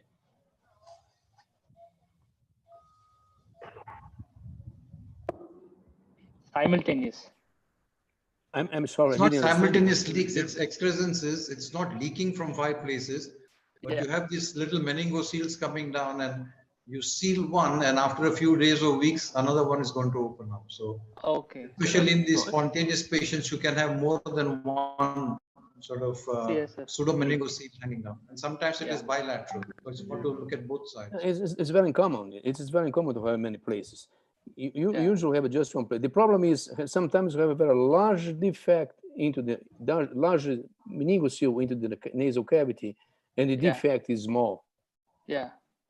Like this, for example, it's a large meningocele, and probably the bony defect and dural defect is small. Okay. We see that more in these ladies postmenopausal obese, where they have a very poor bone density, empty cell typically, and if they don't leak on the same side after your surgery, if they leak on the other side, they don't blame you. But otherwise, if after 6 months they come back with a leak on the same side, they say that your operation was not proper. Not good. When you look front and back, you do tend to see a few more areas which are showing a little prolapse and perhaps are likely to open up later on. Satish, so how about you? Well, I had a patient with three simultaneously at the same time, but this is a patient with benign intracranial hypertension. Okay.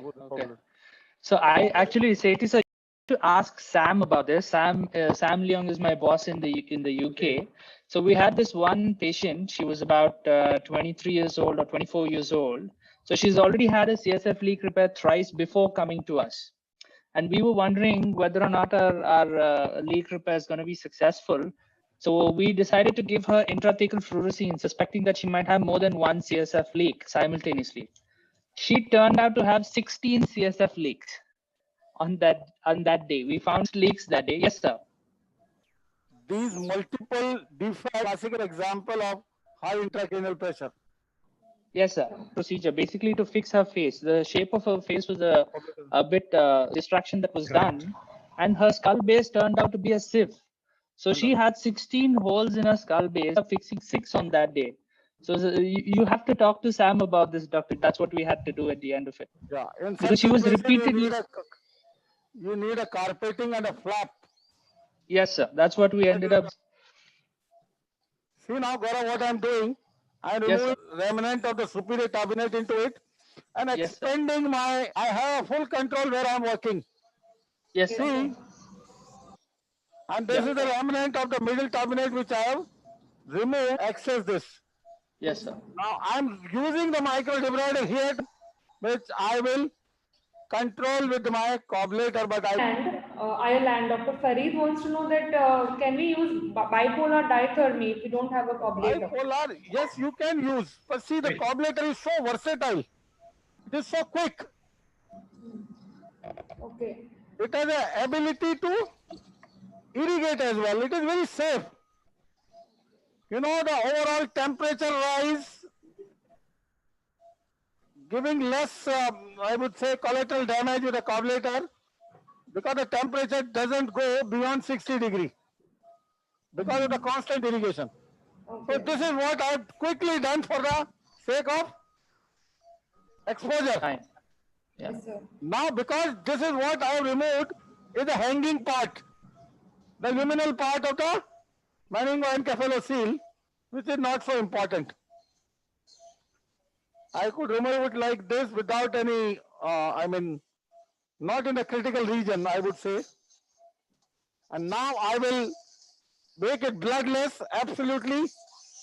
I will take 70 degree and show you the anatomy in this region. What I'm going to do, I will give me that back. So there's a question from Canada. Dr. Vassal wants to know that could you cut the middle turbinate to improve your access? Yes, I have already did. He already cut it. Okay, you've cut it. Already done. Okay. Yeah. I will go to the area where the meningoencephalocele is coming out.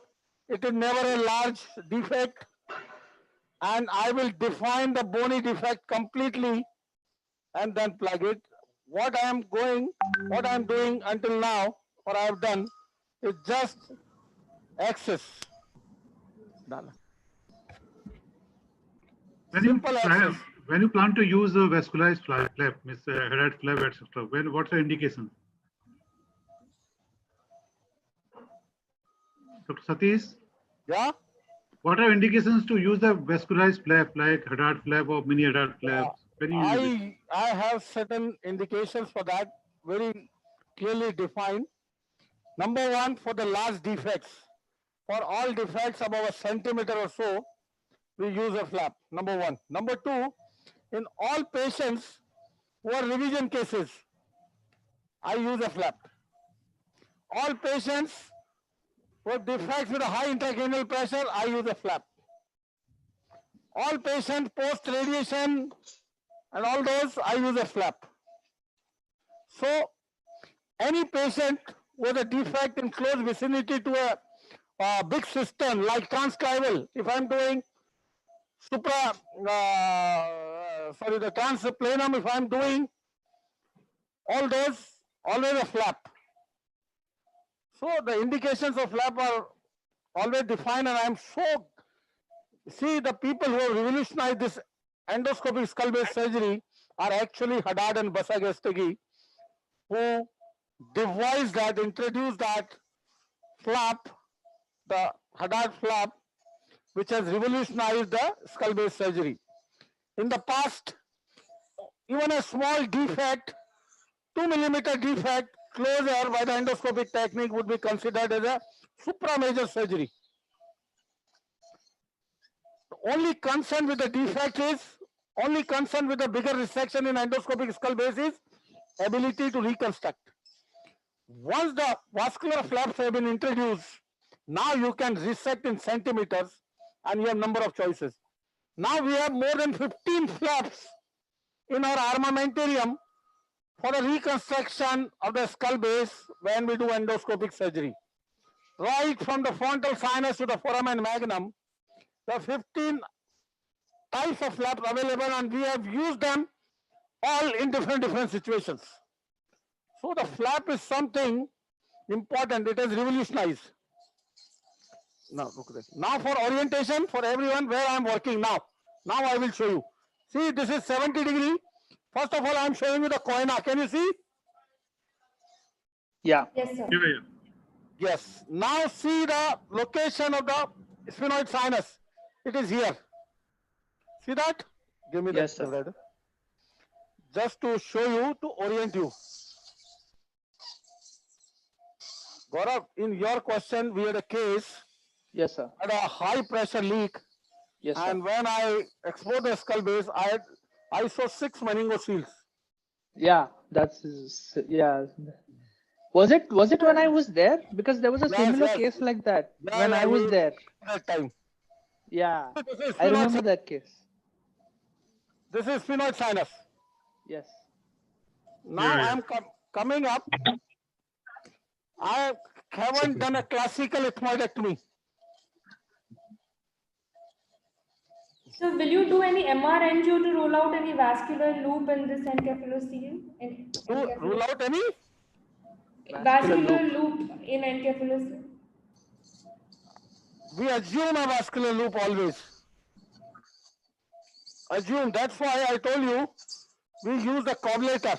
We coagulate first and then resect. Okay, sir. So it doesn't bother, doesn't retract. Now, count dissection.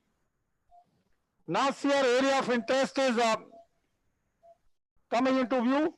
This behind is the sphenoid sinus. That is the ethmoidal roof. See that this is nasal septum and this is the lateral wall. And this is my encephalocele. See, this is the defect. Can you see? Yeah. Yes, sir. That is the defect. So now my goal is to circumscribe from all sides. I will circumscribe it from all sides to reach to the level where the bony defect is, and then I will show you, once you locate, how easily you can seal this. Satish, Dr. Amit Kesri has joined us. He wants to ask many questions. Yes, please. Yes. Amit? Yes, sir. Yes, sir. Sir, I mean, what is your indication to do an MRI, even if the bony defect is seen well and you expect that this will be the defect and there is nothing much. Why to use additional MRI? Amit, because many times first to rule out any intracranial pathology leading to this, number one. Exactly, sir. Number two, to see any signs of intracranial hypertension. Right. Associated, because then you have to counsel your patient. Those who have signs of intracranial hypertension, sometimes that is the primary pathology, and CSF leak, meningocele, and all these are secondary manifestation of that. So you have to counsel them that closing the leak is the priority, no doubt about it, to prevent the meningitis. But then later on, we need to do something to your pressure. You have to monitor that and treat that accordingly. That's why I told that protocol in the last radiology lecture about the protocol. If what we do generally for the pressure, we don't do intraoperatively or preoperatively anything.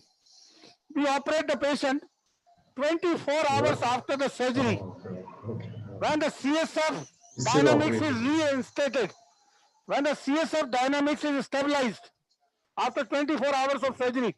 See, my defect is here. Yes, sir. See, my defect is here. I will show this. This is the defect.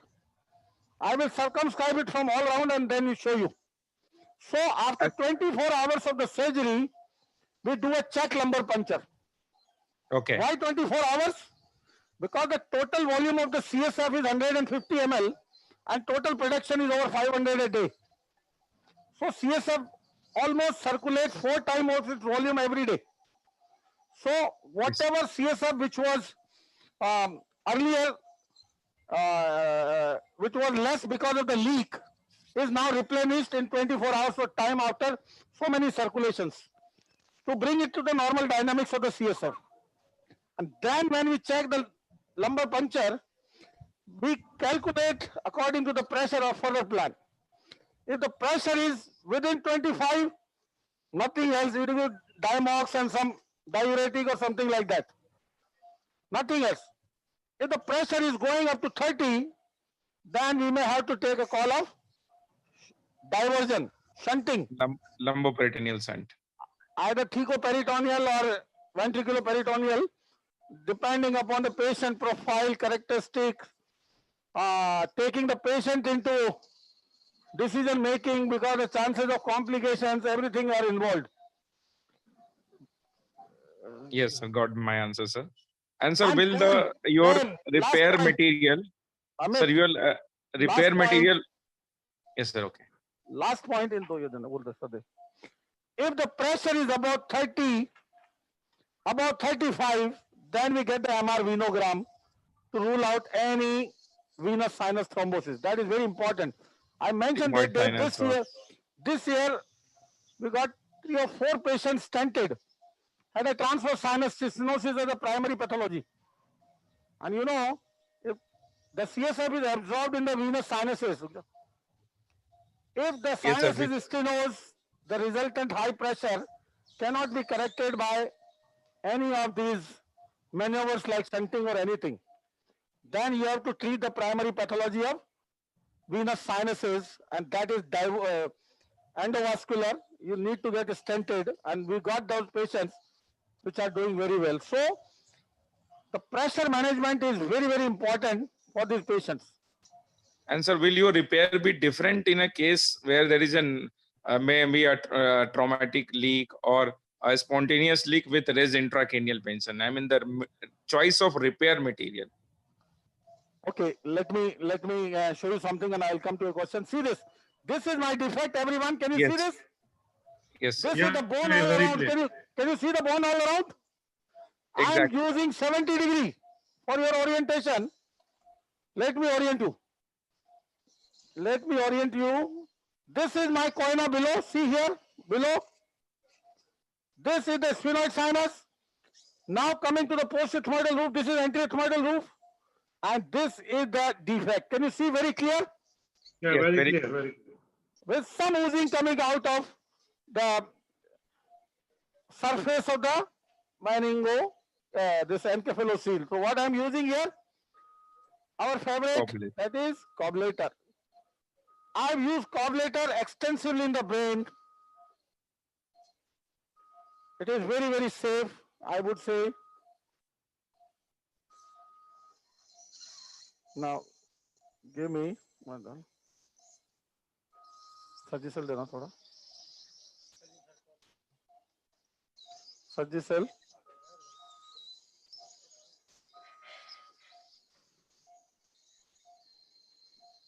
See the bony defect all around. Can you see?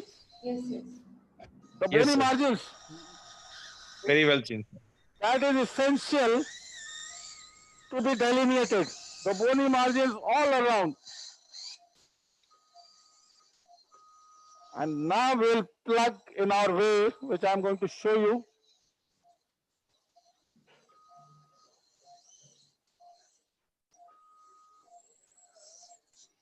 Give me a small piece of Sajisal. बहुत बड़ा है. Small piece, छोटा देना. I'll just place a small piece of Sajisal for a while. So when you recommend to go for lumbar drain in your cases, CSF cases? Lumbar drain as indications. For me, in our practice, lumbar drain is a useful thing. Let me tell you a very funny example. A patient, this was 6 months back, came to us with a head injury. Yeah. Neurosurgeon examined the conscious, everything was good. 2 days after, he came to us with a CSF leak.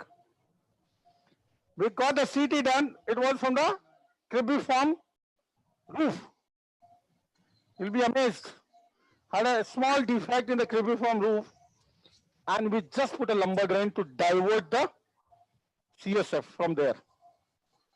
Since it was a fresh leak, traumatic, you won't believe, in no time the leak sealed and nothing was required in the future.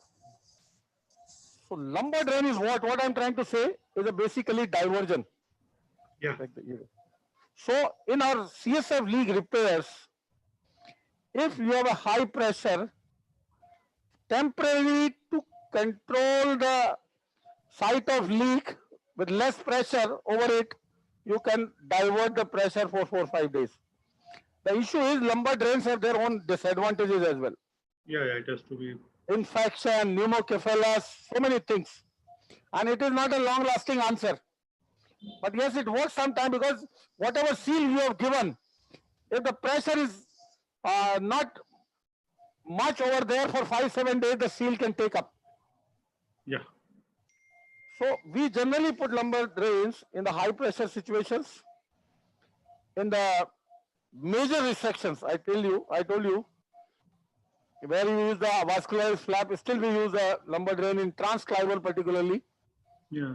Transplanum and transclival, those are the situations where you can't afford to take a chance of CSF leak. It's an individual perception. We had faced earlier a leak. That's why I don't want to take a chance. There is nothing hard and fast when to use, when to do not. But in any given situation, if you are repairing, you have a large defect and you don't have any flap available, suppose, must put at least lumbar drain. We did a case not very long back, olfactory neuroblastoma, had an entire nasal septum involved. There was no possibility of hazard flap. We had other flaps available, but since the dural defect was on one side and not very big, so we took a chance. We thought, let's put a free graft, we'll put a lumbar drain, and it worked. So sometimes you never know the indications you have to define. But yes, once you find a need of a flap and there is no flap available, must put the lumbar drain. That is something I can recommend. And few people recommend alternate daily lumbar puncture and take out. Let me ask the same question to Professor Aldo Stam, who has a huge experience of the endoscopic skull-base surgery. His protocol. Your comments, sir. Your comments, sir, Aldo sir.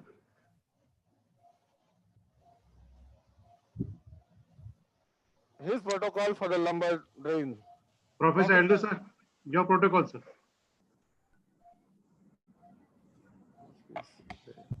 Yes. I'm sorry. This is a question about the lumbar drainage? Yeah. Postoperative lumbar drainage.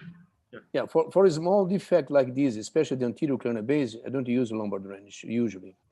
And dermal drainage is nice, especially for posterior fossa or transclavial lesion, like a clavius chordoma and a large defect. In this situation, you can use the lumbar drainage for a short period of time, at least 3 days, 2-3 days, no more than.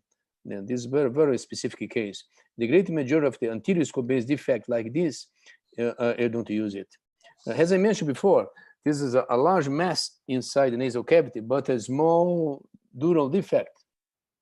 Yeah. This is interesting. So the key point now here in this operation is to control this bleeding from the intradural space. Professor, I would also like to know how frequently do you use the Hadad flap? What flap? Hello, Professor? Hello, Professor Aduska? Dr. Stam? I'm sorry, I can't hear you. How frequently do you use the Hadad flap? Well, good. Now I understand. For pituitary tumors, always. Okay. Always.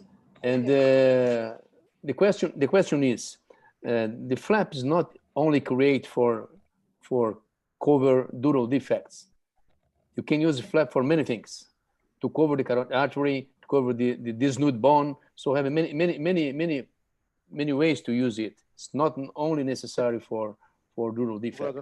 But for pituitary, I use in all cases because the technique that I use is transseptal, transnasal. You need to do flap in all patients. In this particular patient here, I think flap is good, but you can use a free graft as well. Graft. Okay.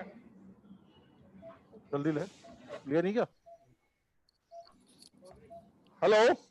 Yeah, So yeah.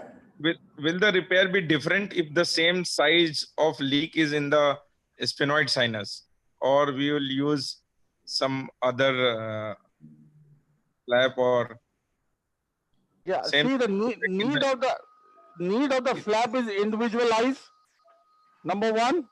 Yes. Depending upon the patient factors, age, diabetes, post-RT, revision case, so many factors, they dictate the need of the flap. It's not hard and fast that you can categorize to every CSF leak or something. Now you can see the defect very well. Very well, sir. And the bleeding has stopped. And see what I have done. I have made the surroundings raw. Now there are two ways of making the surroundings raw. One is to denude by demucosalizing the area. Okay? And removal of the mucosa sometimes is traumatic, sometimes can invite complications, particularly in the cribriform area. It can open up other leaks.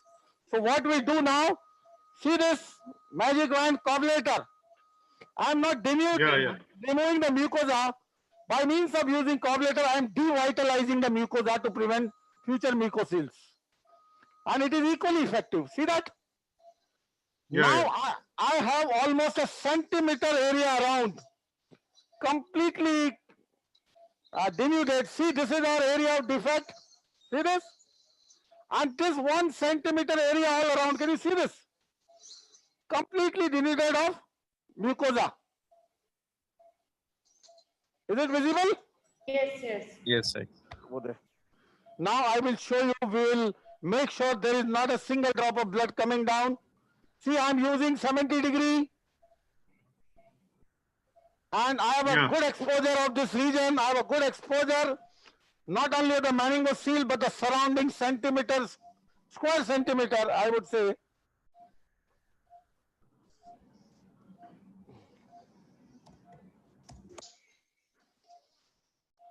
See this? Yes, sir. Completely denuded.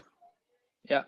Yes. So that it becomes receptive to the graft I place. That graft has no value but just reinforcement.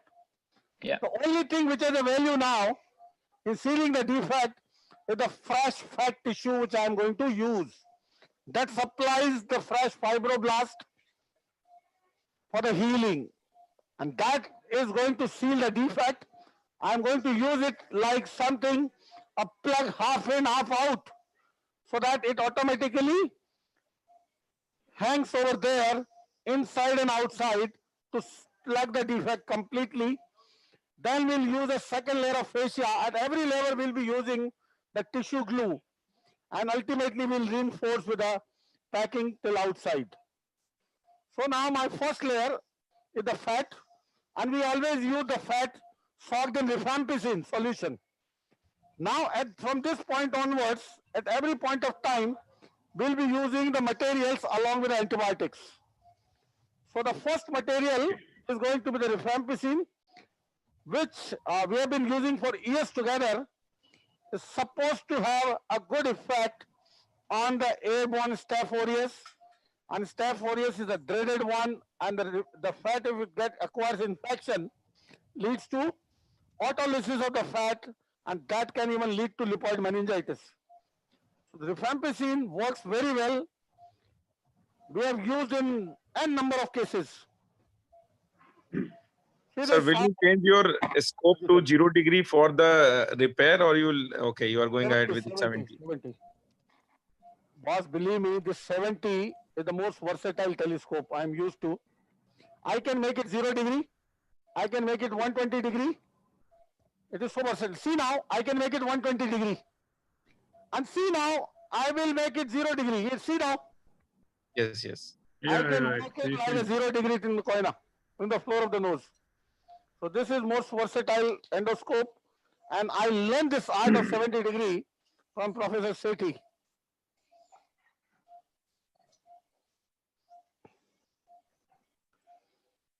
So now what I'm doing simply, I put a Surgicel inside. I'm tucking my fat inside the bony edges. Can you see? Yes.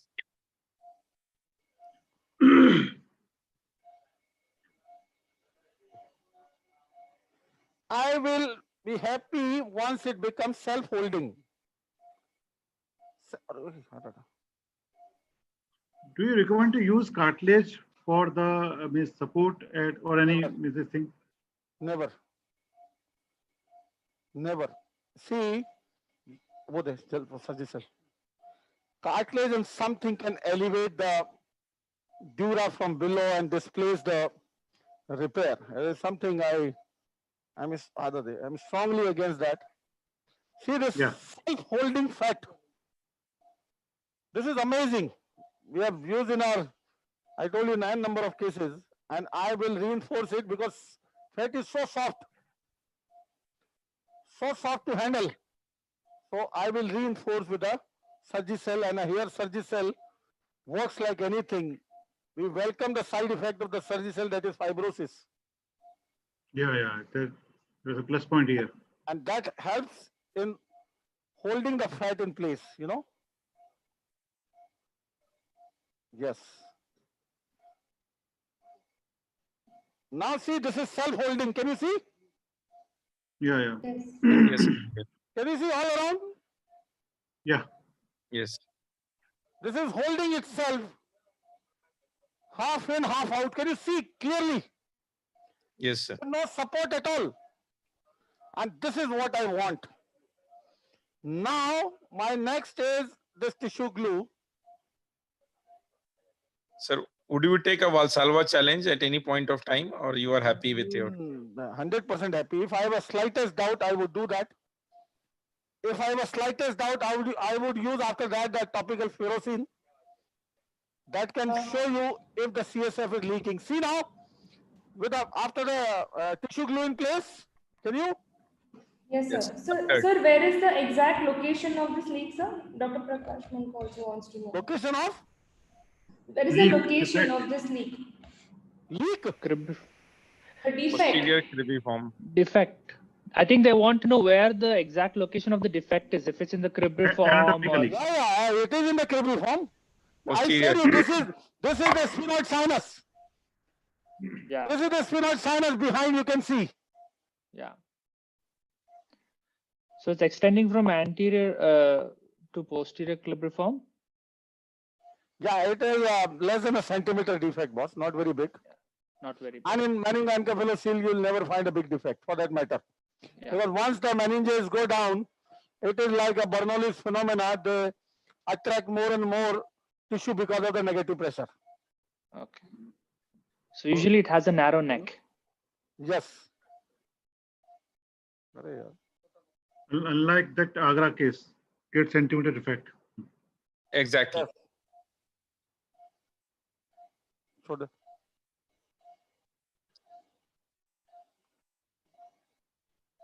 okay. Yes. See now, this is just reinforcement now, nothing else. My job of sealing was with the initial fat, soaked in rifampicin. Can you see that? Yeah.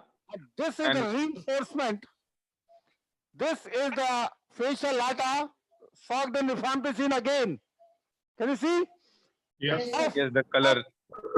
See the flat surface so receptive to the graft. Can you see very clear? Yes, sir. Yes. Absolutely. And this entire area is raw from inside. Yes, sir. You have seen 1 centimeter around which I placed this. Yes, the fascia is covering the raw area completely. Completely. Now the tissue glue again to the margins, particularly superiorly.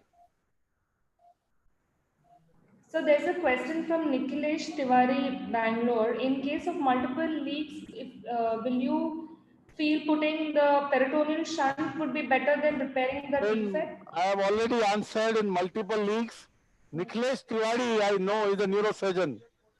He has been us as a fellow last year.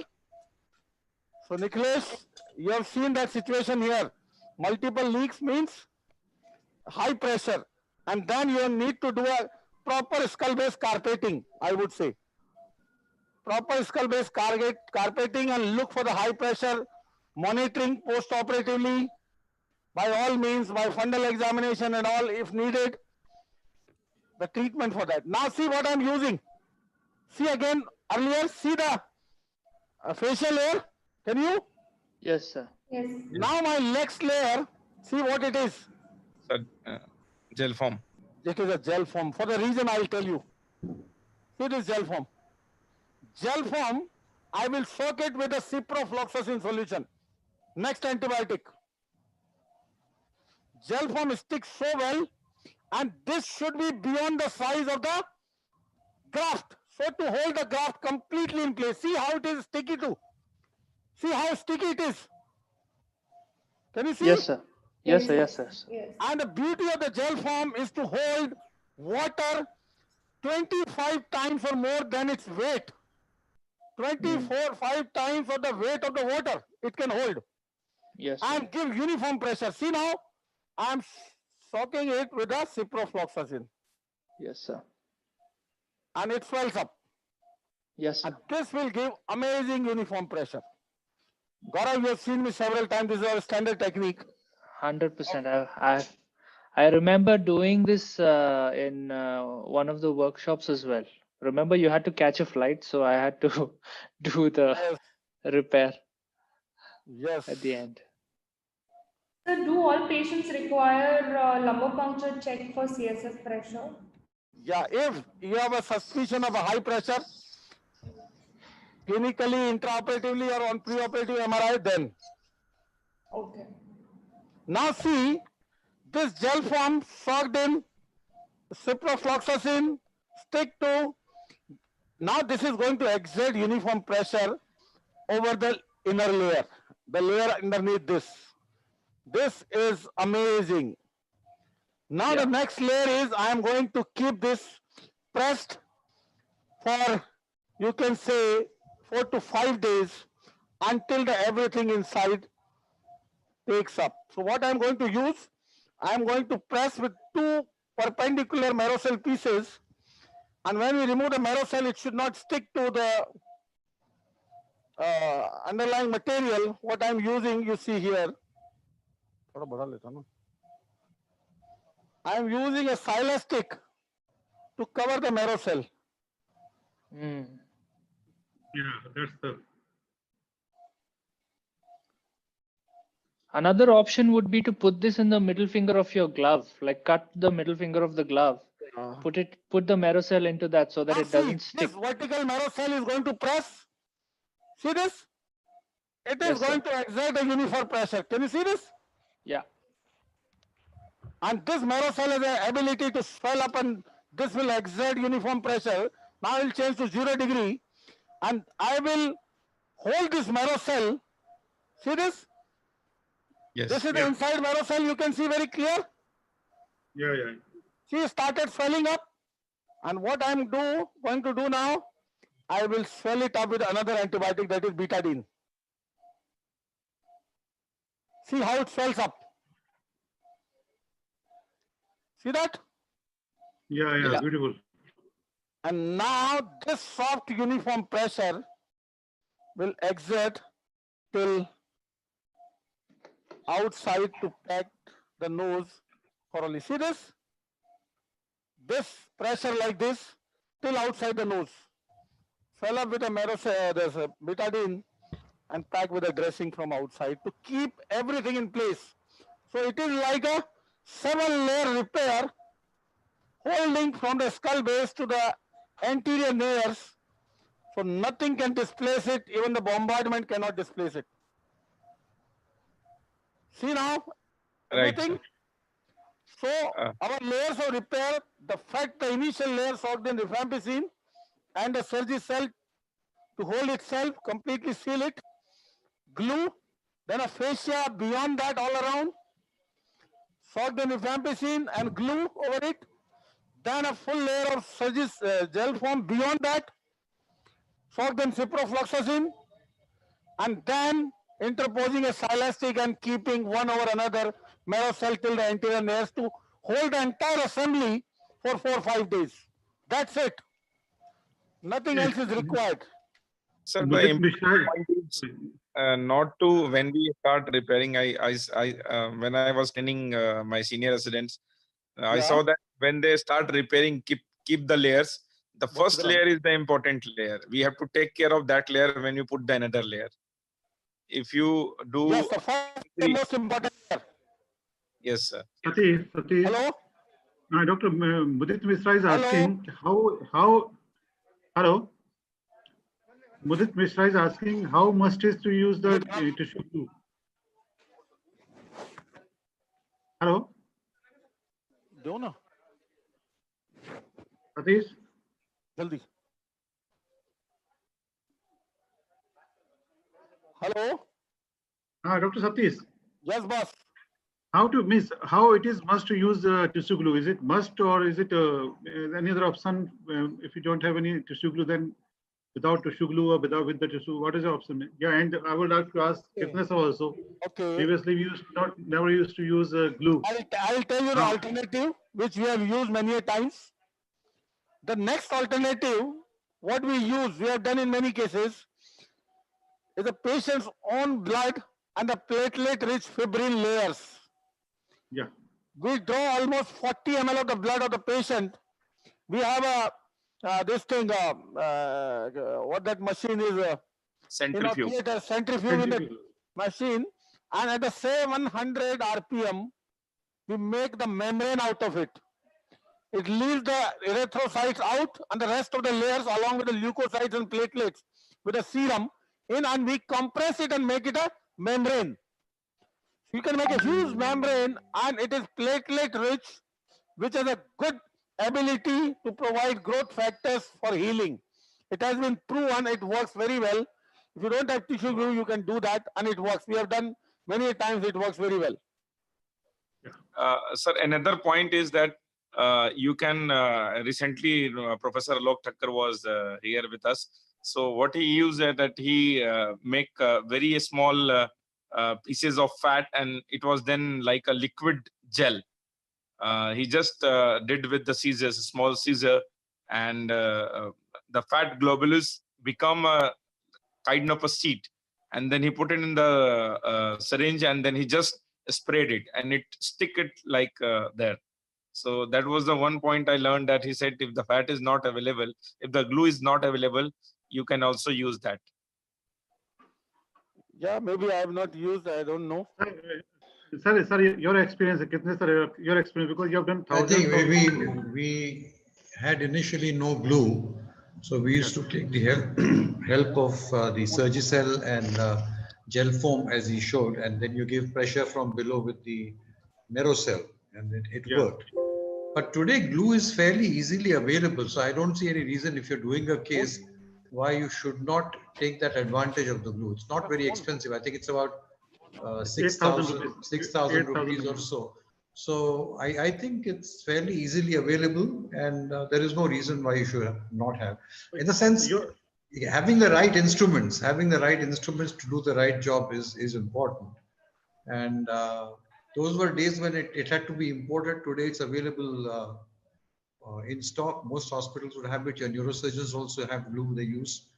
So I think you should use it as an added insurance. But if you don't have it, you can do the same thing what he showed you just now. What is important in that repair is that part of that tissue which you put has to go beyond the defect. It has to go intracranially. That is important. Once it gets jammed, even if you don't have glue, you can use the Surgicel and gel foam to stick it in place and put Merocell pressure from below. That's what we used to do, but now we use glue in every case. Sir, are there any reported neurological deficit once the encephalocele is excised? So this tissue is dead tissue in any case. What was outside that narrow opening is not functioning brain, so that is no issue at all. It doesn't lead to any problem as such. Okay. So Dr. Sanjay Helale from Mumbai wants to know what is the solution of venous sinus thrombosis causing raised ICT and CSF leak? Yes, is a huge role. Venous sinus thrombosis can lead to highest pressure elevation. The reason is simple. How the CSF mechanics is, CSF is formed in the ventricles through the choroid plexus.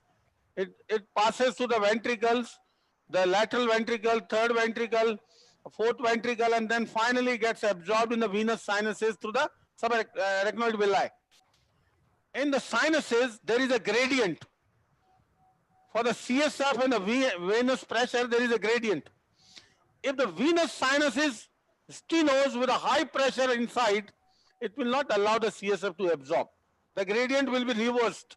And in that situation, you have to revert the pathology of sinus stenosis, and the answer is endovascular stenting to get back to normal. Okay, sir. Any more questions? And do we go ahead with the talk? Yes, sir. Sir, there's a question from Abu Dhabi. Dr. Yusuf wants to know that how can be the anterior ethmoidal artery retracted to the brain that dictate craniotomy as it's a distal portion? Anterior ethmoidal artery doesn't really retract in the brain. I tell you the reason behind it. It can retract in the orbit because orbit is a closed compartment with loose tissue around the artery. Only fat and then inside the muscle around the artery. In the brain, as it passes through the lateral lamella, it is surrounded by a thick layer of dura. Not very thick, but a continuous layer of dura all over the intracranial course, and then it comes out back in the nose again. It doesn't go to the intracranial structure directly. Only thing, it gives a branch anterior falcine artery there. So it is encased in the dural layer, which doesn't allow it to retract. So practically it cannot retract in the intracranial space. Number one, it remains extradural. It gives a branch anterior falcine artery, and then after coursing, passing through the olfactory fossa, it comes back again in the nose. It doesn't go subarachnoid. So there is no question of giving any intracranial bleeding out of that retraction. Well, actually, there is one case that, not my case, it is Scott Graham's case, where it actually retracted inside the brain. And this patient underwent an endoscopic sinus surgery and everything went fine. There was some bleeding from the anterior ethmoidal artery. They cauterized. Next day, the patient was unconscious. And when they did the MRI scan, they found that there was intracranial bleeding and they had to go and do a craniotomy. Classic example of unfortunate surgeon. Yeah, so I think it is may not be that common, like for the reasons that you mentioned, but it can happen. Yes, that's a good point, sir. I think we can move on to the next topic. Okay, so we move on to the concluding session as we discuss in 3 webinars about the pros and cons of sinus surgery, so many situations, radiology, surgery, and finally, this cannot be completed, any topic cannot be completed if you don't discuss about the complications. And not only complication, this is the most important aspect. We will discuss the prevention of the complication, that is more important. And most important is management in case they happen to occur. We have discussed in all 3 webinars the fine points about emphasizing the role of anatomy, understanding the details of the 3-dimensional anatomy, the role of radiology, 3-dimensional radiology in understanding the area where we are operating, and that has a huge role in preventing complications. Of course, the surgical experience matters. There are certain situations which are high risk in terms of giving complications. So it can happen to occur. It can happen to occur with the most experienced surgeon also. Complications do happen to occur in the most ideal conditions. What we are supposed to do is to promptly diagnose them and handle them and treat them promptly to prevent further implications. So this talk is all about handling the complications. The complications can be, obviously, look at the CT scan. We have been discussing these all through. These paranasal sinuses are in close proximity to the skull base, close proximity to the orbit, all through the carotid artery, optic nerve, and so many areas. And that makes this sinus surgery a potential source of complications. So we can divide the complications into intraoperative and postoperative. For the sake of discussion, we can divide into orbital, cranial, and postoperative complications separately.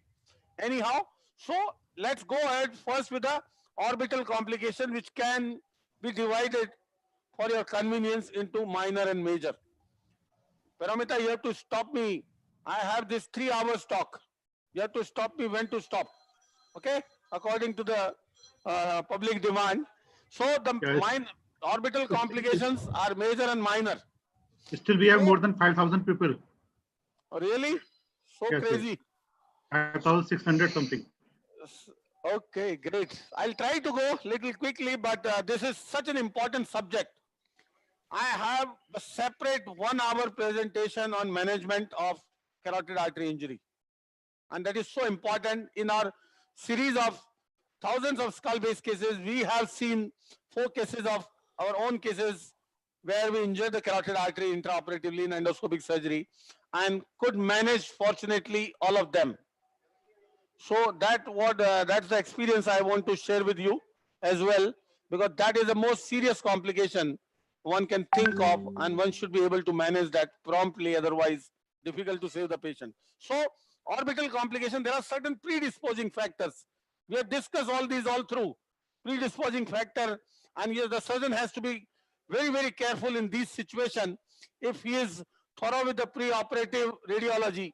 Like if there is dehiscence of the lamina papracia, if you are using a powered instrument and working along the lamina papracia, sometimes you may not realize that you have entered the orbital cavity.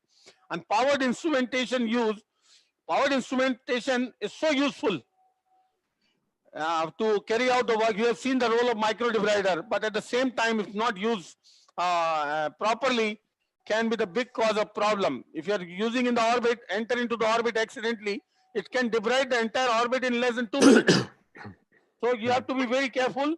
If there is dehiscence of lamina papracia, if there is revision surgery anywhere in the body are always challenging, fraught with the distorted anatomy, fraught with more bleeding and more loss of, I would say, landmarks.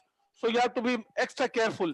Extensive disease again makes you disoriented, particularly when there is excessive bleeding and distorted anatomy. One special situation, hypoplastic maxillary sinus, to mention here in orbital complication, because it can be a source of problem if it is not identified and taken care of properly. And another thing is general anesthesia.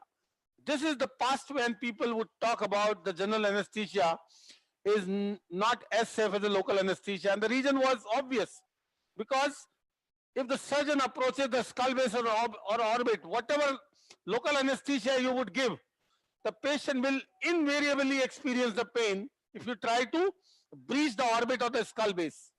And that kind of a feedback from the patient is totally lost in the general anesthesia.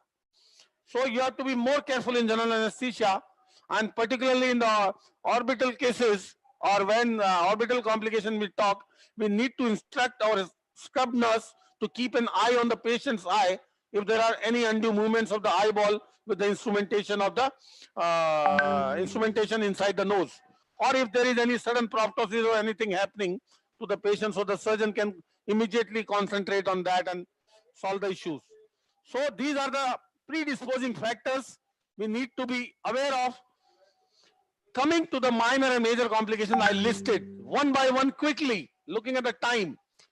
This complication which I am going to show you is the most common complication, and everybody in their life must have experienced this complication to a certain extent.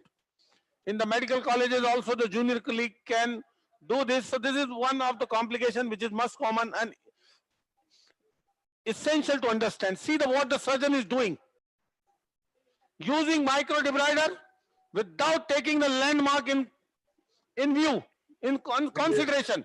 See, it's just kept on debriding and reached inside the orbit. Fortunately stopped. and see on ballotment of the eye from outside, the surgeon was in the orbit. It was the orbital fat prolapse. And this is one of the commonest complications one can come across, to have an accidental entry into the orbit. I will show it again. And here, the mistake is so obvious. We always do take the landmarks like uncinate and all, and see the surgeon started with a divider to the uncinate, went into the orbit. I showed in the live surgery how close the upper part of the uncinate to the orbit is. And you have to be carefully removing the uncinate, defining the lamina, and then go along that and see what has happened here. So such kind of a complication, if happens to occur, believe me, it's not a major complication as long as you realize and stop immediately. And in that situation, you can, what you need to do is, you don't need to fiddle too much into that. Just leave it. Allow the whatever the blood is coming out to drain into the nasal cavity. Do not pull or push. Don't do this monkey business of pulling whatever the fat is coming out or pushing whatever back the fat into the orbit, whatever has come out. Don't do anything. Just leave it.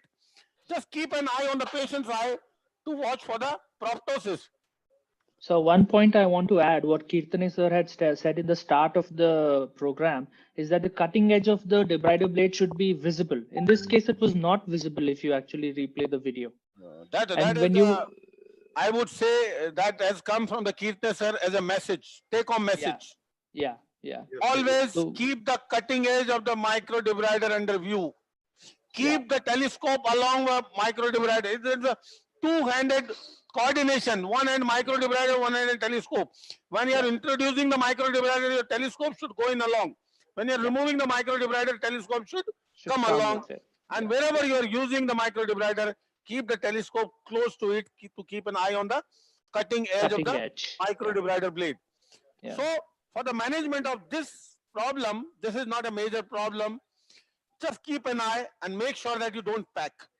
Let the blood drain into the nasal cavity. That is not significant bleeding. Those are the small veins of the fat, inside the fat, which tears, and they stop with over the period of time.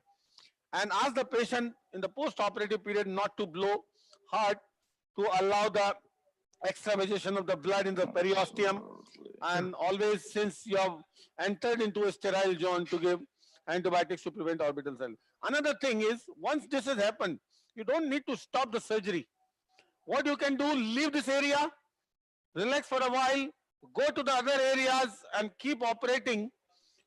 Make sure that you don't enter into this area again with a micro debrider and ruin the condition again. That is something required. Otherwise, that is not an indication to abandon the procedure with this complication. Okay? See what happens post-operatively with this complication. This is some sort of the orbital emphysema or some sort of periorbital ecchymosis because of the extravasation of blood, and it settles on its own for the period of couple of days without needing of any active intervention. See this? And this is how it settles down on its own. Any questions? Do I go ahead? Yes, sir. You can go ahead. Yes, sir.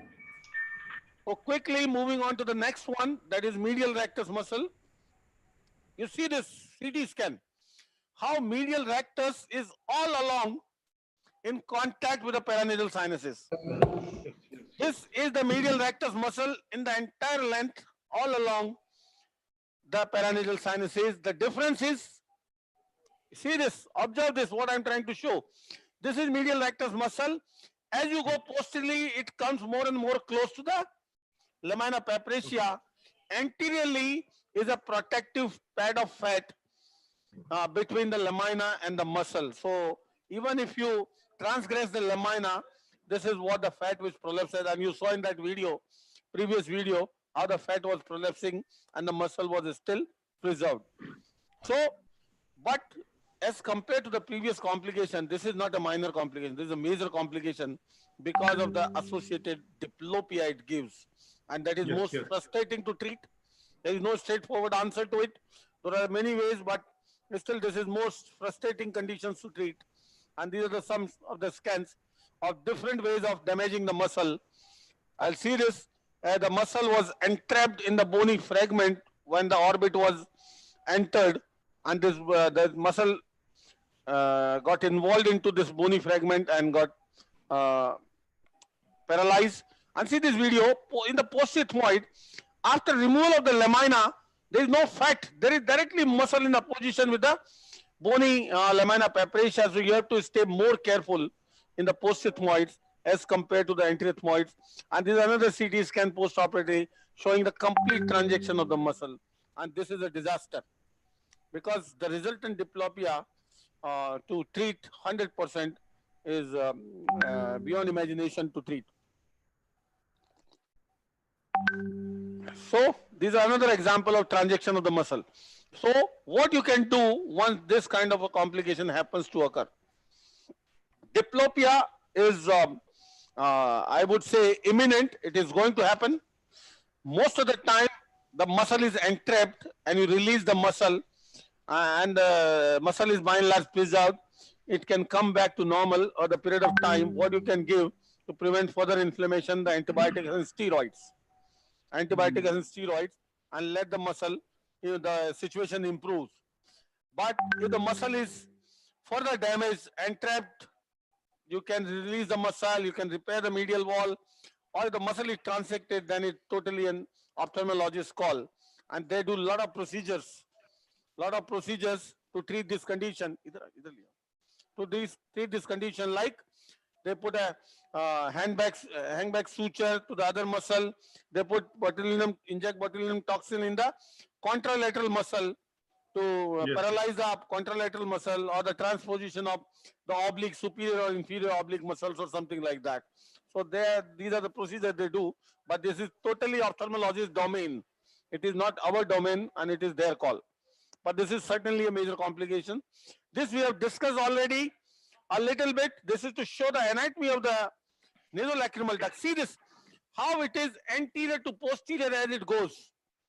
So what I showed in this, see this, when you use the reverse biting, it should not be turned up where it is close to the nasolacrimal system. It should always be, like I showed in the previous video, engage your reverse biting and turn it down. Turn it down to stay away from the nasolacrimal system. So the management, many times it goes unrecognized. If you are, and most of the time it happens when you are using a reverse biting, and if you are not careful, you bite through the nasolacrimal duct. Ideally, you should stop when you come across the hard bone, because this nasolacrimal duct is formed by a very hard bone of frontonasal process, and then you need to stop once you come across. If you bite through, then the resultant scarring can lead to a problem, but most of the time it goes unrecognized. If you recognize this intraoperatively, what you can do, ask your patient to, you call the patient for frequent syringing to prevent the clot formation and resultant scar. And if it is not recognized and happens to occur, the scarring happens to occur, patient may come few weeks later with the epiphora, and then the final answer is endoscopic DCR. Am I audible? Yeah, very, very audible. Suppose we find out that it is damaged on table, can we put a stent in same sitting?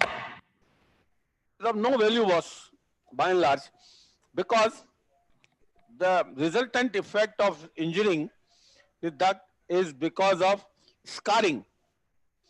The scarring is the end result which leads to problem once you have injured the nasolacrimal duct. So once you have realized what you can do, you can prevent that fibrin plug and scar formation by means of regularly syringing. So you can wash away anything such happening, and if you don't recognize, the patient may come back with the scarring later on with the epiphora, then you have to treat with a DCR. The next one is a very important complication which we have been discussing, is the anterior ethmoidal artery, and you can see it in this diagram, the both anterior and posterior ethmoidal arteries. See, these are the branches of ophthalmic artery. This is ophthalmic artery. This is the first branch of the subarachnoid segment of the carotid artery. That is the internal carotid flow it carries, and this is the anterior as well as the posterior ethmoidal artery. And the anterior, mostly which is damaged, you can pick up on a very good fine section CT scan. depending upon the pneumatization, as a canal which is coming from the orbit to the cranial cavity. That is orbito cranial canal. So you can pick up by, there's a CT scan in the axial plane also. In a good axial plane, you can see the entire course. See, I kept this to show you, to answer the previous question what Dr. Paramita asked about, and what Dr. Sethi was mentioning, that it can retract into the intracranial space, but though it is very, very uncommon, I heard for the first time. The reason is this artery from here leaves the orbit, enters the lateral lamella to enter the olfactory fossa. From here it runs in a encased in a dural envelope anteriorly to come down in the nose again. It doesn't enter into the subarachnoid space at all. Tightly adhered to the bone, and that makes a, I would say, impression here that is known as the ethmoidal sulcus. And here it gives off a branch to the fox cerebri as the anterior falcine artery. So you can pick up this vessel in the axial, and sometimes it is lying in the mesentery, much below the level of the skull base. So when you are walking under the skull base using powered instrument, you have to be careful. And so this is the video provided initially to me by Professor Sethi. Boss, your video. See, I think he had to leave. I think he had to leave. I'm still around, but that's not my case. He's there. I got from you this video. You provided me. Yes. You can see there is a small laceration. Yes. It's not truncation. And that's what Professor Sethi was saying, to use a suction bipolar. Suction bipolar. If you have a good suction bipolar, you can certainly seal it in no time. Otherwise, such a small rent, believe me, if you don't have even this, you just leave a small layer of Surgicel and press it with a Merocell for 2 minutes, and it stops on its own. This artery is a very small artery. It doesn't bother much with such small rent. This video is to show you this injury just close to the lateral lamella. This is dangerous. This injury, which is so severe to have injured a vessel here, is good enough to injure a very fragile lateral lamella. Very thin, fragile lateral lamella to give a CSF leak. So you have to be very, very careful. And the answer is same. Now, why we are so scared of this vessel? It's not because of the bleeding, because of the resultant implication. And this is one of the most dreaded complications, which is a potential of giving a permanent visual loss if not managed promptly and effectively.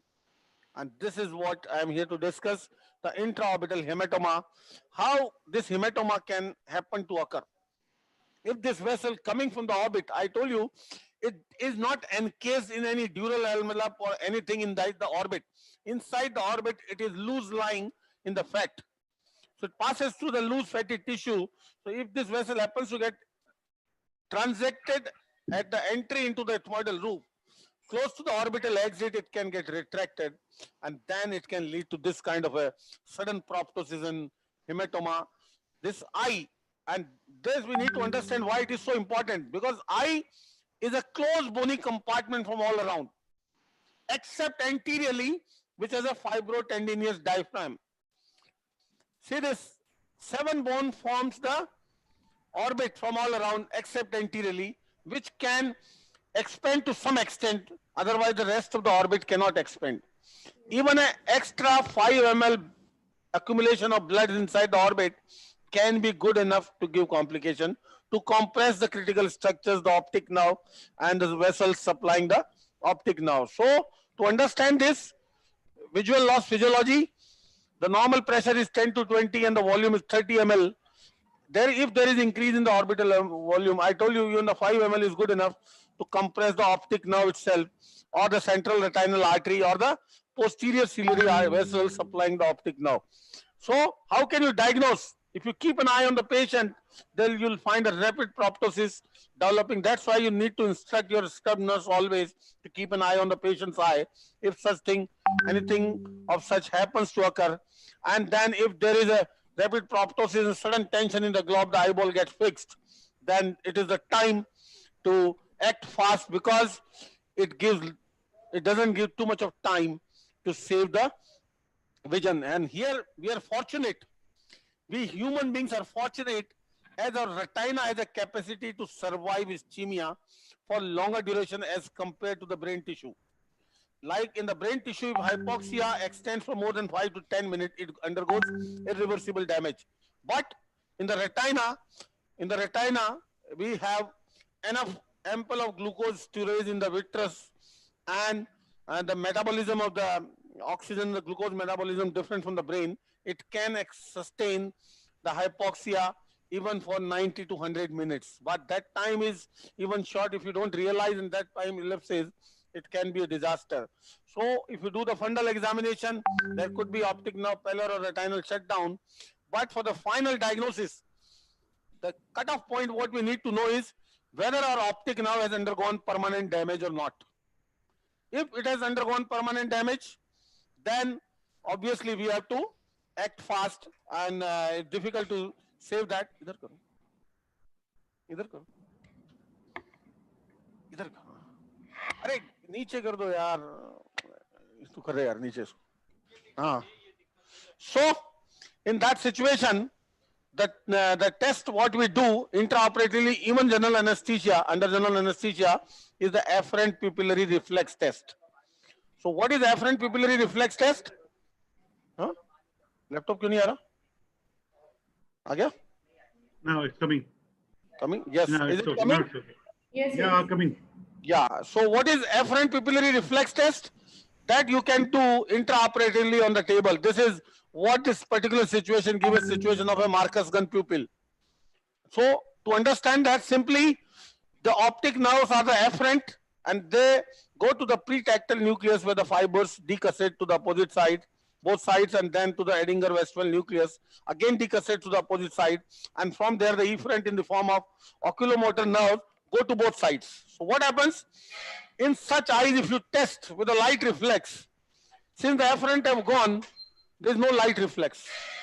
But if you throw the light in the other eye, because the efferents are intact and the fibers decussate to the opposite side, in spite of the eye, the optic nerve not functioning, if you throw the light to the opposite eye, you will find the reflex in the same side eye, the affected eye as well. That is Marcus gun pupil.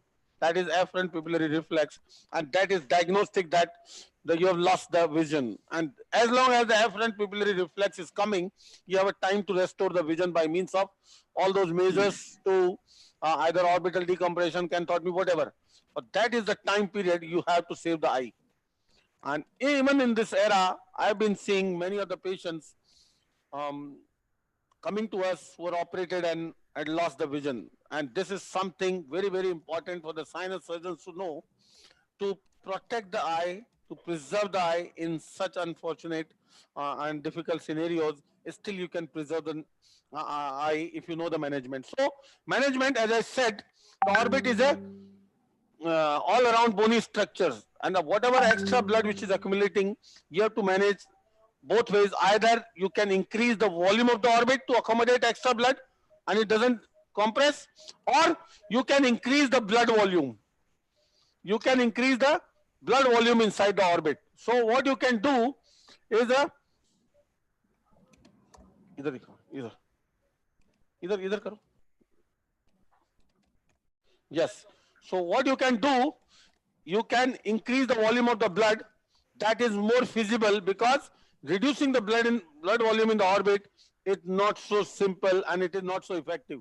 But still you have to try everything in that scenario. You have to decrease the blood volume in the orbit by means of giving IV mannitol. You can give corticosteroid to reduce inflammation, or you can give Dimox, you can give topical timolol, you can do so many things. It doesn't work much, but still for the sake of doing it may work a little bit. But the thing which can work is the orbital massage, provided the patient has not undergone any ophthalmic surgery recently. You massage the orbit to allow the vessel to go into spasm. See, this vessel once starts bleeding, this is artery. You cannot catch the artery inside the orbit. If you try to go and catch the artery inside the orbit, you'll worsen the situation. So what all you can do is, you can pray God for the vessel to stop bleeding.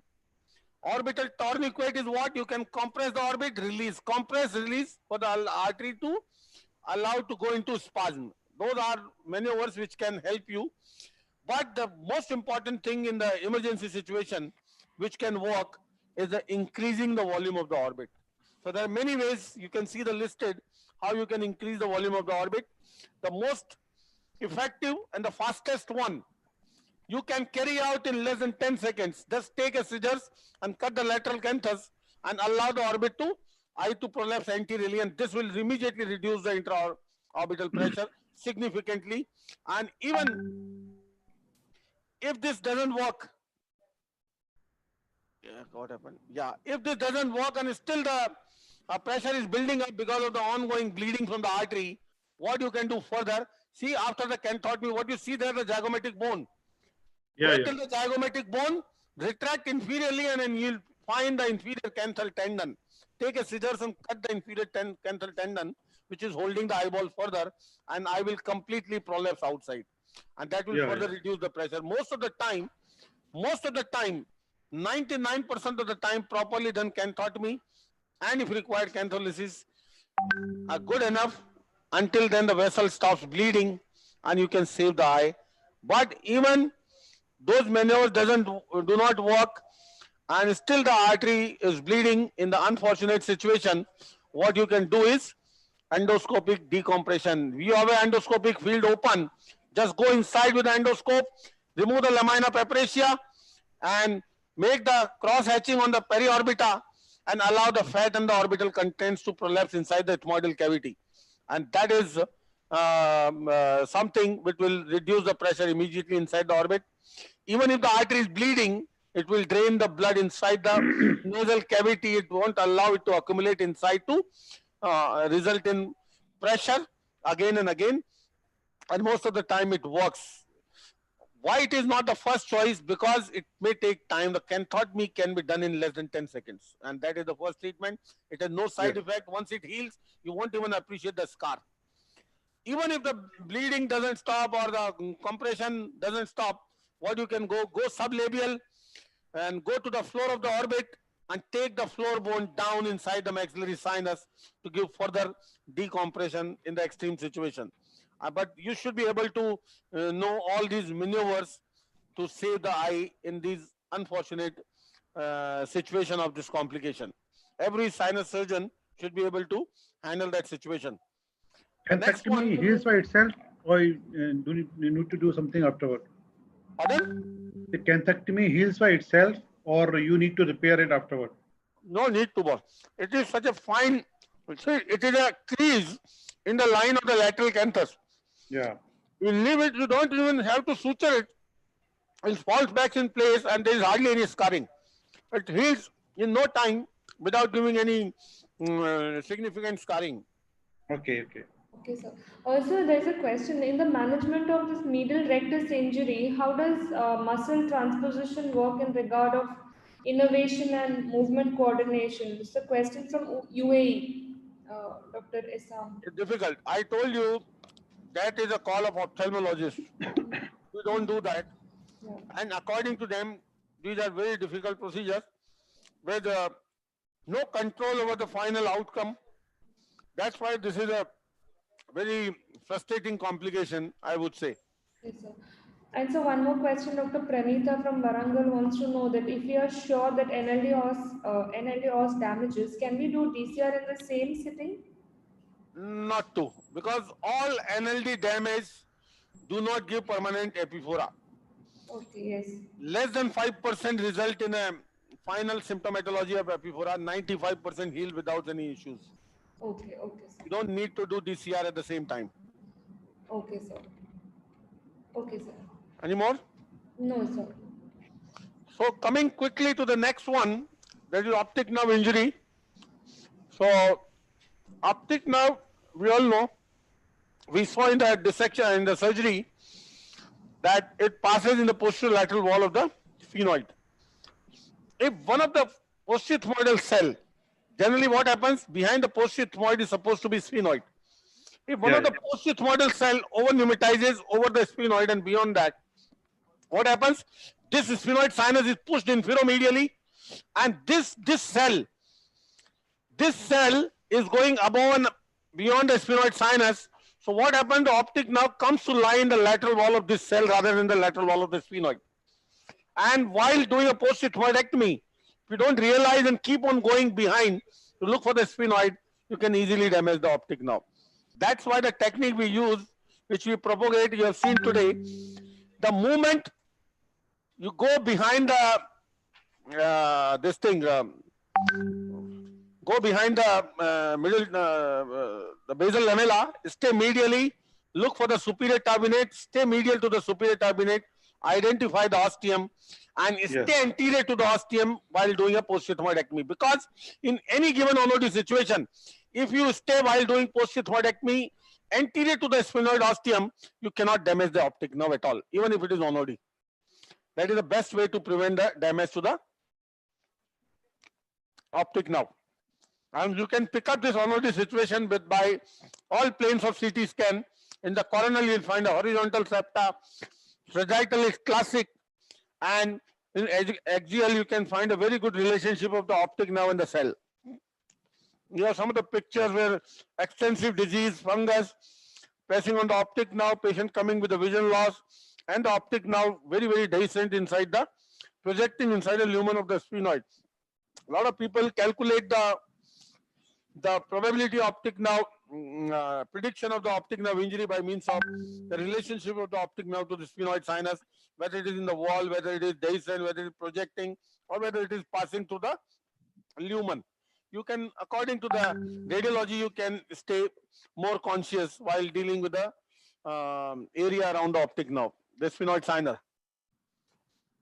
So, in any given situation, injury, if happens to occur, either it is direct, physically injuring the optic nerve, or the indirect, which transmits the into the optic nerve, and that leading to edema in the optic canal, which cannot expand, leading to nerve compression. Whatsoever, traumatic, post-surgery, whatsoever, the optic nerve injury is again a very difficult thing to treat and predict. But the management is by and large same, to start immediately the bolus dose of steroid along with the maintenance dose and get scan done meantime. If there is any bony spicule, impinging, fracture line, you may have to immediately explore. If doesn't, wait for some time. If the condition doesn't improve or deteriorate, in spite of not having any fracture line on anything, still there is indication of optic nerve decompression. And there is a controversy whether to slit the nerve or not. We belong to the school of slitting the nerve to give more effective decompression, though you have to be careful not to injure the ophthalmic artery or worry of the CSF leak and other things. But yes, that gives a more effective decompression as compared to not slitting the nerve. So that is how you can manage the optic nerve situations. Then the carotid artery, let me show you. I had shown you that day already. The video of the carotid artery. Yes. I think I don't need to show it again. No, I think we've already seen it. Yeah. So many a times, see, the carotid artery injury involves a lot of things to understand the anatomy and the anatomical variations. See, these scans, how the carotid artery has a huge kink in the parapharyngeal space, almost close to the level of the mucosa in the pharynx. See how in the nasopharynx the carotid is coming in the midline. Yes. They are doing some pharyngeal surgery. It can be a disaster if you don't know this fact. So you have to stay careful. The loops and kinking and all these things are very common in the parapharyngeal space of the segment of the carotid artery, though mostly in the lower parapharyngeal space. Because in the upper parapharyngeal artery has to straighten up to enter into the carotid foramen of the temporal bone. So around the tonsil, in the region of the tonsil, most of the loops and kinking and all these things happen to occur in the carotid, where you have to stay more safer. These are the kinking of the, see how severe kinking of the parapharyngeal carotid artery you can see. Now, coming to the endonasal surgical perspective, the carotid, we always propagate this concept. Look at the CT scan. this is the arch of the atlas. These are the longus colli muscles. See that? Longissimus capitis muscles. And then this is the tumor or the nasopharyngeal space otherwise here. See, this is the muscles. These are the muscle and this is the arch of the atlas. What do you believe when you are working in this region? Take the reference of the surface of the muscles. As long as you take the reference of the surface of the muscles and stay anterior to it, whatever laterally you are going, if you stay in the plane of the surface of the muscle, your carotid is almost a centimeter behind. You don't need to bother about that. And this is a very, very important parameter to stay safer and do a complete job rather than terrifying with a carotid artery while working in this region and do a subnormal job for the fear of carotid artery. So carotid, if you see the course, by and large, is a parapharyngeal, it ascends towards the temporal bone, and there's a small vertical course, and then anterior to the cochlea it turns the genu, and there's a big horizontal course, and then at the foramen lacinum again ascends up to become the cavernous carotid. That we should know. In all dissections, we should try to dissect the course of the complete carotid to get used to the course of the carotid artery, how it ascends, and the petrous, horizontal and vertical course. In the ear, you can see the carotid, how it turns.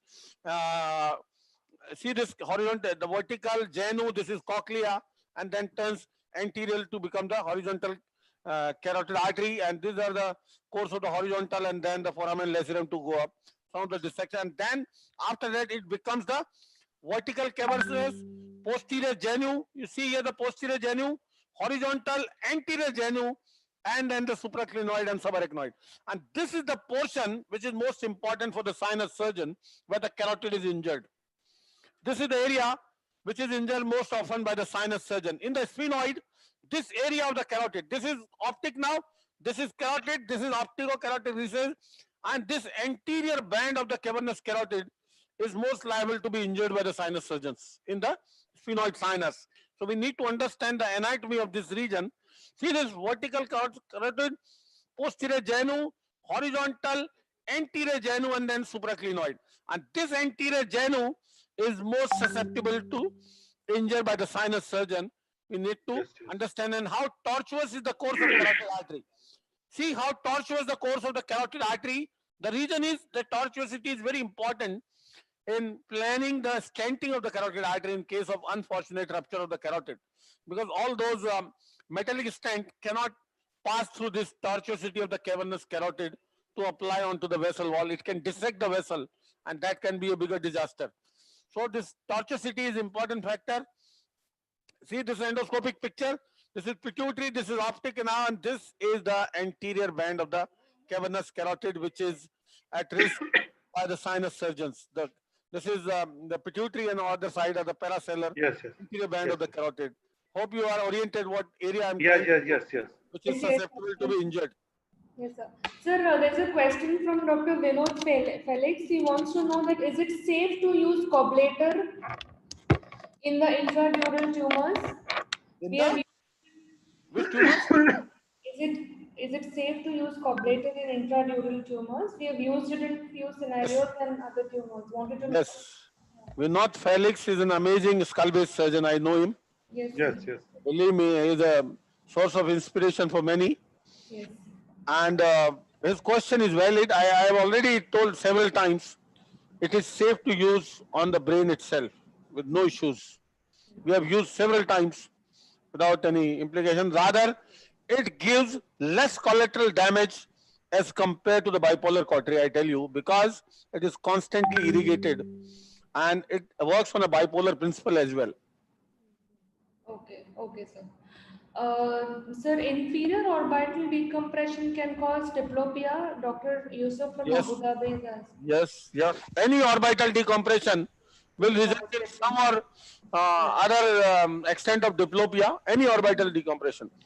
Even if you do medial, you can reduce by keeping a sling intact or reduce by doing a little less decompression or some other means, but the diplopia is going to happen with any orbital decompression. It may settle down over a period of time once the fibrosis takes place. but the diplopia is imminent. Okay. Dr. Arshad wants to know that anterior ethmoidal artery comes back to nose after giving the anterior falcine artery. Is there any landmark for this? Yes, Arshad. Yes. Arshad is again from Bangalore. Master, master. Master, and I've visited his center. Of everything. Amazing. So his question is again very important, and I have in the cadaveric dissection several times shown the flap based on the nasal segment of the anterior ethmoidal artery after traversing the brain coming back into the nose. Once it comes on the upper part of the nose, you can take that area of the nasal septum 1 centimeter on either side down to the floor as a flap based on the anterior ethmoidal artery, and that we use. That's a very good flap to close the septal perforations. You can use for the skull base as well, but it is very good. So the area where it comes into the nose in the upper part, you can relate to the level of the axilla.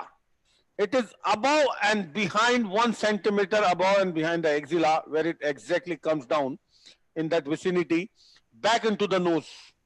And from there, it goes again up to the dorsum of the nose underneath the nasal bone at the junction of the nasal bone and upper lateral cartilage.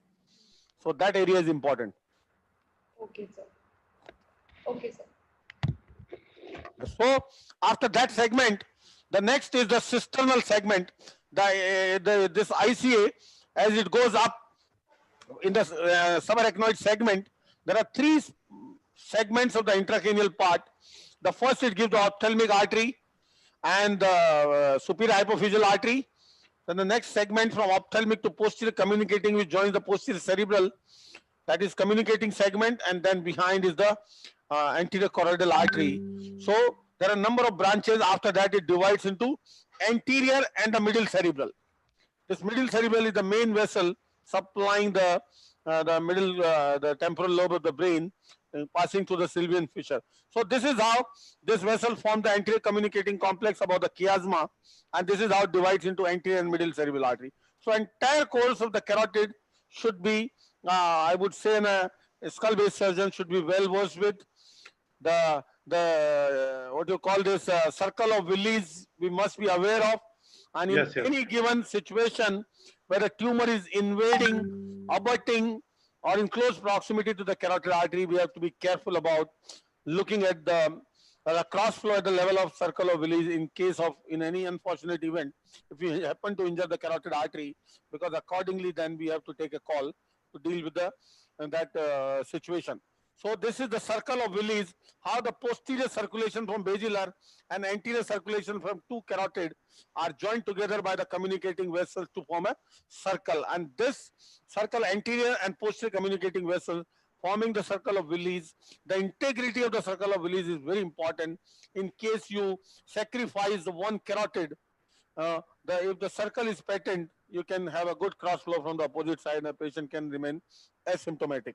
So that is important. So about after this anatomical part, there are a lot of concerns about the carotid artery injury. So what are the concerns? Carotid artery, we know, is a major vessel, blood loss. It can lead to pseudoaneurysm formation. Once it is injured, can go in spasm, thrombosis, embolism, carotid cavernous vena. All these are dreaded complications once the carotid is injured. And this series of events are dreaded to the patient if carotid happens to get injured. So management involves a proper preoperative assessment with the planning. As I said, the cross flow management, the assessment is very important. Operating surgical maneuvers are very important to work around the carotid artery with a blunt instrument, with the diamond drills and all those, rather than pulling the bony spicule and all that. And the post-operative assessment and management of the, in case the vessel happens to injured, we should be able to handle it promptly and immediately with a team. It requires a teamwork. So pre-operatively, we should be very much familiar with the anatomy, imaging, and the collateral circulation. Imaging, what imaging we need? When the carotid is a concern, when the tumor is in close proximity to it, good high definition CT scan, MRI, MR angiogram, CT angiogram, DSA is a gold standard, digital subsection angiography, which can find out even the minor changes on the carotid wall.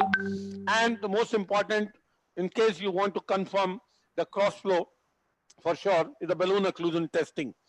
So, collateral flow, that is the most important. So, like we are doing any case where the carotid is involved, and that's a very routine phenomena in tumors of the skull base, you need to thoroughly assess this, because the entire post-operative outcome, in case the vessel is sacrificed, depends upon the cross flow.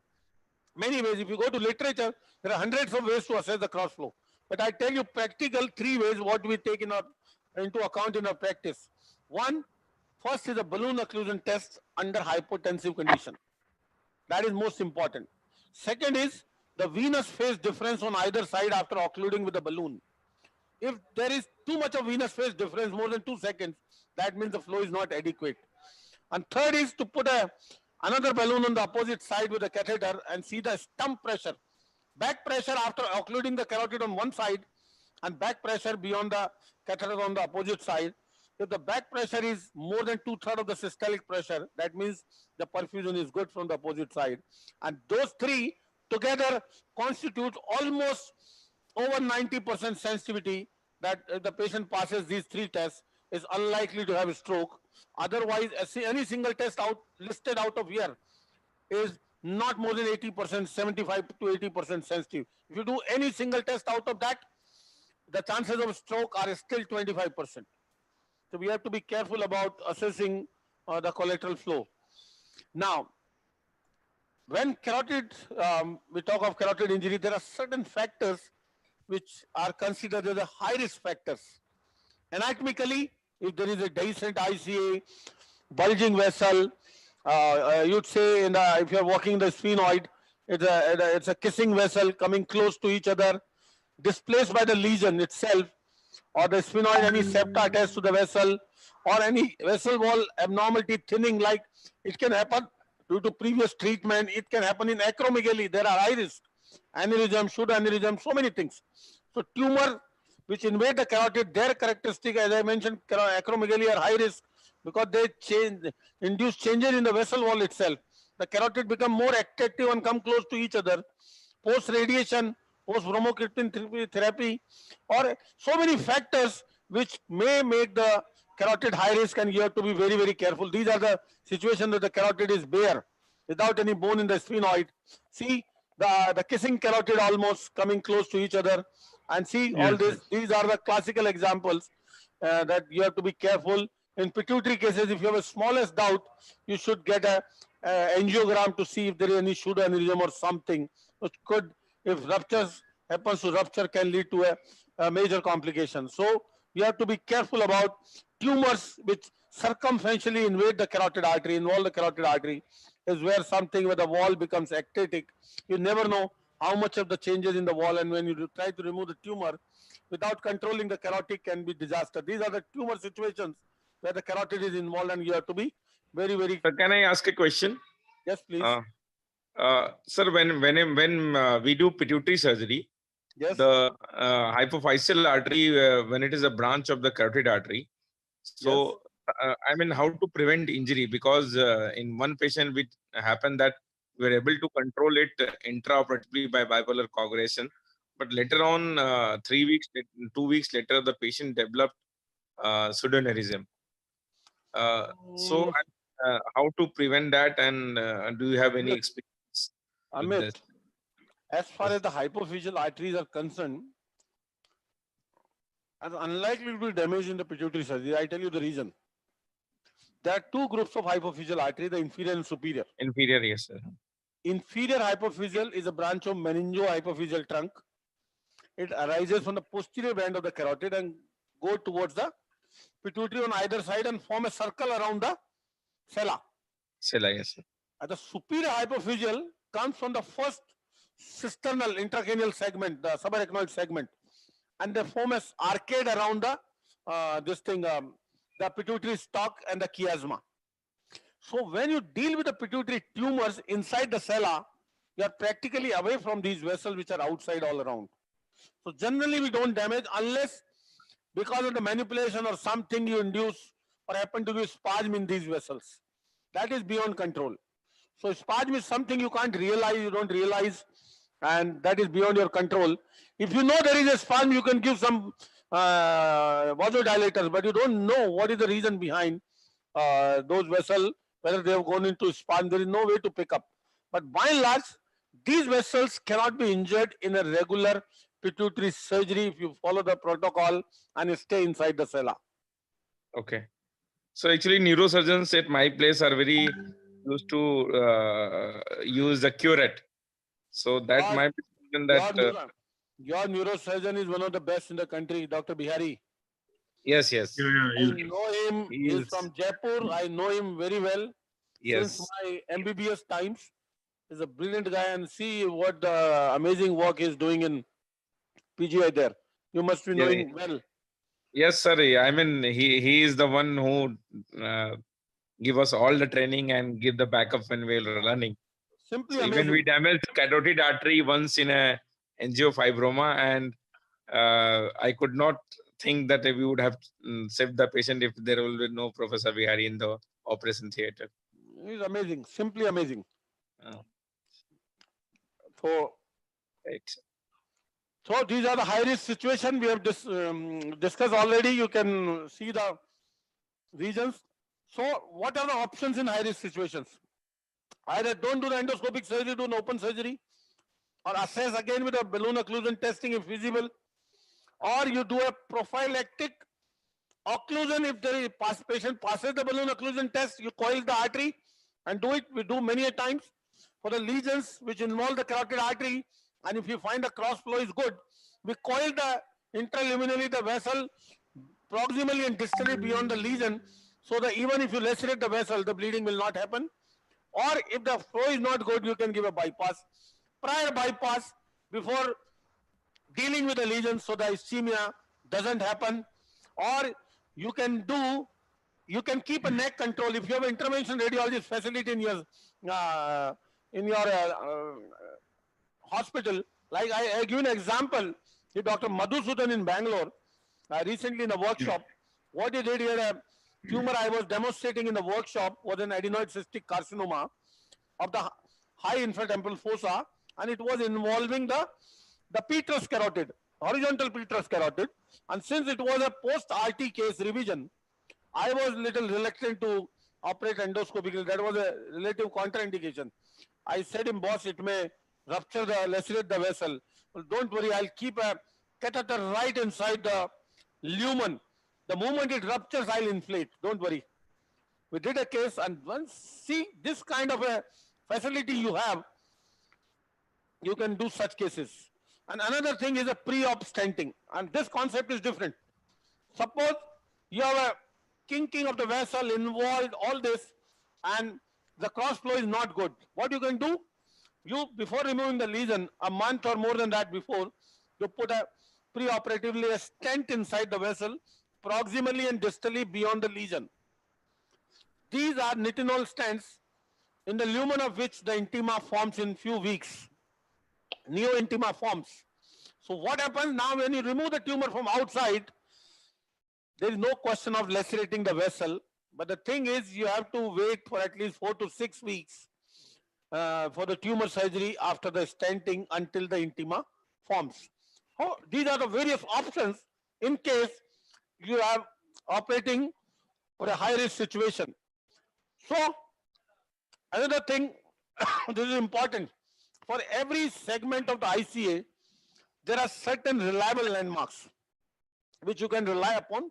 Like for parapharyngeal, endonasal surgery, Eustachian tube has a relationship with the carotid like a mother's lap. It covers the carotid like a mother's lap. It's an amazing, single amazing landmark for the parapharyngeal carotid from an endonasal perspective is Eustachian tube. Then for the petrous portion, it's the Vedian canal, which is one of the most important, and the V3, which crosses the carotid artery. Anterior to it, comes from the middle fossa to the infratemporal fossa, like a horseshoe leg. Then the foramen lacerum portion, again, the Eustachian tube, and the most important is the Vedian canal. Vedian canal is the most important landmark in most difficult situation in the endonasal perspective. And for the paracellular, obviously the OCRs, the medial and the lateral OCRs, you have seen in the pictures how useful the landmark they are once you are doing the endonasal surgery in that area.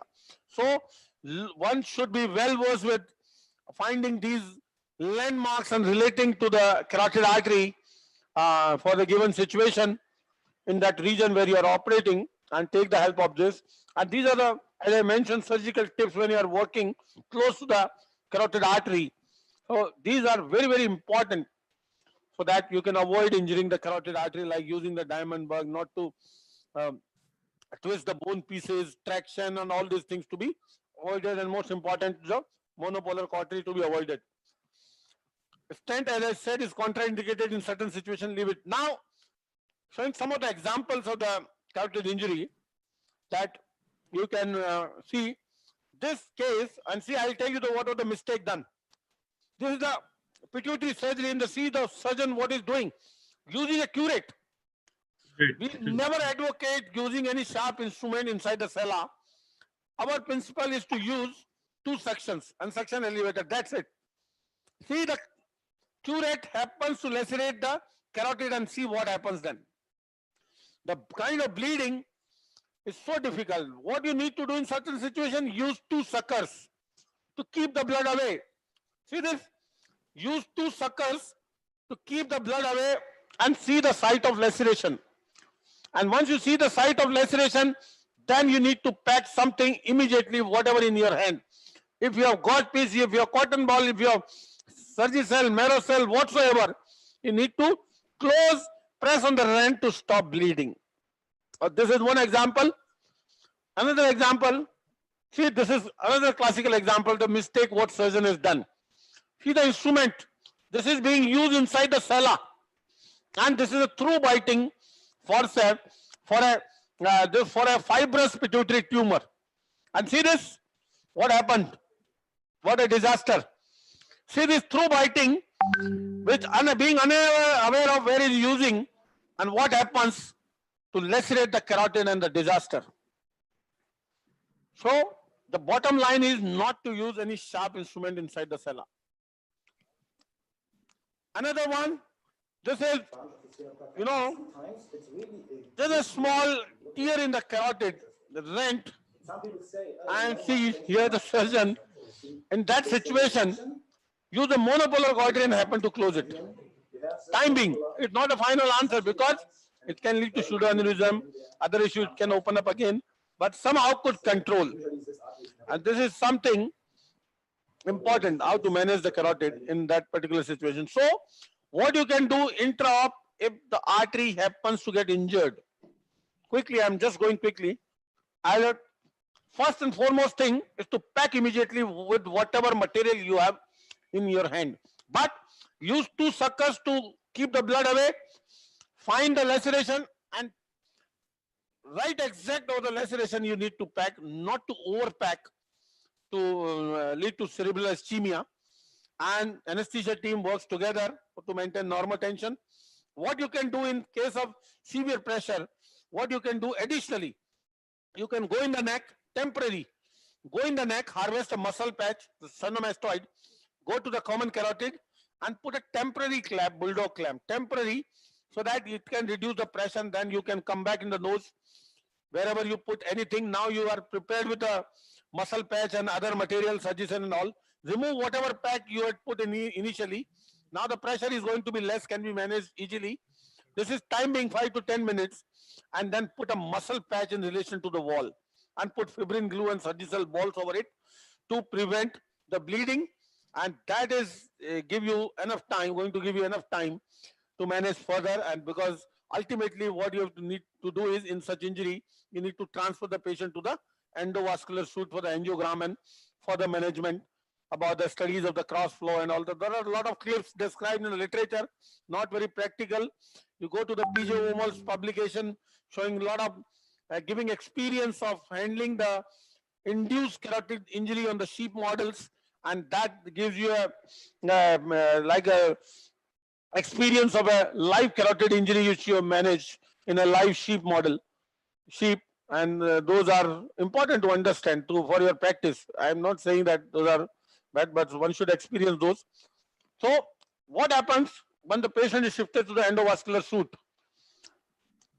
The need is you need to control immediately. You need to see which area of the vessel is involved, any pseudoaneurysm formed, patient can be given antiplatelet or not, and then you have by and large options. If the collaterals are good, the best answer is occlusion of the vessel by the coiling. That's it. That's the final answer to this. Final and the best answer. But if the collaterals are not adequate, either you have to put a stent to maintain the flow or do an emergency bypass. But in any given situation, you cannot go like cannot and catch the vessel. It is next to impossible. I told you, okay. So John Shadow from Australia, Satish. Yes. Dr. John Shadow from Australia. Yeah. Which vessel you prefer for bypassing? There are many ways. We can external carotid, like Gaurav said, we can take, or if you have a good caliber, this thing, superficial temporal, you can give a bypass to the middle cerebral from there. That is the shortest route. Or you can take a graft from the radial artery and put a bypass from anywhere to anywhere. A lot of reports have described using the maxillary artery as a good caliber for the middle cerebral artery. So any of such vessels can be used, but the vessel should be high flow to maintain the need of the vascularity required. So cover stent, you can put the stent conforming the vessel and the flow is maintained. But there are a lot of disadvantages in adjusting the size. They are metallic. To go to the tortuous vessel is difficult. It can result into problems. They require antiplatelet lifelong. There are so many things. I'm not going into detail, looking at the time. And if pseudoaneurysm happens to occur, then this is the most important complication. When the vessel is injured,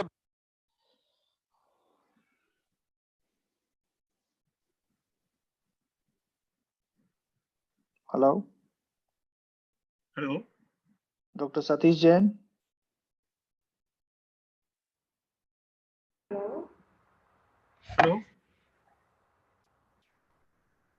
I think it's cut. Okay, I'll ask a question to Dr. Gaurav. How do you deal with, it's a question from Rahul Shah in Surat. He's asking how to deal with cobblestone appearance and polypoidal mucosa in maxillary sinus, particularly along the floor.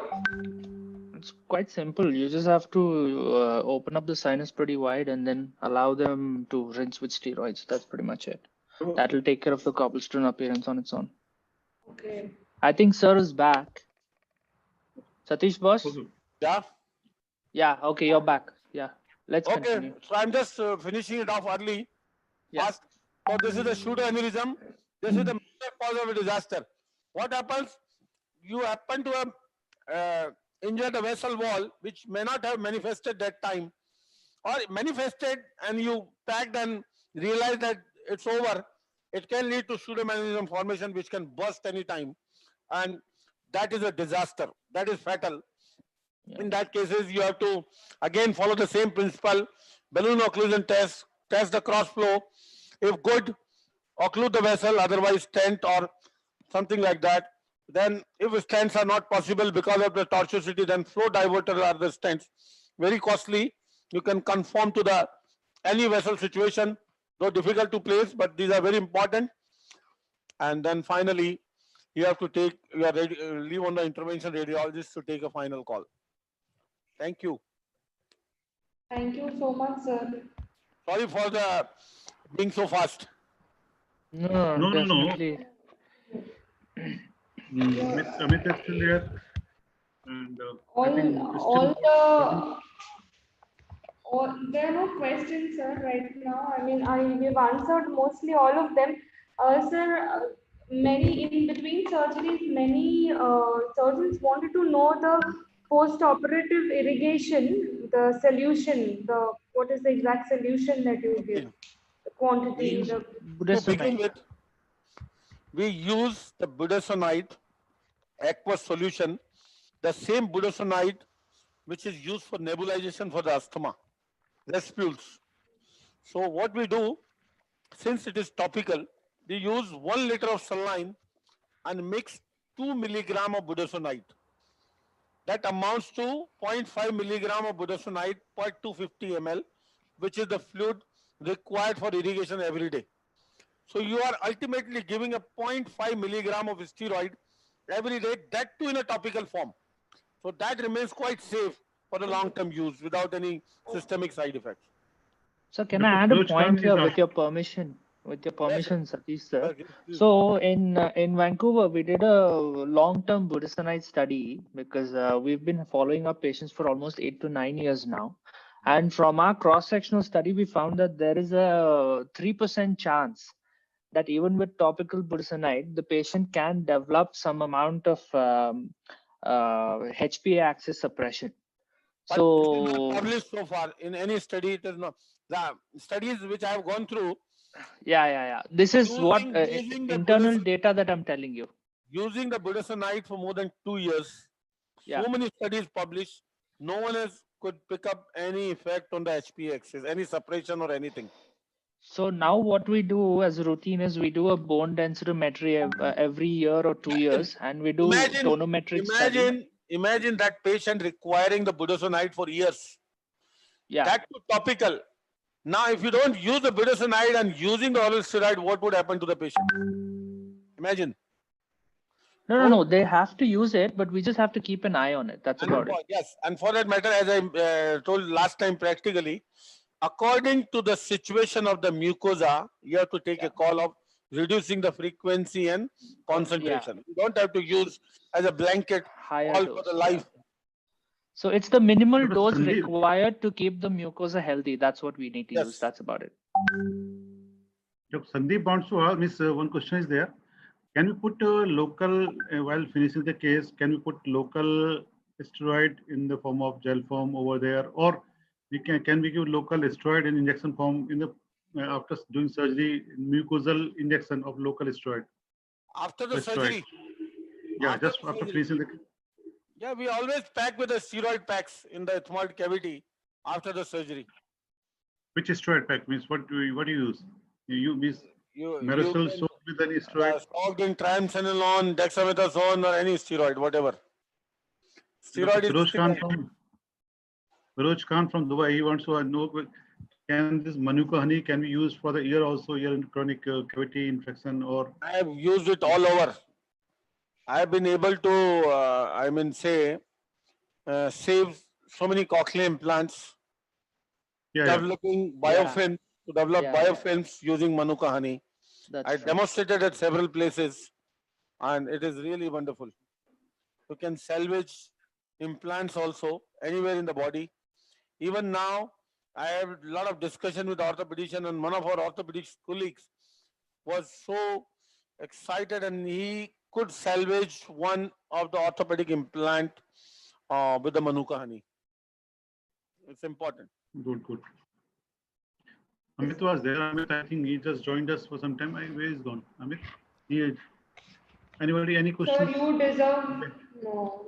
you deserve a huge applaud from all of us. Round of applause. Yes, sir. Yes. Definitely. Exactly, sir. After operating 4 cases, you have the stamina to do a complications lecture. It was just like olden days. All 3 cheers for Dr. Rajiv Pachori. No. All team. Compose, always Dr. Rajiv Pachori, sir. He deserves everything. And we did the best from you, boss. We could not believe, sir, you would have finished 4 cases in this short duration time. You finished. 4 hours. You finished. You explained us well, and I think all these 4 in this series of chronic rhinosinusitis, the 3 parts that we had, the main aim of that we had decided of this series has been fulfilled, has been accomplished. And we have record, I think, maximum attendance today. And thanks, Gaurav, for the wonderful discussion. And today I am so happy to have our own teachers, Professor Kitne sir, Seti sir, and Professor Aldo Stam. And they are amazing people who have done phenomenal work. I'm so happy to have them here today with wonderful. us. They made us our day memorable. And thank you, Gaurav. Gaurav has been a Sir. powerhouse of, Yes. energy. Yes. No, definitely, And sir. It's all your teaching. and last but not the least, again, truly, truly grateful to Sun Pharma for their tireless efforts in organizing and hosting this amazing event that brought all of us together in this arena. It's a treat for us in this COVID-19 pandemic situation that we got today. Yeah, I think Paramita deserves a round of applause for taking all Absolutely. those questions. Exactly. It's I a mean, very difficult job what she's doing. It's a very difficult job. Thank With you. all three, four eyes. Gaurav, our job is We most have to keep difficult. all the. On one side, she has to concentrate what I am talking. Other side, Exactly. she is getting questions. On Yeah. other side, she has to ask questions. She has Yeah. to segregate questions according to the Yeah. importance and the topic. Exactly. Most Exactly. difficult job. Thank Yeah. you. In between Hats fighting off with to me, you. in between fighting with me. Thank you, sir. Thank you so much. Okay, Yeah. thank you. And thank you, Okay, Amit, good night. for your active involvement. Amit is always thank you, sir. It was Amit is our actively pleasure. involved with his interesting questions benefiting everyone. Thank you. since starting he was with us. Thank you, Thank you, sir. sir. Thank you, Dr. Satish Jain. Thank It you, was Mr. amazing. Amrishji. Yes. Sun Pharma, do they want to conclude the session? They want to say anything? Is there anyone from Sun Pharma? Yeah, I'm there. Yes, sir. Thank you so much. Yeah, it's my pleasure. And it's actually, I had been patiently listening each one of you for complimenting each other. For me, at least, it's the teamwork which was actually most important. I think all of you deserve applause. All of you have done a wonderful webinar. For the first time, actually, I had been, into webinar. We had been conducting so many webinars, but for the first time, I have seen such a decent number of viewers, which has crossed over 5,000.